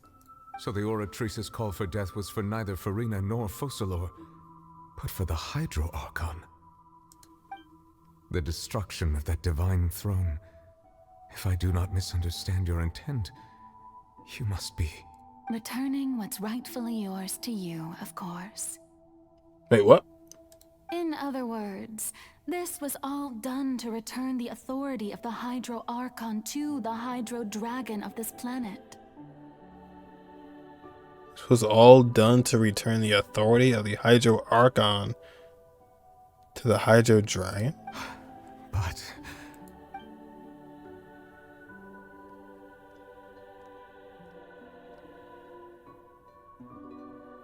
Oh, what? Getting sad again, are we? The authority of the ancient dragons shall soon be yours once more, O Hydro Dragon Sovereign. And this is the face you make. Or she's just about to kill the title of the Archon.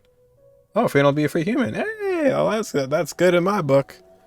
But doesn't that mean? I don't know. So the title. All you've done throughout the years is just so you can sacrifice yourself at the very end. I've never quite seen it that way, you know. Even now, I'm quite pleased at how well my deception worked. Your deception.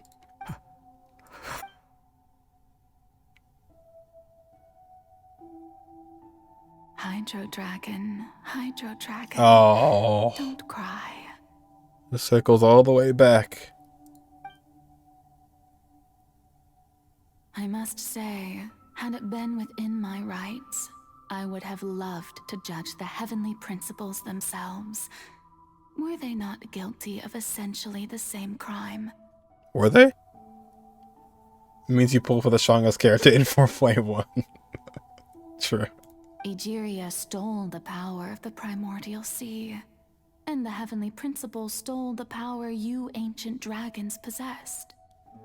I, for my part, am the god of justice. And is it not just that your original powers should be returned to you? Speaking of justice, I have always believed that justice lies in the process of pursuing human existence itself.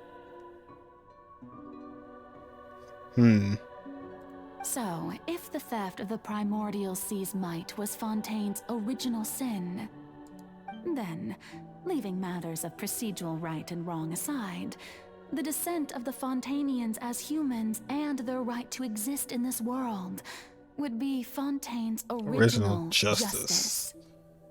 In other words, existence was Egeria's justice, and to me, justice is the continuation of that existence. So... defying the prophecy and ensuring that Fontaine's people shall live on. Oh, fuck it. That should be the justice enthroned over all others. I was like, well, you're not going to be existing in a second. The people of Fontaine is the goal. At this point, we, whether it be myself or all other Fontainians, have shouldered the burden of this sin for far too long. It's almost like the opposite of Raiden.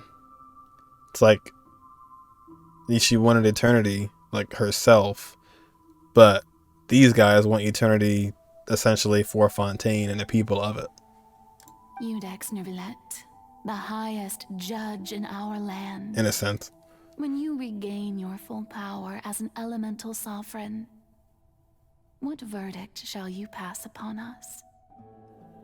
So when I was invited to the court of Fontaine to serve as Julliangg, I see now that that was your idea too. At last, I now understand the true purpose behind this position. Finally. In the beginning, I was uninterested in human existence. But these 5 centuries of living alongside them have gradually brought about mutual understanding between us. Thought it was 4. And I have even attempted to feel as they feel. You are a devious one, Focalors. Things being as they are, surely you know that I could never declare them to be guilty.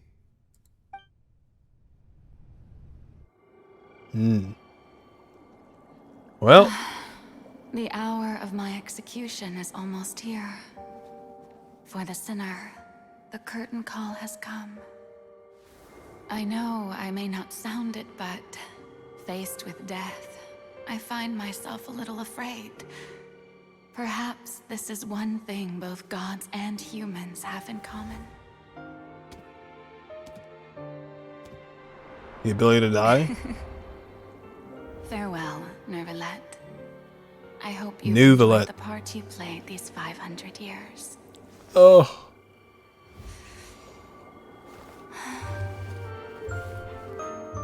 Why people always gotta have some sort of... Ugh. Right before you die?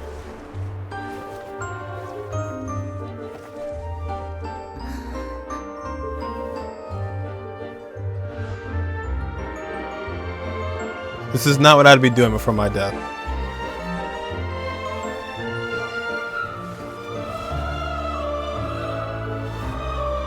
Ugh.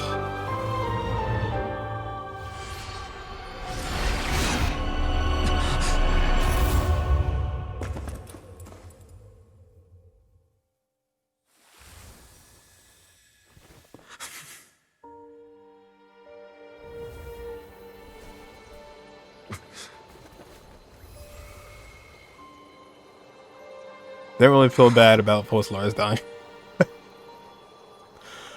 But at least Furina's free.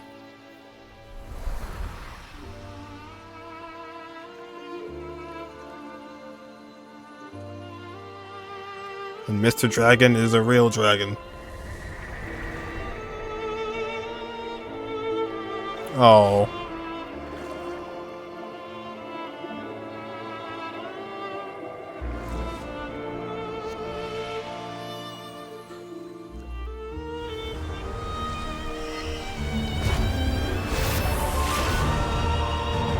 Woo.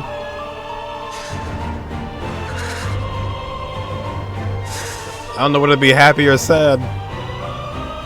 I, Judex Nuvelet, hereby declare, people of Fontaine, your sins are forgiven.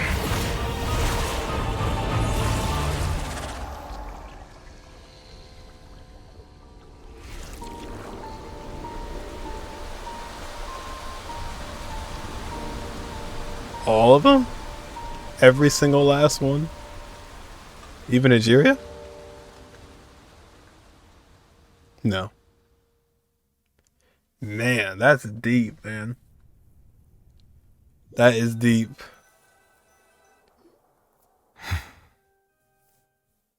Although, like I said, I don't really feel that bad about Focalors dying. What just happened? Has the death sentence been carried out? I kind of does go back to Nigeria to start with, but... Was that bright light some sort of misdirection?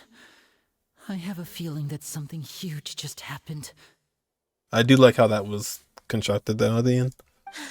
But since we're all still alive and haven't been dissolved, I assume whatever happened was good for us. So he did that, so now that would mean the curse is gone too, so now they won't get dissolved? It's time to end this. We must mete out punishment to that beast. Oh yeah, we haven't even done the boss fight yet. Didn't you say just a moment ago that it can't be defeated? I have gained the strength sufficient to deal with it. Through certain means, I now have the ability to separate the power of the Primordial Sea from that creature. We should seize the opportunity to pursue our quarry. You obtained the power just now? We're looking like, you did what? Traveler, now that the oratories can no longer function, I require an executor to help me mete out justice. Let me just call up Yanfei. I'll get you right there. The root of the calamities befalling Fontaine. The beast that enacts the prophecy. Its name is the all-devouring Narwhal. Come with me, traveler. The hour of execution has come. It's past. It's been done. Alright, I think we are getting to the boss. Who's that? Is that Arlecchino? Or is that just Nilou?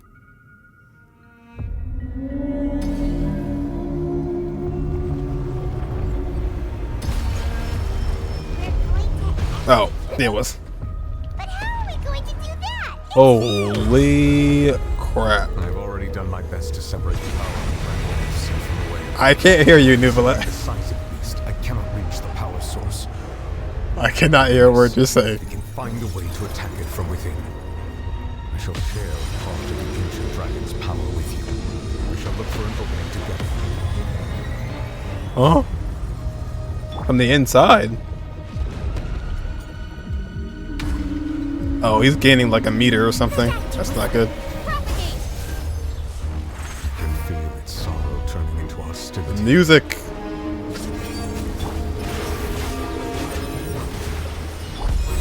It's not the greatest team for this.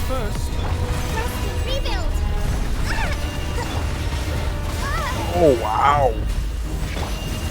The all-devouring Narwhal cannot resist its instinct Can't move. to devour. Continue Wait, New Marosa? hostility. Chance will present itself. I don't have either of those. Uh-oh.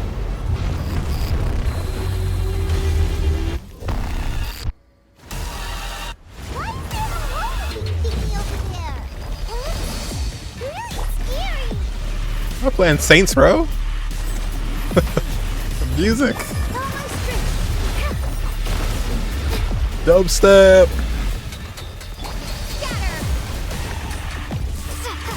Mind the side effects. The music is crazy. My protection. Do not fear. Seize the moment and use my power to suppress its root from within. Oh, we have free Uzia. Okay. This is crazy, bro. The music is literally dubstep.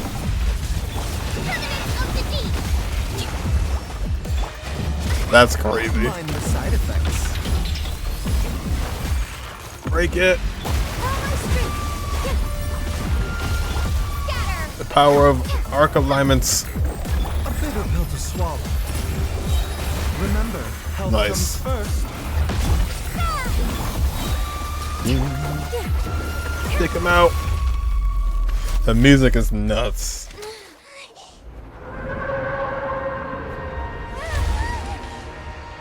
Hey, we did it.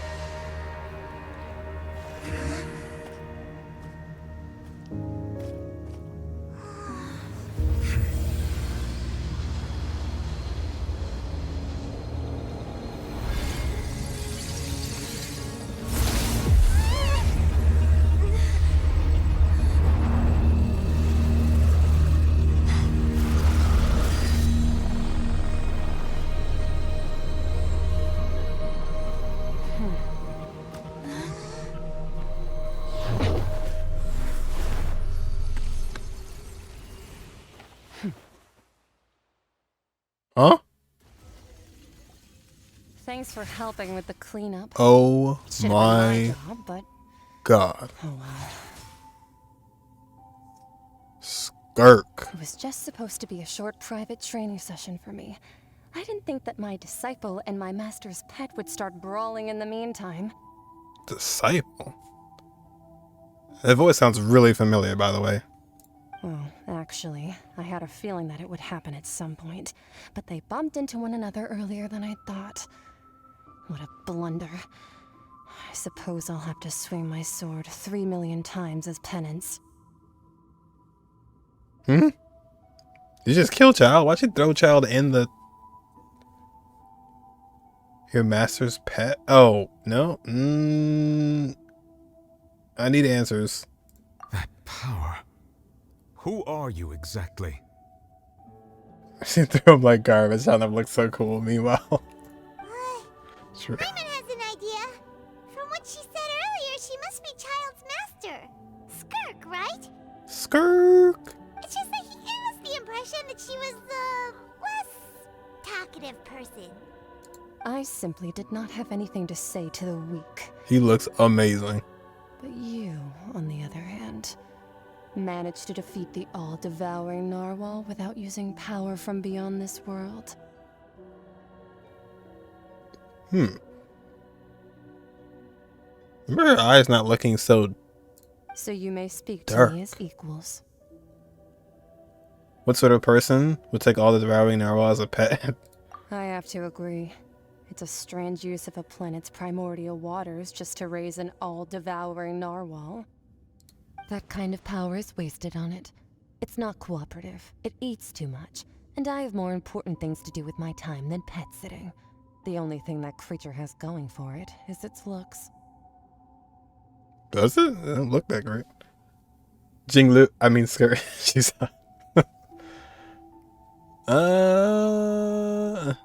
All in all, it fails as a pet. It kind of gave me like a Honkai Impact 3rd vibe when I first saw it, but looking at it now, Miss Skirk? I think you might have missed the point. Miss Skirk. The point being? Well, being that this pet almost destroyed an entire nation. So what sort of person is your master? Like, this is cool. Master's master. Wait, is that right?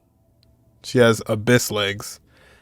What sort of person is your master? Child's master's master? Oh, right. So you don't know him. Sorry, I assumed you did. He was really chill. His name is Sertologi. Who? Sertologi. Let's remember this. Sertologi. I am unfamiliar with that name. Huh. So Master isn't sufficiently famous. How should I describe him then? Have you heard of the name The Fowl? Nope. The Fowl? The fowl, like the ones that drop from when you kill birds? Still nothing? Well, how about the Visionary? Vetterfulnir then? Or Gold Rhine-daughter? Oh, that's a name I recognize. Ooh, that one. Hexenzirkel people. Rhine-daughter's part of the Hexenzirkel. She's Albedo's mom, right? Oh, so you do know that name. To be honest, I also heard all of those names and titles from my master. I don't actually know them either. Huh? But I suppose you understand now, yes? My master is likely a similar sort to Rhine-daughter. They are both pursuing some form of perfection.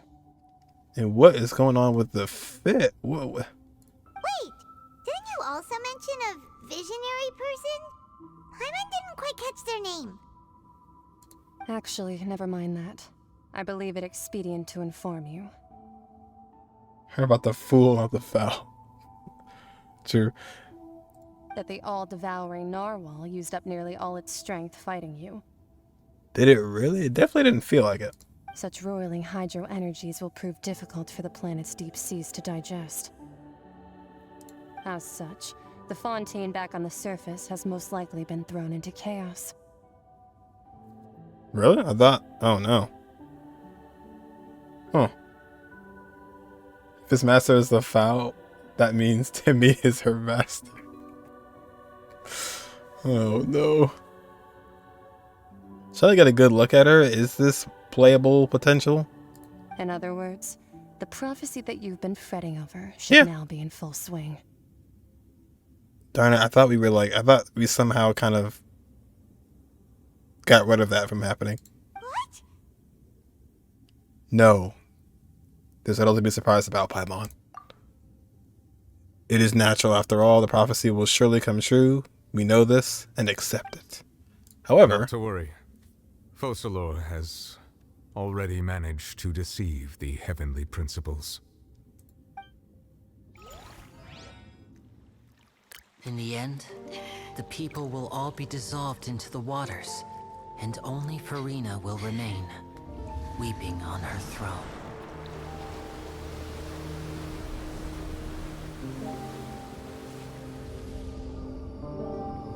How are we going to turn this one around? Only then will the sins of the people of Fontaine be washed away. Oh no, Nouvelette just did it. No, right? Nouvelette just did it. We're good. Calm down, Lenny. We got this. We got this, guys. Surely. I just saw Nouvelette do it. Oh, they were dead. Hey! Help! Over here! I'm confused. So, look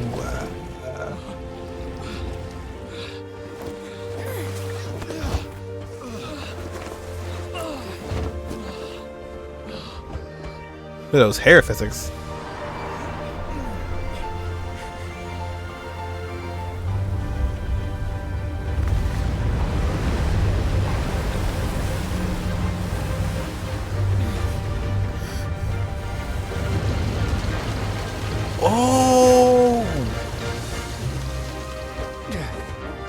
It's the Risley ship!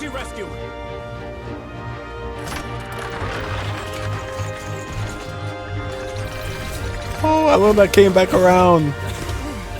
Hurry!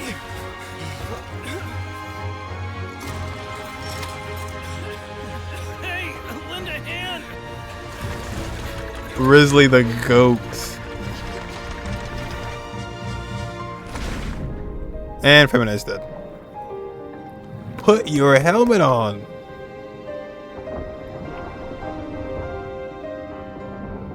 Put your diver gear on.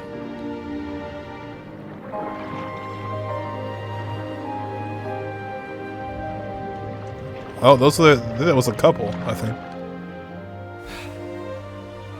Look, the water's receding. You guys did a great job of taking care of this. Didn't really phase you much. It's a miracle! Water's receding. We didn't dissolve. The prophecy was wrong. The prophecy was wrong. No, it was right. It was right.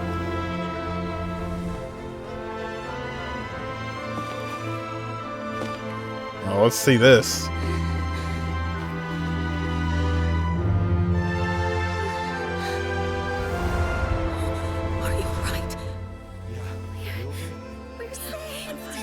It all paid off, Furina. It all paid off.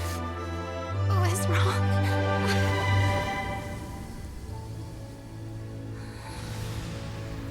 I mean, even if it was right or wrong, you persevered, and you're here now. That's all that matters.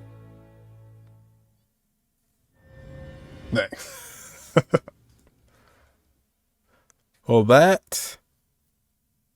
Wait for it. The soil renewed.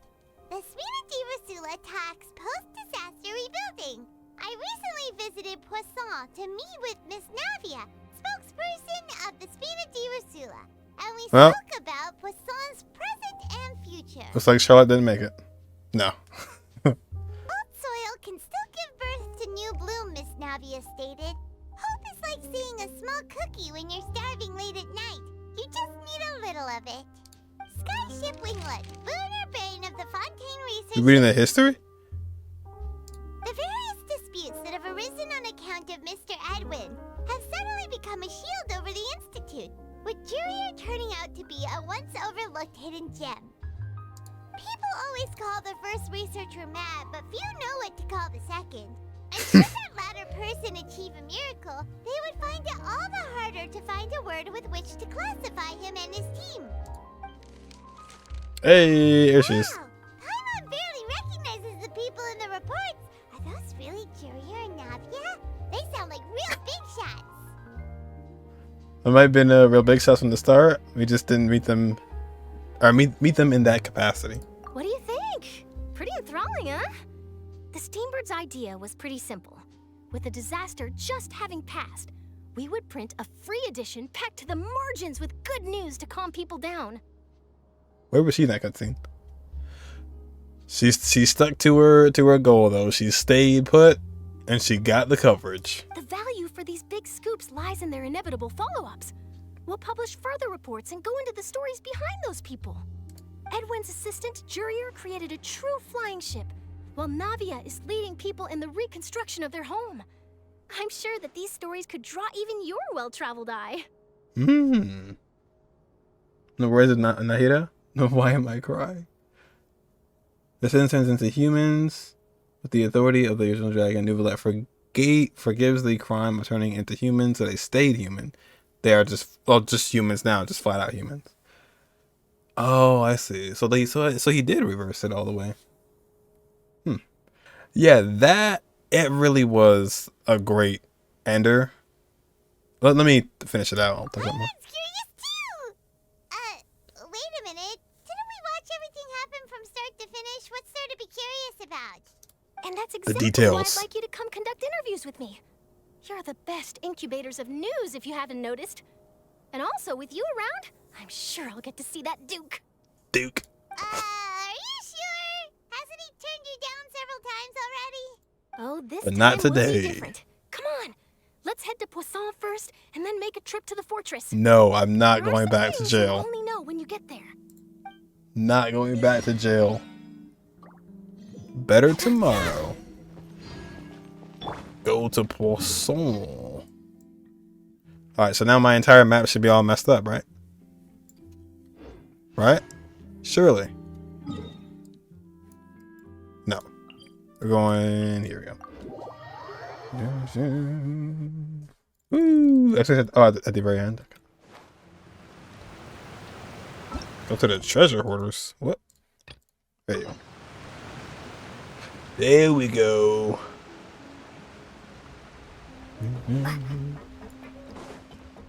Let's see it all in its glory. More fortuitous. Navia! Wait, is this guy? Oh, it's you. What brings you all here? Hey, we're just having a look around. No. I'm here to update myself on how things are going here. Oh, the Fatui are here too. Let me introduce you. This is Mr. Garunt Snežević. He represented the Knave in sending us a large amount of supplies, and is helping with our work. Our residents are hard at work as well. Thanks to everyone, work is progressing nicely. We've lost a lot of people, but we're moving forward.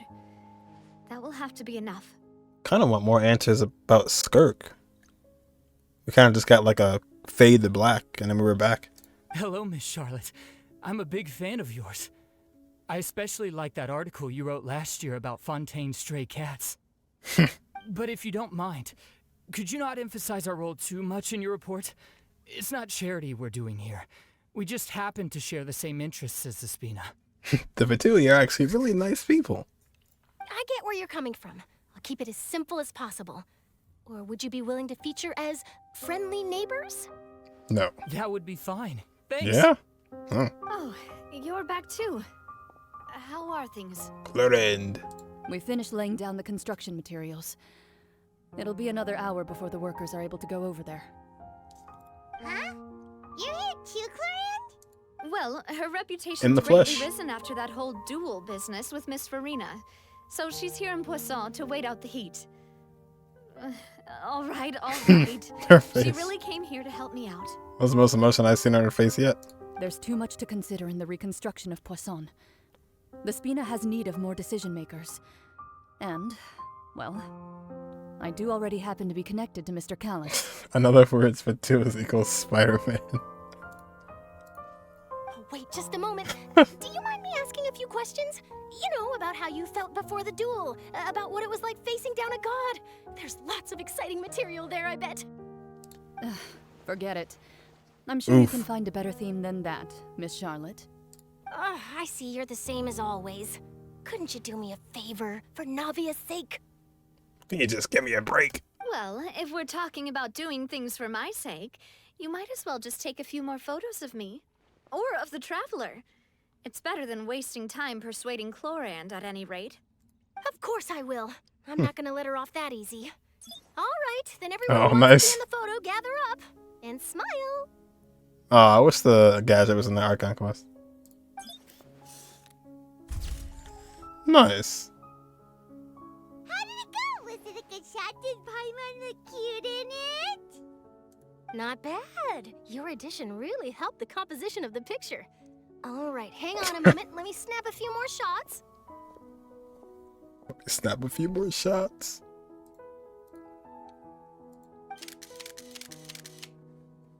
Just 15,000 pictures later. All right, that should do it.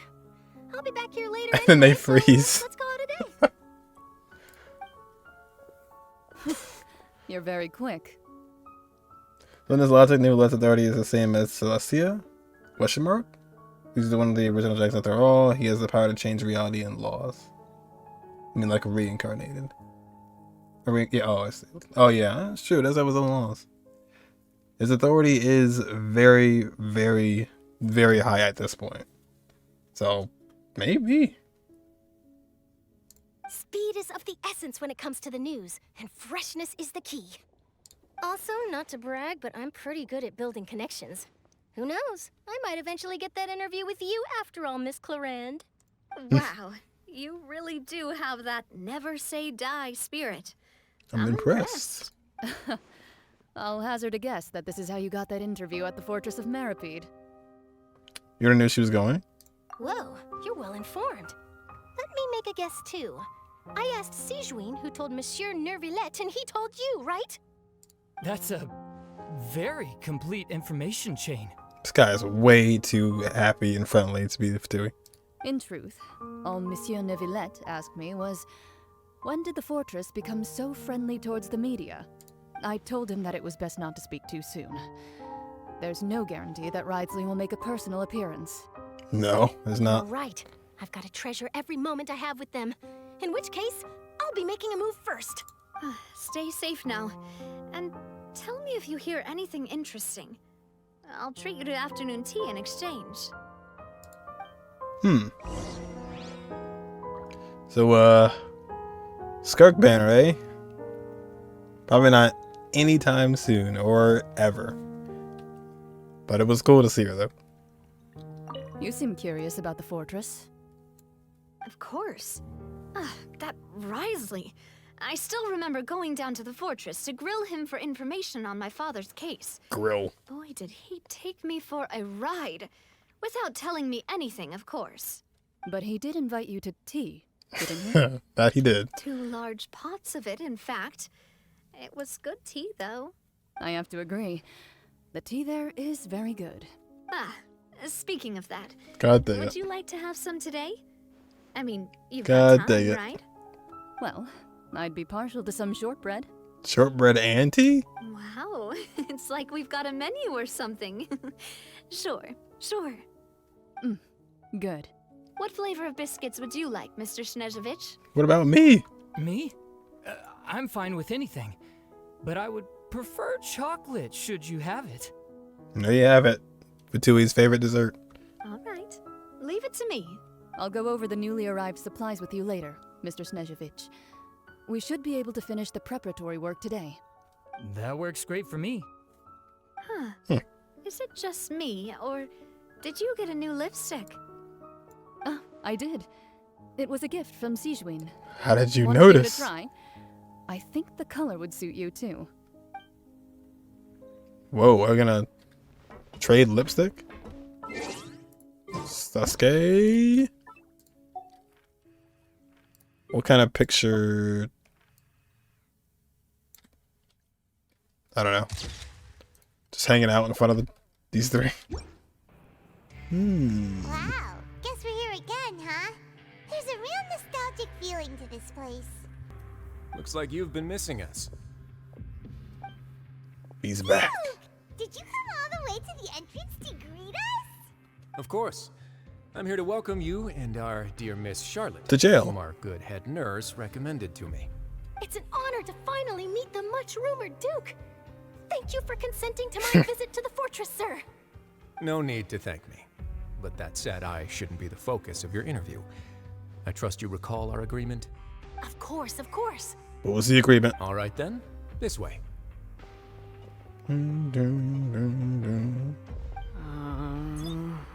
Oh, him. Oh, she wanted the couple. Oh my gosh. The couple who's not a couple. So nervous. I've already taken all the photos we need.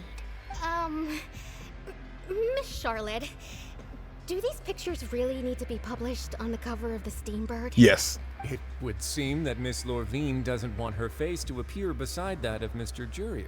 Sir, please don't say things like that. But it looks like dear Mr. Jurier denies it. Might this interview be very important to you then? But he has like these weird robotic eyes. No, I just... This is my first time being interviewed, and I'm very thankful to the Steambird for... Now, I might not look it, but I actually did meet Mr. Edwin once. And I'll be honest, I enjoyed chatting with you more. You've definitely got more of that genius vibe going on. Genius. The boat that brought about a miracle. The ark that saved the people. Why, you recreated a myth back there, like an emissary of legend. Still, if I might ask, where's that flying ship now? Back where it came from. Looks like Charlotte's trying to get herself another exclusive scoop. I have to apologize, but that ship is presently in the bowels of our factory. I'm afraid it won't be easy for you to get a shot of it. How'd you get it back in there? Really? Didn't the water just go? Oh, well, it was Did I flying. have an interview with you to make up for that loss? She really does know how to squeeze opportunities for all they're worth. You already know my answer, I'm afraid. Best you interview our head nurse instead. Or perhaps you'd like to take another photo of this couple of researchers? Did you really have to use the word couple? Yes, he did. 2 solo Yes, he photos will did. do. Is my hair messed up? Please, someone help me have a look. Things sure Yes, are getting it's pretty terrible. lively here. We've seen this kind of thing before. Oh, seems like everyone's here. Would any of you like to try this new drink I came up with? Oh no, gosh no. Ah, Sijween. Hey, Miss Charlotte. Why don't you, take some pretty photos of our head nurse? Sure. Come on, Miss Sijween. Over this way. Let's find a brighter spot. Huh? Sure. Do I have to smile? Unless he has like bunny teeth. So, how have things been at the fortress? Same old, as you can see. Fontaine's undergone some changes, but this place is still more or less the same. Other than that flying ship, it got a tad too much attention, I think. Oh, a tad too. At least I got a tattoo. That's why I decided to let the interview go through. We should direct more public opinions toward the behind-the-scenes heroes. Am I right, Mr. Jurier? Miss Lurvine? You're too kind, sir. I believe that you too should have your day in the sun. Not that you would want that, which is a pity. Pity. I'll just leave the spotlight to you two. You were to talk for a while and should news them above ground. I see. Lots of things happened that day, huh? Anyway, regarding that Harbinger, I'm not sure you remember, but his 3 young followers are still waiting for his return. He sure did win them over, huh? Oh yeah. Wait, where? What's going on with? I guess we'll get to it later. I'll tell them that there's good news and bad news. The good being that their boss seems fine, and the bad being that they must face extended sentences for abetting his escape. Oof. Oh, actually, what about you? Are things gonna change for you too? What change can there be? The fortress will keep chugging along, and so will my duties. As to what Miss Furina's departure will mean for the nation, and if our laws and governance will be transformed, we'll leave those to the folks in the overworld. Hey everyone, the photo shoot's done. Dunzo. Good. In that case, let's call it a day here. Thanks for your cooperation. Come on, Traveler, let's go. Till next time, everyone. There'll Where we be going? next time? Maybe. Don't be next time. I might write a story about the underwater factory next time. Until then. All right, last stop, the docks. Oh, you know, I'd love to see you in one of Charlotte's photo shoots one day. Is that really necessary? Our line of work doesn't really require much photographing. It's precisely because we don't need the picture that they'll have value as keepsakes. You don't True. really look all that opposed to the idea, you know. Maybe I'm just happy that I managed to once again avoid the spotlight. I think this interview went well either way. Yes, you successfully kept prying eyes away by using Mr. Jurier and Miss Lurvine as shields. Very good. You sure We should did. be happy for them. You They sure have did. a bright future ahead of them. We'll talk to them as well. Let's see. Sijween. The final act. Here are the interview notes. They mentioned that the flying ship may have many uses in the future, and the journalist asked me what I thought of them. Seriously, how would I know anything about that? Flight is just flight. Whether people want to use a flying ship to broadcast good news or organize weddings is none of my beeswax. Weddings, you say? A wedding?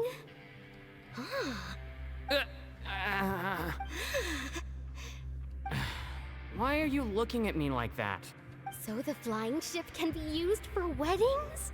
I didn't say that. That journalist mentioned it, and what does that have to do with us anyway? True. What does that have to do with us? What What does that have to do with you two? I don't know. What does it? Very interesting indeed. Yeah, so how does Furina even have abilities? Not even the real Archon. You know what? That's why she didn't get as much reception, because she's not even the real Archon to begin with. She's just another character. If anything, that's what I wanted the most. Wait. If she's a normal human now, doesn't that mean she's just gonna die like anyone else? Like grow old and die? Navia mentioned that she stayed in touch with Linny and the others after working together. Apparently, they've been at the docks distributing these strange pockets the whole time since. I guess the real Archon now is just Neuvillette. Traveler, Paimon. Ah, and Miss Charlotte, too. Or no one. Would you like a magic pocket? What sort of gadget is it? It's a wondrous bag that can be used to carry many things. The water level has returned to normal, but if you see any of your things floating around, you can use this to carry them. Or you could trick a friend into doing it for you. Trick a friend? Trick a friend. I wonder which of my friends would fall for that. Trick a friend. Did we classify as friends? You could No. just make a friend like Fremine here. Isn't that right, Fremine? Is this what you meant by, I'll help you make some more friends? To be Oh, honest, that damn. sounds pretty sweet. Could I have your contact, please? Sure. Please, write down my address. Whoa, Fremine, his address. That's not what she asked. You sure are working hard to help Furina socialize. He was the one who proposed doing this. He even wants to assist in our magic shows. I guess I don't have phones. Sounds like that would suit him. Yes, I was planning to first introduce Pear as an assistant, and later Fremine himself. In the future, I think we can leave underwater escape magic to him too. That said, would anyone want to see a diver escape underwater? Sure. Oh, it'll work out. Every journey begins with the first step. He'll become a part of our show eventually. Oh, that's nice. Lynette, could you come over? Miss Charlotte says she wants to take a picture of us. I'm a little confused, but Neuvillette is full Hydro Dragon, but he's not the Hydro Archon. Got it. Yeah, I don't know if they gave the... Did he get the title? Or did he just get his sovereign powers? My, that Charlotte is rather perceptive. Or both? She got rid of everyone the moment she realized I had something to say to you. I believe he just got his sovereign So, powers. How have things been, Traveler? And now Neuvillette is... just like has super high authority. But we could just entirely just not have one. Father says that you did a great deal during the latest events. She's very grateful for your contributions to Fontaine. That's alright. We were more than happy to help. So, what's she doing now? Oh, so there's just no Hydro Archon. The title has been dispersed. Oh, I guess you haven't heard. Well, That's kind of cool though. I like that for a region. Where we just kind of don't have one at all. Essentially, kind of never. Well, I mean, we used to have one, but yeah, and kind of didn't really have one for 500 years, really. after Lady Furina left, Father and Monsieur Neuvillette opened negotiations, during which he gave Fontaine's gnosis to her as a diplomatic gift. Hmm? You just... How do they always manage to get these things? Honestly, Arlecchino played that real smooth. Real smooth. Didn't alter anything, didn't have to fight anybody or threaten any... Well, I guess she did kind of threaten. But... Just got it handed to her. Diplomatic gift. A diplomatic gift? A gnosis? I was like, oh, I'll take that. Yeah, nice. Thanks. Yes, I was quite surprised at first myself. But when I thought it over, Gnosis there were secured. actually a number of things going for it. It could have been done as an apology for the incident with Lord Child, or as thanks for his help in tying the all-devouring narwhal down. So, I guess Rip Child. They just never showed up again. Dead. Furthermore, Father did also lend significant aid to Fontaine and Poisson. Threw him in a hole, and that was the last they ever saw him. That's true, but this is a Gnosis we're talking about. Doesn't this seem a bit irresponsible? Didn't even get a word in Act 5. Just thrown away. I would agree, but I've also heard that it seems that Monsieur Nervilette has had a significant change of heart regarding the matter.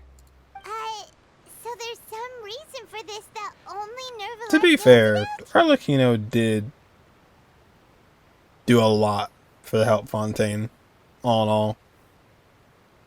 I suspect you'll have to ask him about that yourself. Ah, yes, speaking of which, I did see him strolling around the entrance to the Fortress of Meripede a while back. Hopefully he's our questionnaire for the end. I just haven't dragon title is in the Archon. I consider the title for showing us the one who won the war. Oh, that's right, yeah. So he's just even above that. Yeah, that's the thing about Furina. She definitely did call it, but it's just really sad to think about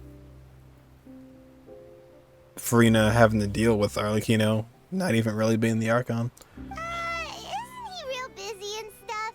Paimon didn't think he'd have the time for that. But back to the topic. The Gnosis was given to the knave, right? What about Child? What about Child?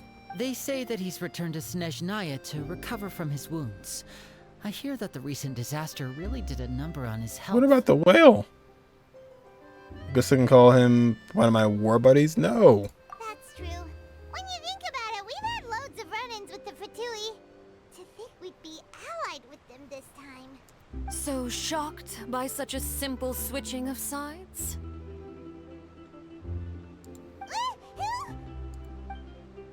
Oh.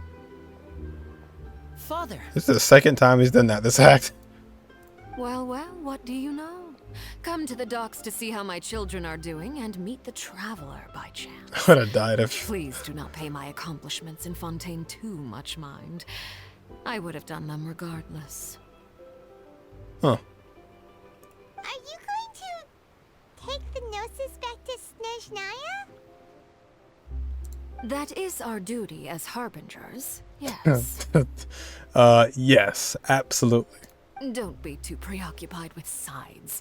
The goal of the Fatui concerns not a single place or person, but the entire world. With such a grand goal in mind, it is inevitable that we must wear many masks. Are they like the perfect ratio right now? Got Ventis. Got the Geo one. Yeah, it's the contract. Yai handed over the Electro one to Skara, but then... Oh, and Nahida took it, and then the Torre showed up. I assume he took it with him. Shoot. And now they got this one. Well, all the 7 Chaos Emeralds are going to be given to Dr. Eggman. 5 out of 6? Shoot. Switching my masks is something I've always done. Yikers. Oh, that's good, though, because we need whatever their goal is. I want to see it. So. Will you keep your position? Well, that depends on many things. No one truly knows what the future holds. What good is honesty if you can't rely on it forever? As for you, I very much look forward to our next collaboration. Good things see you in 4.6. cannot be achieved alone, and you've proved yourselves to be great partners. I should just remember something. Please help us deliver this. A vision? All right. Oh, yeah. Thank you for keeping it safe for him this entire time. Oh, here we go. That's a wrap for me. Huh? Here we go. Greetings, Miss Journalist. Hello. If I'm not mistaken, there are diplomatic channels I'll need to report to take a photo of you. That is correct. So forgive me, but I will not be able to serve as a subject in your article. However, feel free to write as much as you'd like about our dear magicians and our upcoming rookie. He said no. I will. The sea breeze is quite pleasant. I shall continue my walk while the weather remains so agreeable. Farewell. Good old Arlecchino. She looked pretty good as her model. I wish a little bit things were different, but as long as the X's and the I's were prominent, I was happy with that. Farewell, Father.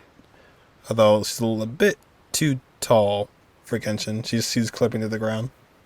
Oh, she has such an intimidating presence.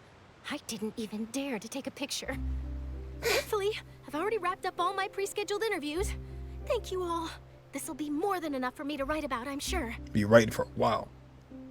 Don't be too nervous. Why don't you take a magic pocket before you go? Here, Traveler, Paimon, you take one too. Hey, is this gonna be like a permanent item? To move things about? That's right. Funny. I was giving out magic pockets when we first met too. And what do you know? Yeah, I'm it's doing true. the exact same thing right now. So many things have happened, but the pockets are still the pockets. Did any of those pockets come in handy when the water rose up? Teresa's looking for the Gnosis so she can give back powers to all the dragons and make a war against Celestia. Oh. I guess this must be life. We theory. will all follow our own paths, and serendipity will lead you to your fated friends. All right then. We'll be handing out pockets in some other districts later, so we'll get going now. Have a good day, you two. Well, guess we sent Charlotte, huh? Shall we go see what Neverlette's doing? Yes. Oh. Sorry, Paimon. Oh, of course, he'd be all the way over there. Let us. Oh, there he is. Ooh, he really is there!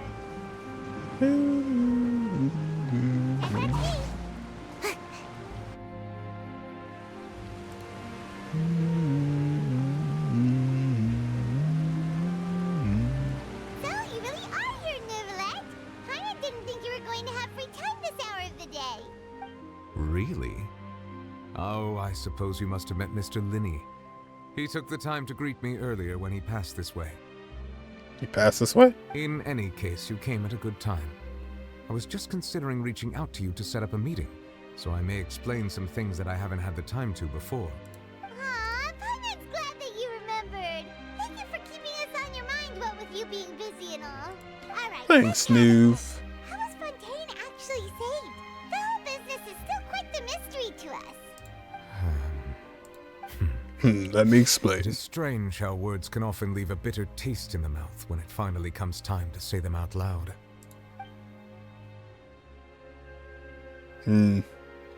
Explains what he saw that day. So it's let us see the heavenly principles and use Furina's endless performance to save Fontaine. Whoa. So that's what happened? I only saw Furina's part myself. Focalors destroyed the divine throne of the Hydro Archon and restored your power to you, transforming you into a fully fledged elemental dragon sovereign. Okay, now this is where I actually don't mind Paimon's explanations. But Paimon still doesn't quite get what you did to save the Fontainians from dissolving. For me, the authority of the ancient dragons refers to absolute control over the hydro element. Fontainians were incomplete humans born of Egeria's use of the power of the primordial sea, with constitutions similar to that of mimics. But so long as those primordial energies remain within them, I could use the ancient dragon's authority to grant them true blood, after the fashion in which life was first brought into being on this planet. In other words, when I gave my verdict, Fontainians became true humans, and thus would naturally no longer be dissolved by water from the primordial sea. Oh, so you're right, yeah, to turn to actual human. Oh, it said Nuv Elat? Did it really? The last black screen? I have always waited for them to make a mistake. Like, I always, like, I just wonder, like, is there ever a time where somebody slips up? Neuevillett. Neuvillet. That is an actual full-on mess up. Because there's so much dialogue. I just like, somebody has to screw up at some point. Focalors must have counted on you to make that decision as well. Your verdict was the key to making the prophecy appear to have come true while saving everyone. True. Apollo gems.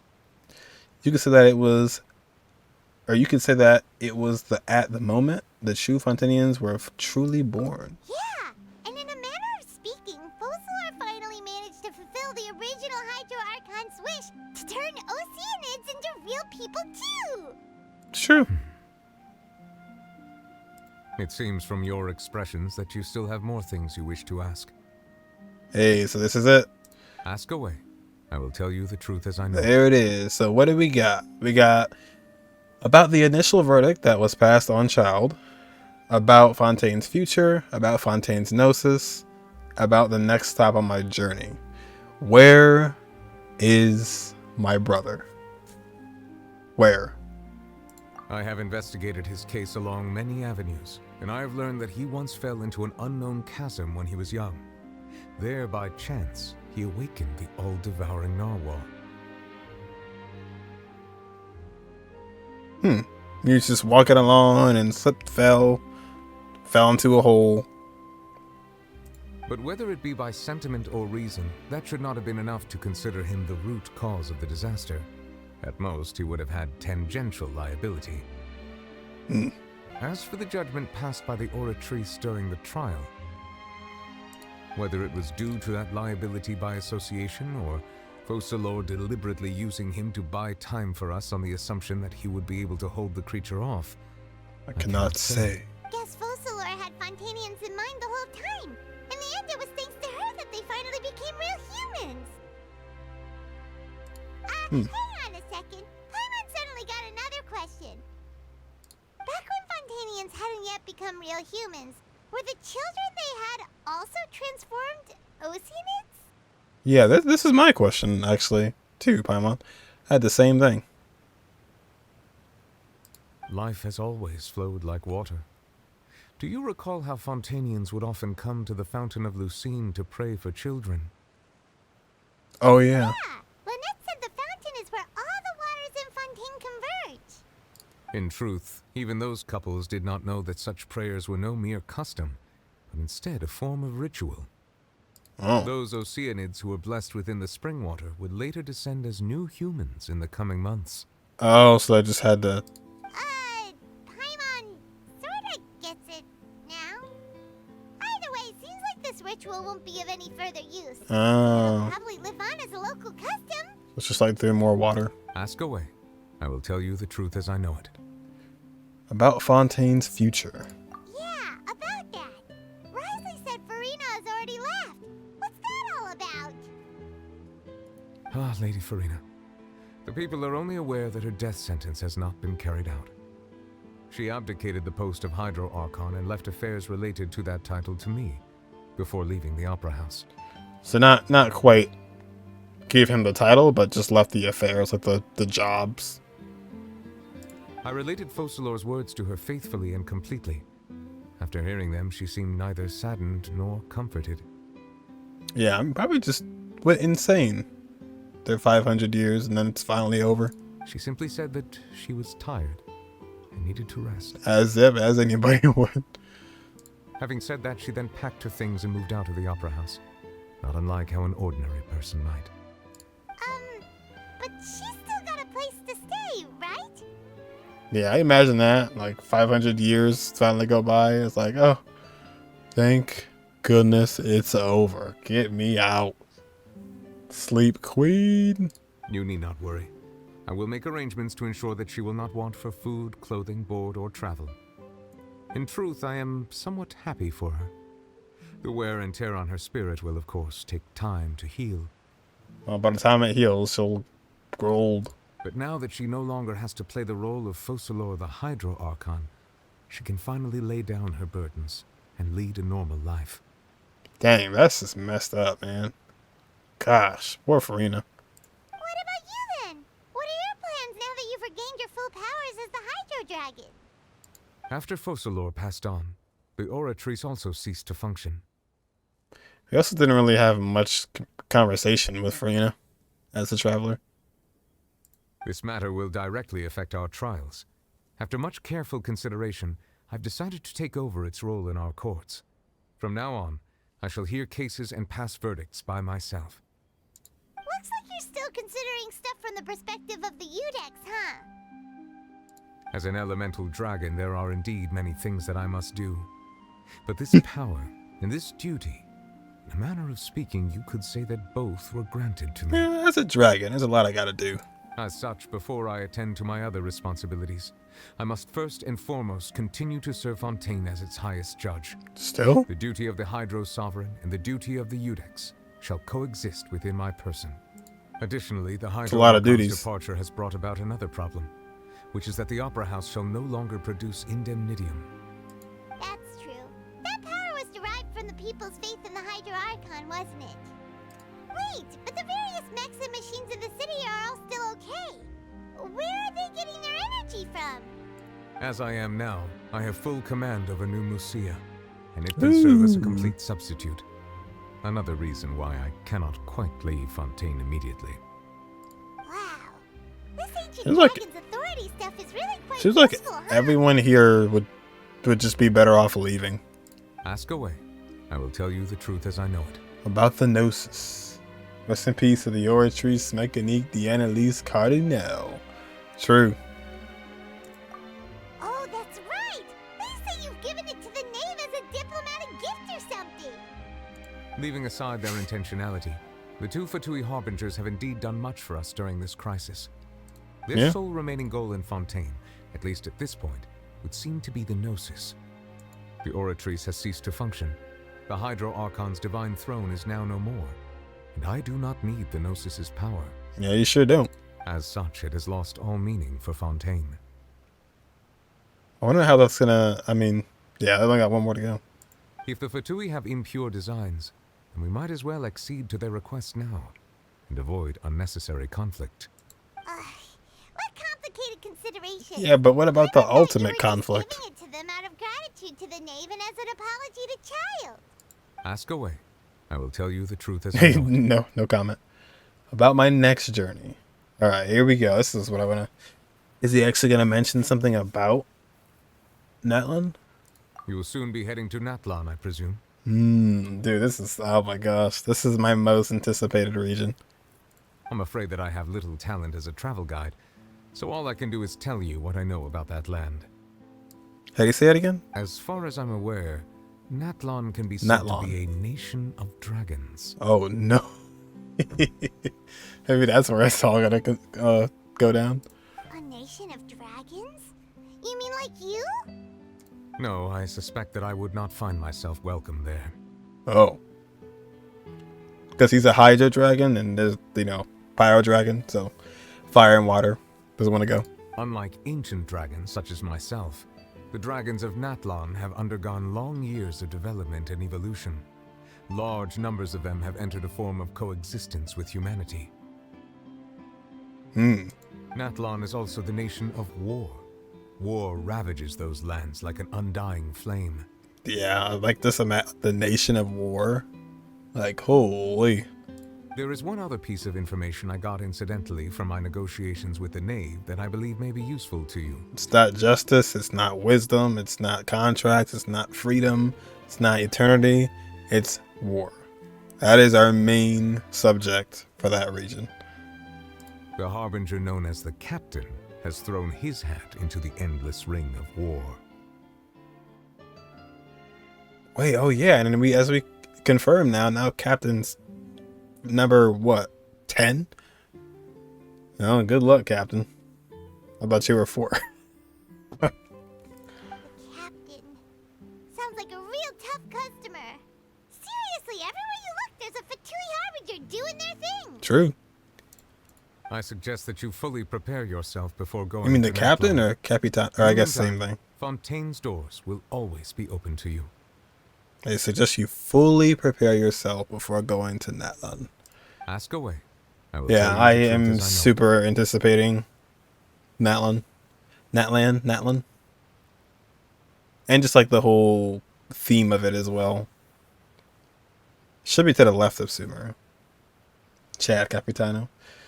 Oh, Drake from the manga. I don't know where is he located, but maybe like it's could be like that. Yeah, like dragon like that. Hang on a sec. Paimon's still got a question about the Gnosis. Where is my brother? When we spoke to Linny earlier, he mentioned that your attitude towards giving away the Gnosis had clearly changed. Why did Nuvolette even say we're going to Natlan next? Like, why? We're looking for our brother. Is our brother in Natlan? We guessed that there might be some reason for it that only you were aware of. I guess we're just going to every region. No wonder the House of the Hearth is the Fatui's intelligence division. They are certainly sharp. So regarding this specific issue, I was just getting ready to share something with you. Yep. You got it, Murata Himiko. We fixed freedom, contract, eternity, and justice, and now we're gonna fix war. Well, what is it? I guess we can put a stop to them. In truth, I exchanged some further words with that lady named Skirk after sending you two back to the surface. It went something like this.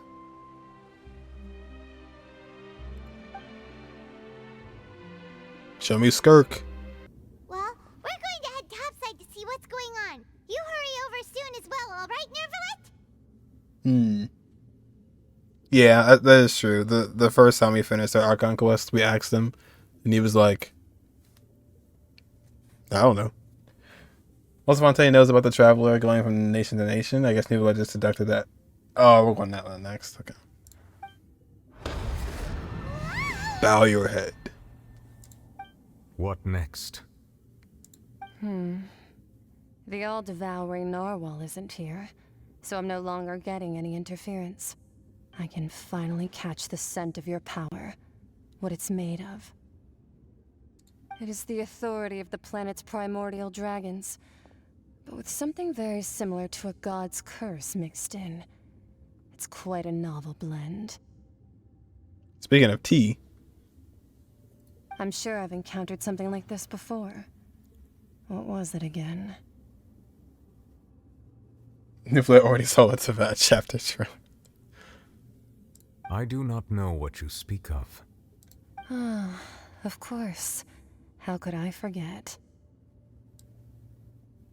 You should have the remains of the third descender on your person, yes?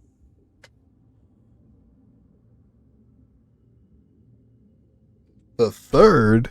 Excuse me? Remains? I've never heard of any such thing. According to your parlance, I believe it may be called a gnosis. Skirk, you're using fancy words.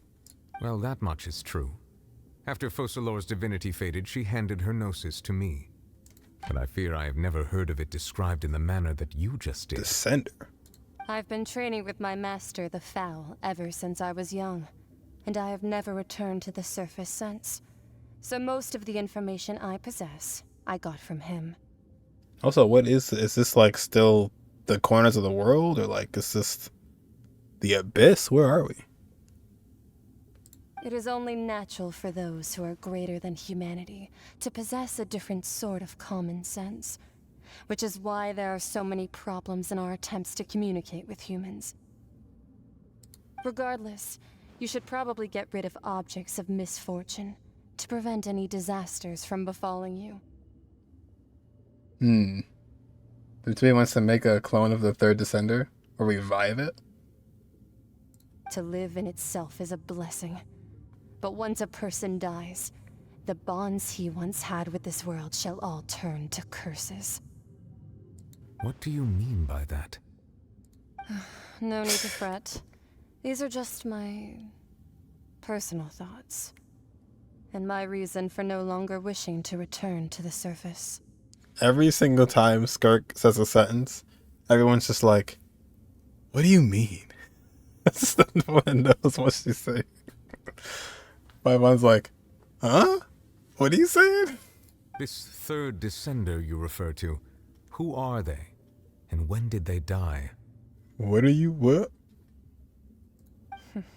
Master never mentioned them to me. Perhaps it just wasn't that important for me to know. Really? If you're interested, though, I could ask him. I'll be sure to pass the answer on to you next time.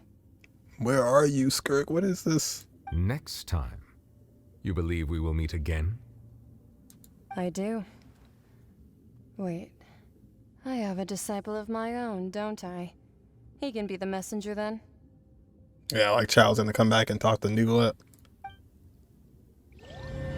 Hey, old pal. Dang, Skirk is... That's awesome.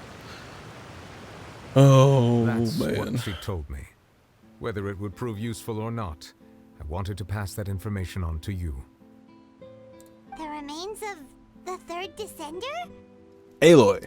So that's what the no-sees actually are. Well, she's not dead. Thought they look like chess pieces. How could they be a person's remains?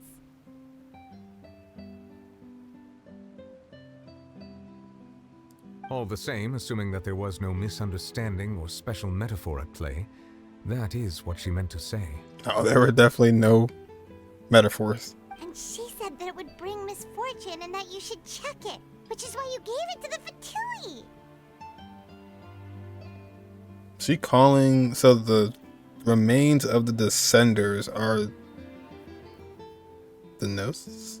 If she speaks the truth, then I would simply be putting Fontaine at unnecessary risk by keeping it here.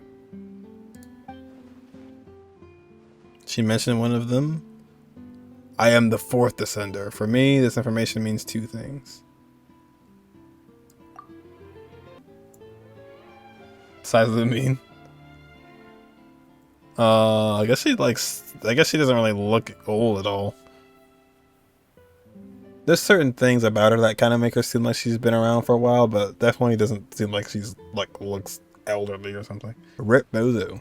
I had guessed that you might already be familiar with this concept. He's dead. But I did not expect you to be one of them. That means that the Gnosis, which are exceedingly element compatible and can even enhance elemental abilities, do indeed come from the third Descender.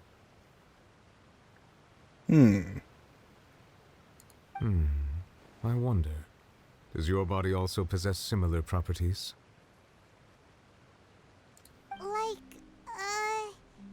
Like being able to use elemental powers without a vision. That does sort of count as special compatibility, right? That context just seemed weird when it's Lumine as the character.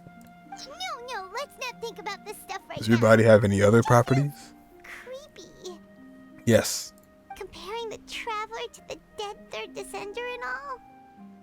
Don't worry, I won't die so easily. Famous last words. That's what you say, but this topic still feels like bad luck. Once Child recovers, let's get some more answers out of him. Or go look for his master and get the answers that way. I hope we see her again. I too believe it unwise to make too many blind guesses when information is lacking. The same is true of being at court. It'd be cool to just go back there again. Like the whatever place that was. Yes. Ugh. All of Focalors' efforts were for this moment as well.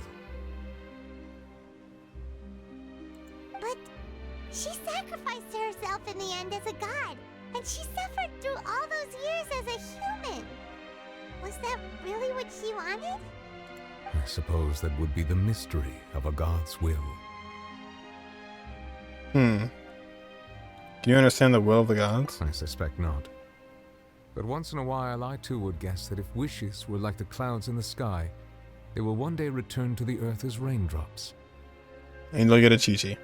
Life flows like water, and rain is the final answer. The water levels may sometimes tilt one way or another, but the rain falls fairly upon all. And what, ultimately, is the difference between the rains that fall upon all of us?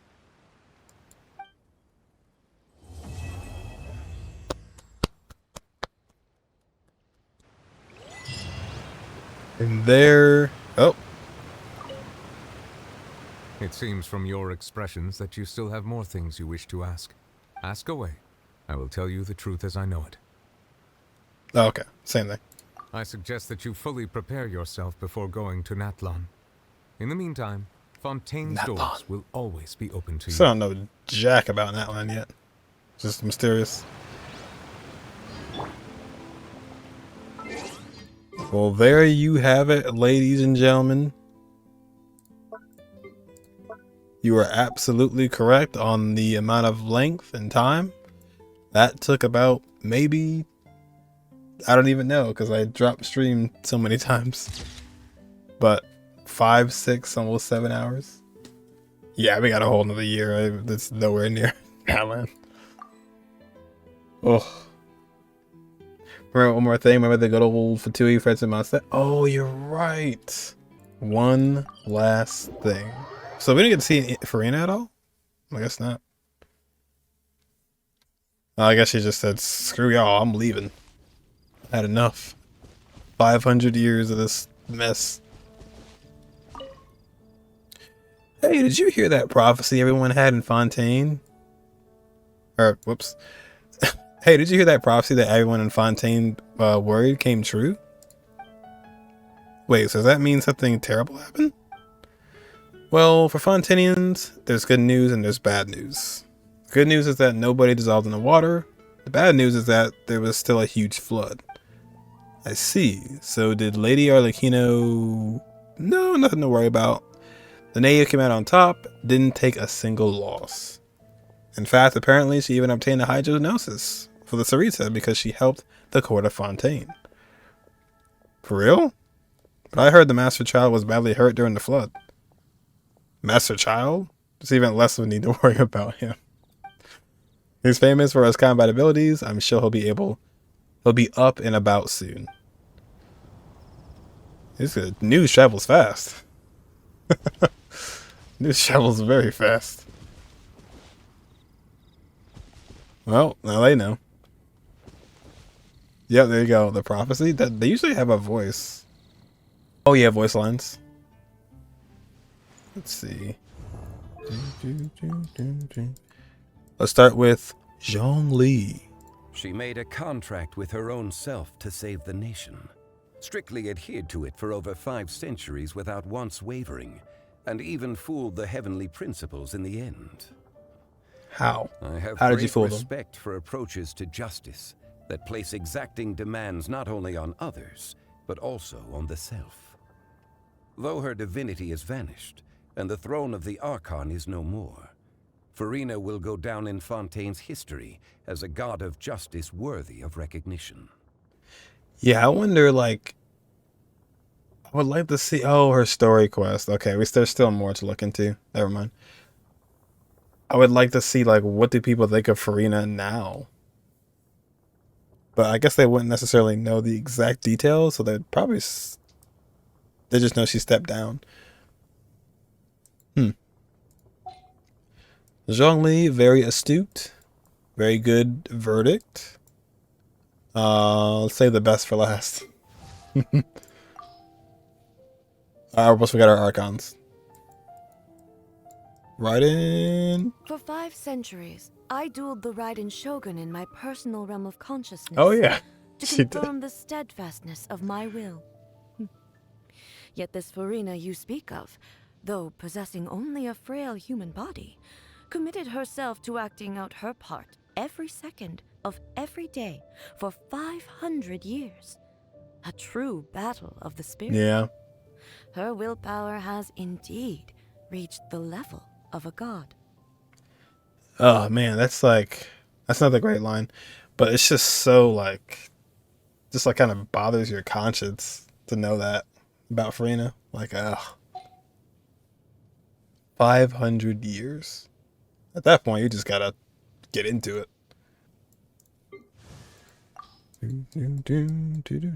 People often say that wisdom isn't about what you know, but knowing what you can change. It is beyond question that the prophecy was carved into ermine so long ago. And while it may look like nothing has changed, it also seems like everything has. I think we both know her to be smart enough to turn the fate of the world around. I need to listen to that again. People often say that wisdom isn't about what you know, but knowing what you can What change. you can change. It is beyond question that the prophecy was carved into ermine so long ago. And while it may look like nothing has changed, Oh, it I also see what you're seems saying. like everything has. I think we both know her to be smart enough to turn the fate of the world around. I agree with that wholeheartedly. Like, while it may look like nothing has changed, everything's changed. That's kind of what my verdict on it too. Like, she fooled everybody so well that no matter if it was the case or it wasn't, it seemed like she was the Archon. She definitely seemed like she had humility. It's because she did. She wasn't actually the Archon. And the best for last. A bard must be versed in both music and song, but a stage performer requires far more skills than just these. Hey, don't you think we should invite her over to put on a show at the next Windbloom Festival? Huh? You want me to talk about how she saved Fontaine? Well, I mean, she's such a talented artiste, it's no wonder. I wouldn't be surprised even if she'd saved the entire world. Yeah, honestly. Honestly, true. I don't know who I feel worse for, Nahida or Furina. A part of me kind of feels worse for Furina because she's just really just a normal person going through that. Like, it really sucks. And does Furina, oh, okay, I can't look at it even if I could. Clorin, Risley, Charlotte, the Knife, and her thoughts, desserts, Nouvelette, Lenny, Lynette, Vision. Yeah, that really sucks. So it is like, it's still Focalors, right? Like, it was like, kind of like the Layla situation. So it technically was a part of her as well. But I guess it was like, yeah, the consciousness was different. Nouvelette. Oh, yeah. Now the curtain has finally fallen on her performance. The character she portrayed was an imaginary one, yet in playing that role, she fulfilled her duties. Though she is meek and full of doubt by nature, she was able to use madness to stiffen her resolve and see her duty through to its conclusion. Yeah, I The would work say that madness she for has sure. done over the centuries is truly immense. If she were to ever make a return to the stage, I should personally attend the performance and give her my heartfelt applause. Yes, I must do so when the opportunity arises. If I'm Furina, I'm never coming back. Never. You will not ever see me in Fontaine a day in my life.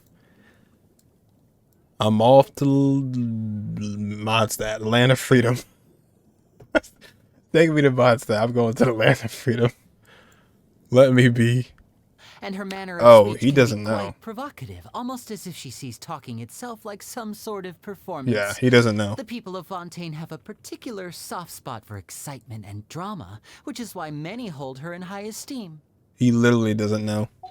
Clueless.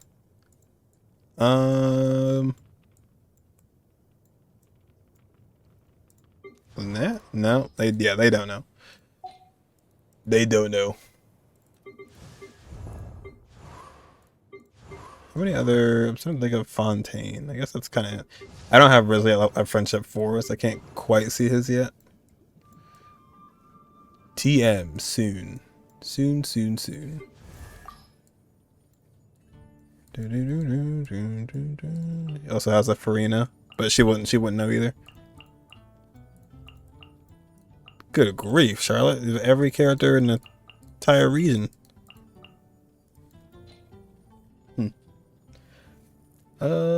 Yeah, yep. Furina Van Lee versus like Bure. Do you think community, especially for mains, will accept this? Like she's no longer the Archon? I think if they have a heart, they'll accept it in terms of like, you know, she's in a happier, I guess happier spot. She's free at least. Maybe from that perspective, that'll be a positive outlook. I hope.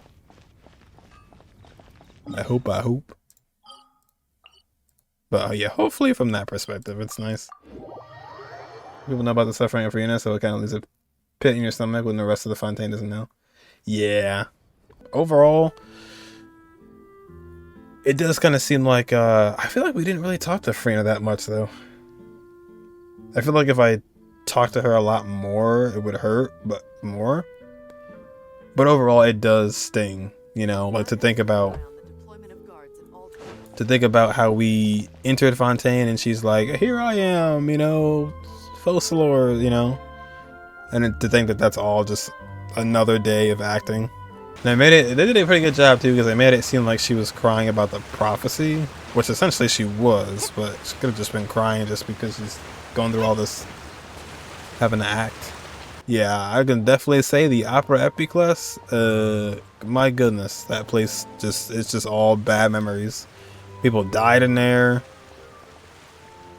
It's just so much bad in that area.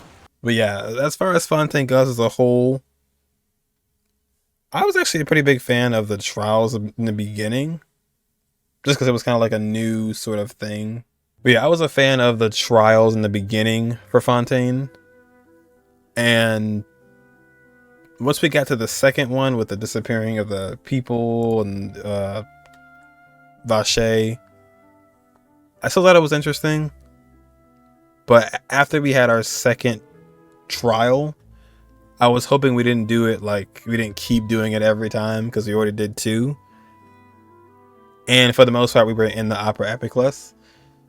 So I think I probably act 1 a lot. With just like the whole Lenny thing and the whole Lenny scenario and learning that he's actually in the Fatui. And just getting like the talk about Arlecchino was pretty hype. I do kind of like how sinister Act 2 was with the whole Vache thing.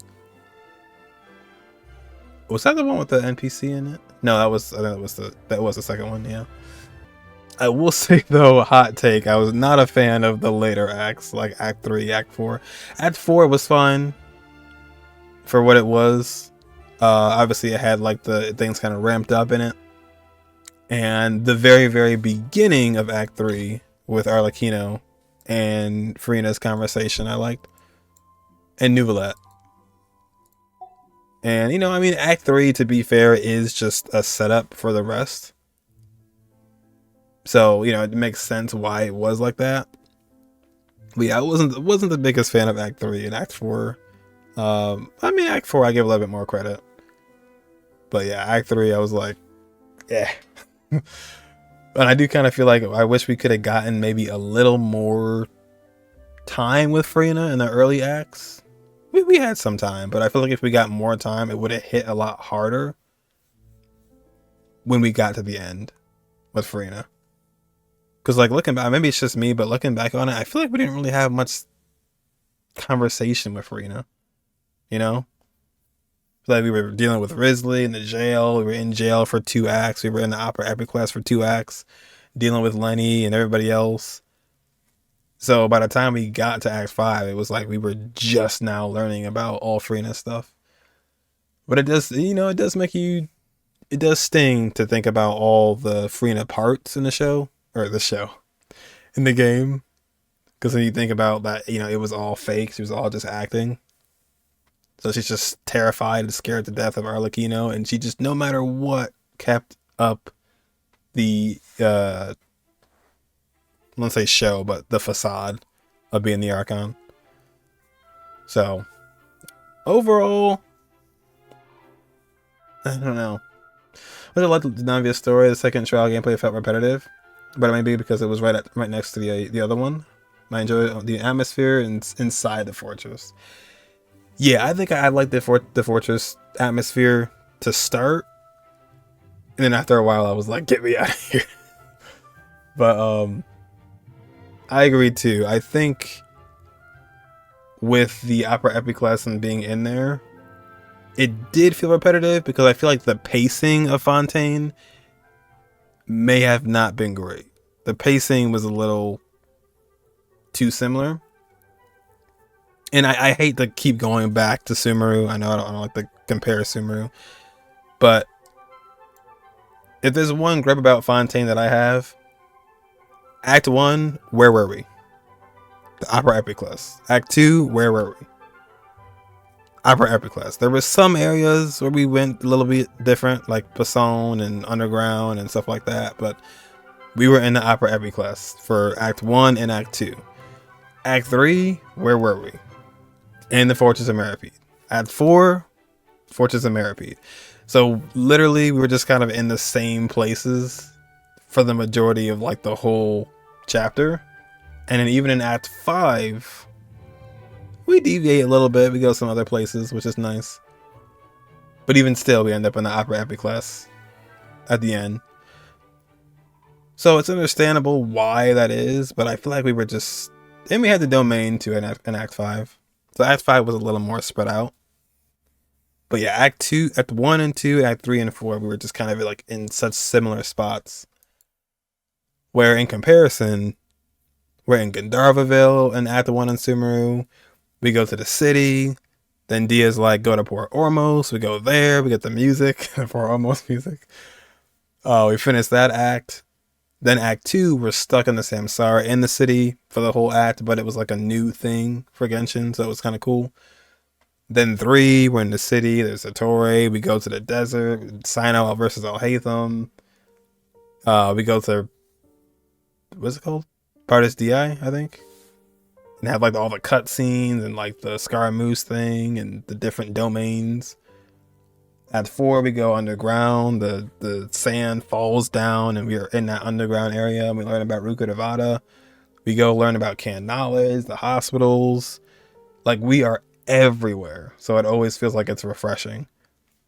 You know, Act 5, we go in the underground area where Scaramouche is being built. The giant Shoku no Kami robot, the Power Ranger. And then even after that fight, we go into this weird red sky land with these flying ships and the Irminsul tree, and like, we were just in so many different places. You know, Caravan Rabat, like it just felt like everything was refreshing. And they really did a good job of taking advantage of going to different places, which I really liked about Sumeru. And Fontaine, that's just a small thing, not really a big deal, but just a small thing I noticed is we were just kind of in the same exact spots for like 90% of the time, for at least the first 4 acts. Well, first 2 being the stage and the second 2 being the jail. But you know, overall Act 5 was fun. Very long. It was 1, 2, 3, 4, 5, 6, but it was engaging. For most of it, very somber start with Navia falling, and just getting all the info about Furina. Yeah, you know, it's kind of weird to just kind of have Furina just go away at the end, and that's it. But then again, we have her story quest, so to be fair, we'll get more on that. Overall, I liked it. I don't think I like it as much. I definitely still have Sumeru as my favorite for the acts, and Inazuma. There were some cool fights, but yeah, Inazuma was very oddly paced. Dang, I kind of Leo seems so short. Oh, well, yeah, they did get longer as time went on. So now I'm just looking forward to our Traveler chapter next. That's my next big look. Chapter 4. Or yes, chapter 4, Act 7? Or 5, okay, yeah. Traveler chapter and whatever else happens at the end of Fontaine. So I don't know, I still put Sumeru first. I probably put... I guess I put Fontaine second, maybe? 4.0, I really thought that Fontaine Research Institute would be... Oh, in the Archon quest. Yeah, that's the thing too. Like, that's kind of to my point about like versus Sumeru where we were everywhere. There's a lot of places we could go. The underground Mullazine spot. We have 4.2 new area. You know, we got the research station. You know, we have going underwater. That was never really a part of the Archon quest. So I don't know, just not the biggest issue, but just I feel like a missed opportunity when it comes to using your map. And just spending so much time in jail, which, you know, like I said, it makes sense for the story, for the writing, but spending like, I would say like maybe what, 40% of the time in the jail, or like 45% of the time in jail. It's just like, I don't know. It's like the whole thing though. I like how everything kind of pertained to primordial water ever since the beginning, even with like the person disappearing, with the Lenny guy dying. Not Lenny dying, but the guy. And the disappearance of the Vache thing. Even some of the jail stuff, people disappearing. Femine almost dying because of getting the primordial water in his lungs. So it is cool how it always centered back around that. But yeah. And last but not least, poor Navia. I think that's the true picture here. Poor Navia. But yeah, and the oh wait. Oh, that might have always been there. So yeah, rest in peace to Silver and Malus. I guess they didn't have any kind of comeback there. At least I don't think so. Maybe like Navia's story quest or something. I don't know. But as far as we know now, rest in peace, Milzu. I forgot it again. The guy and Silver. And also Navia's dad. Just really sad for Navia. Really somber. Really sad for Furina. And rest in peace to that Molazine and Nuvalet's quest. But not quite over yet. We still have some Furina story quests to do. See how things close up. But I enjoyed it. But it still has yet to surpass good old Sumeru.